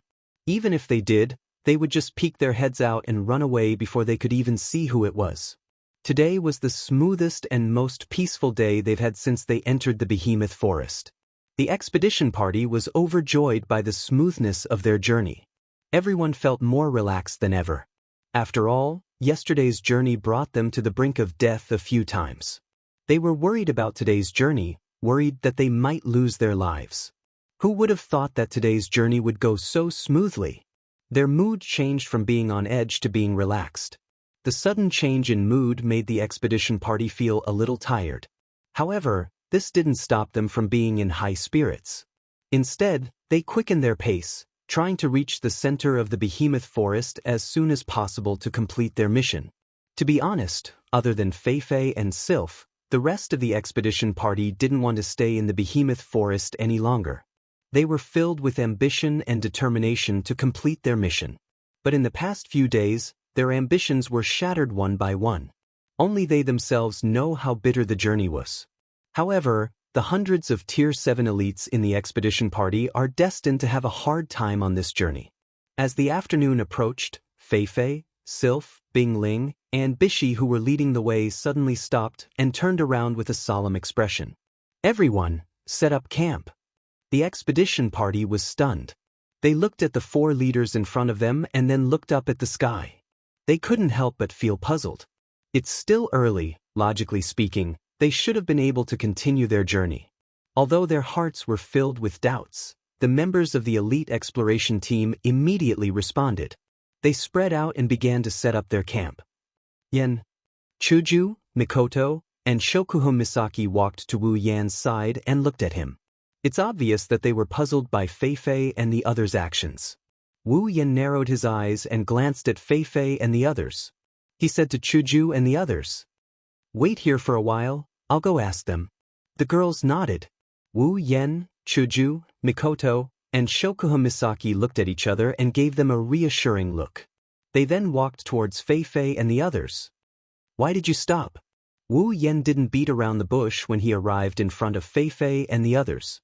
Fei looked at Sylph and the others before taking a step forward. "Even if you didn't come over to ask, we would have told you the reason later. After all, we can't do without your help." Fei lowered her head and paused for a moment. She turned around and whispered into Wu Yan's ears. However, the content of her words made Wu Yan perk up. His doubts were instantly dispelled. According to the map, we should be at the center of the behemoth forest. So, it's right in front. Wu Yan followed Fei's gaze and looked ahead. If Lei Wang and the other Tier 9 powerhouses are right and a demigod beast king is about to be born, they will have to face it soon. It has been almost a year since he came to the Spalier world, including the time he spent in the instance dungeons. In this 1 year, he went from a useless otaku to a powerhouse. He might not be at the peak, but he is more than capable of standing out in the Spalier world. However, this is his first time facing a demigod beast. He hasn't even reached Tier 9 yet and he's about to face a demigod, the strongest existence in the Spalier world. His feelings are indescribably complicated. What do you all plan to do next?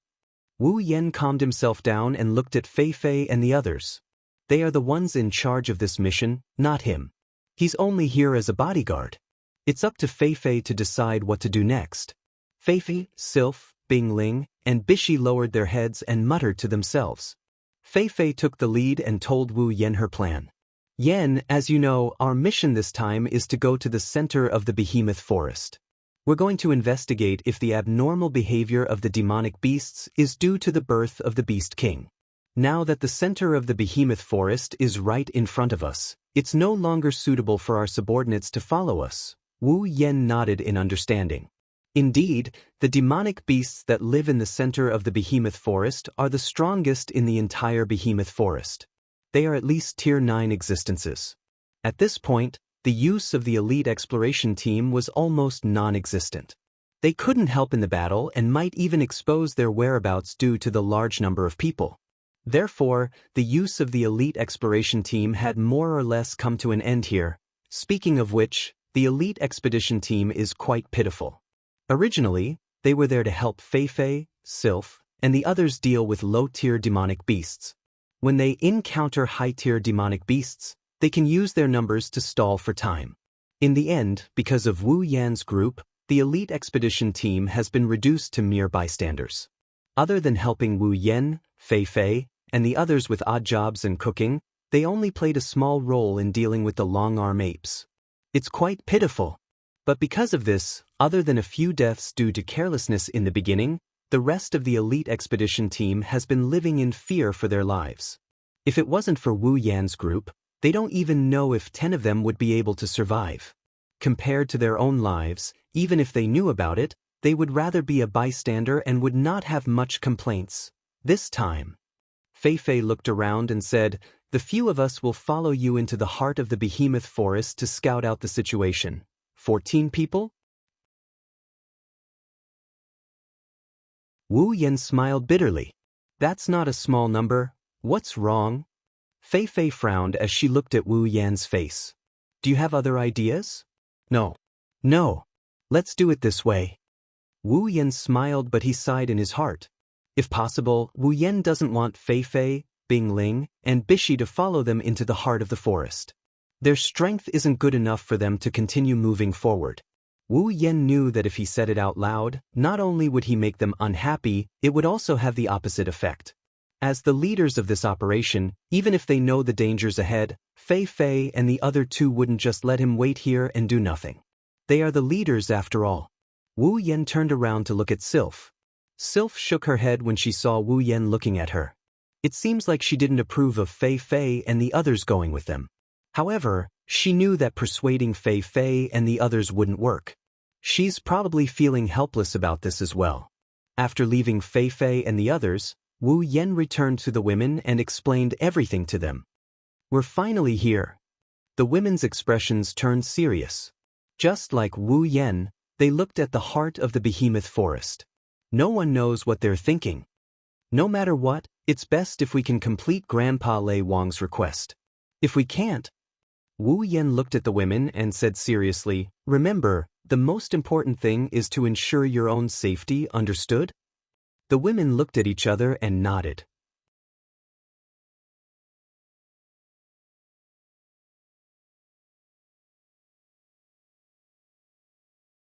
Chapter 579.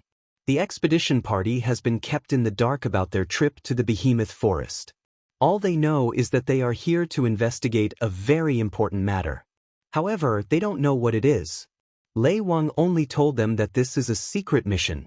That's why when Fei Fei, Sylph, Bing Ling, and Bishi told them that their mission is to stay here and wait for them to return, the expedition party knew that the real mission is about to begin.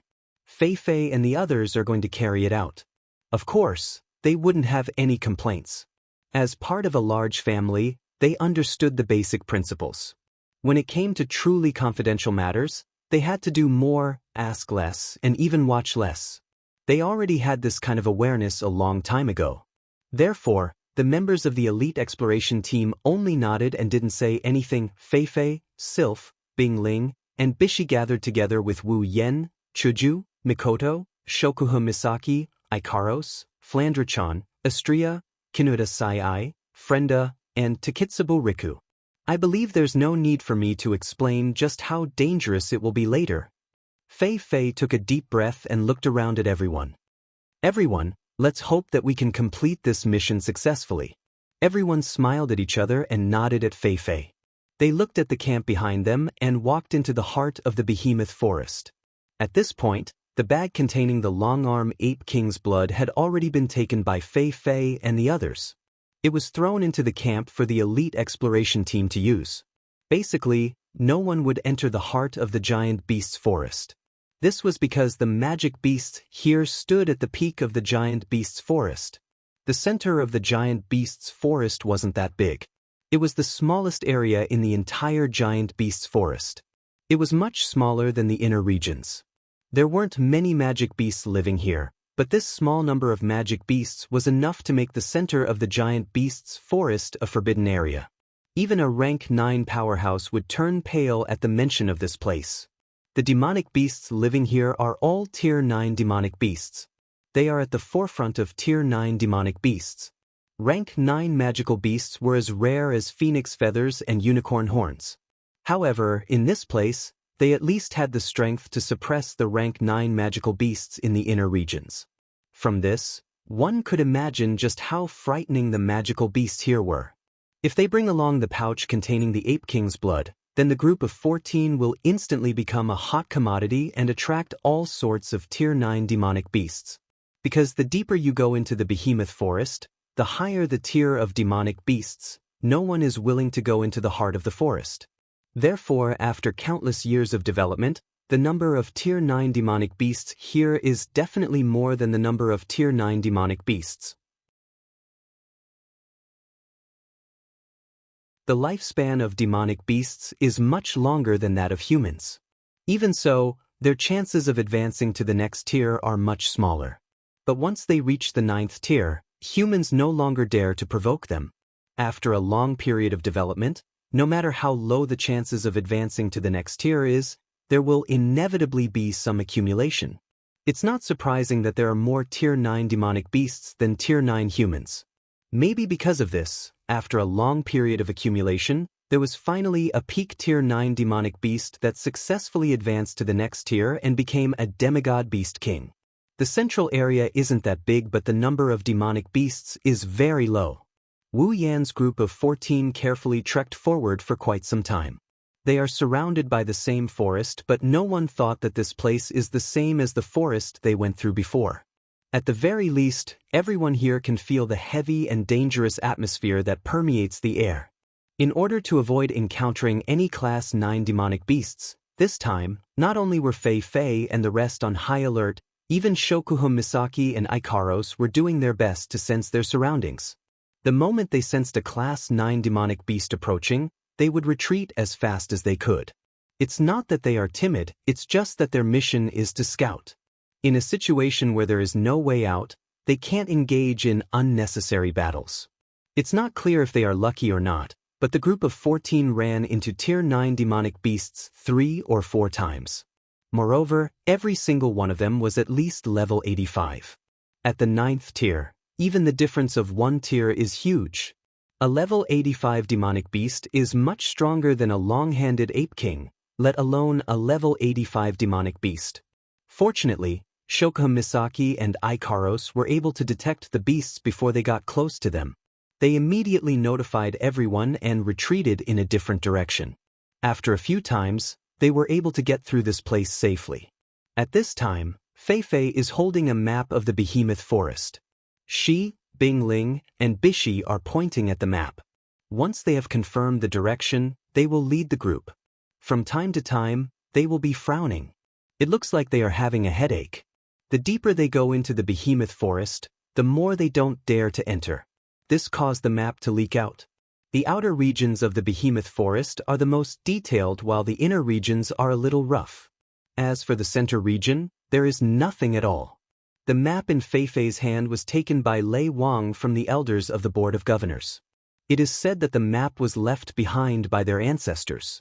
Similarly, even though they have the map, it's not detailed enough. That's why Fei Fei needs to discuss with Bingling and Bishi. It can be said that the group spent most of their time in the center region of the behemoth forest, trying to figure out the way. As Fei Fei and the rest led the way, Fei Fei finally let out a sigh of relief and smiled. All right, the center region of the behemoth forest is right in front of us. Everyone was shocked when they heard this. They are now at the center region of the behemoth forest. That means the Beast King is there as well. Wu Yan and the rest walked towards Fei Fei. They looked at the map and confirmed that the center region of the behemoth forest is right in front of them. They looked at each other and took a few steps forward. Everyone was shocked when they saw what they saw. This. Bingling took a step back and said with a face full of shock. How is this possible? No way. Bishi's breathing quickened as he lowered his head in despair. How are we supposed to carry out the mission like this? It's impossible. Fei Fei and Sylph looked at each other. They suppressed the trembling in their hearts and kept quiet. Yin, Chuju, Mikoto, Shokuhun Misaki and the rest looked at Wu Yan. They asked hesitantly, "What should we do? What should we do?" Wu Yan bitterly laughed. He stared straight ahead with his wine-red eyes. There's an open space in front of them. It's about 500 meters in radius. It's wide and spacious. The surrounding trees form a circle around the open space like stars surrounding the moon. At the center of the open space is a fortress made of bones. The entire skeletal fortress was about 100 meters tall, occupying almost half of the open space. There was a suffocating feeling coming from it, as if it was a ferocious beast with its mouth wide open, waiting for its prey to enter. Everyone who saw it couldn't help but feel shocked. That's not the most important thing. The most important thing is the dozen or so demonic beasts at the entrance of the fortress. A dozen or so rank 9 demonic beasts. It's these dozen or so demonic beasts that caused everyone's expression to change to such an extent. Under everyone's attentive gazes, those magical beasts of the 9th rank walked back and forth in front of the skeletal fort's entrance. They were like patrolling guards, doing their best to protect the fort's safety. The aura emitted from these magical beasts was much stronger than the long-handed Ape King, and even the magical beasts of the 9th rank that the group of people had almost encountered before. Looking at this unimaginable scene, the group of people looked at each other and lowered their heads at the same time. You're tuning in to the Han Li's Immortal Journey YouTube channel. Don't forget to subscribe and join us on this journey to catch the most captivating stories.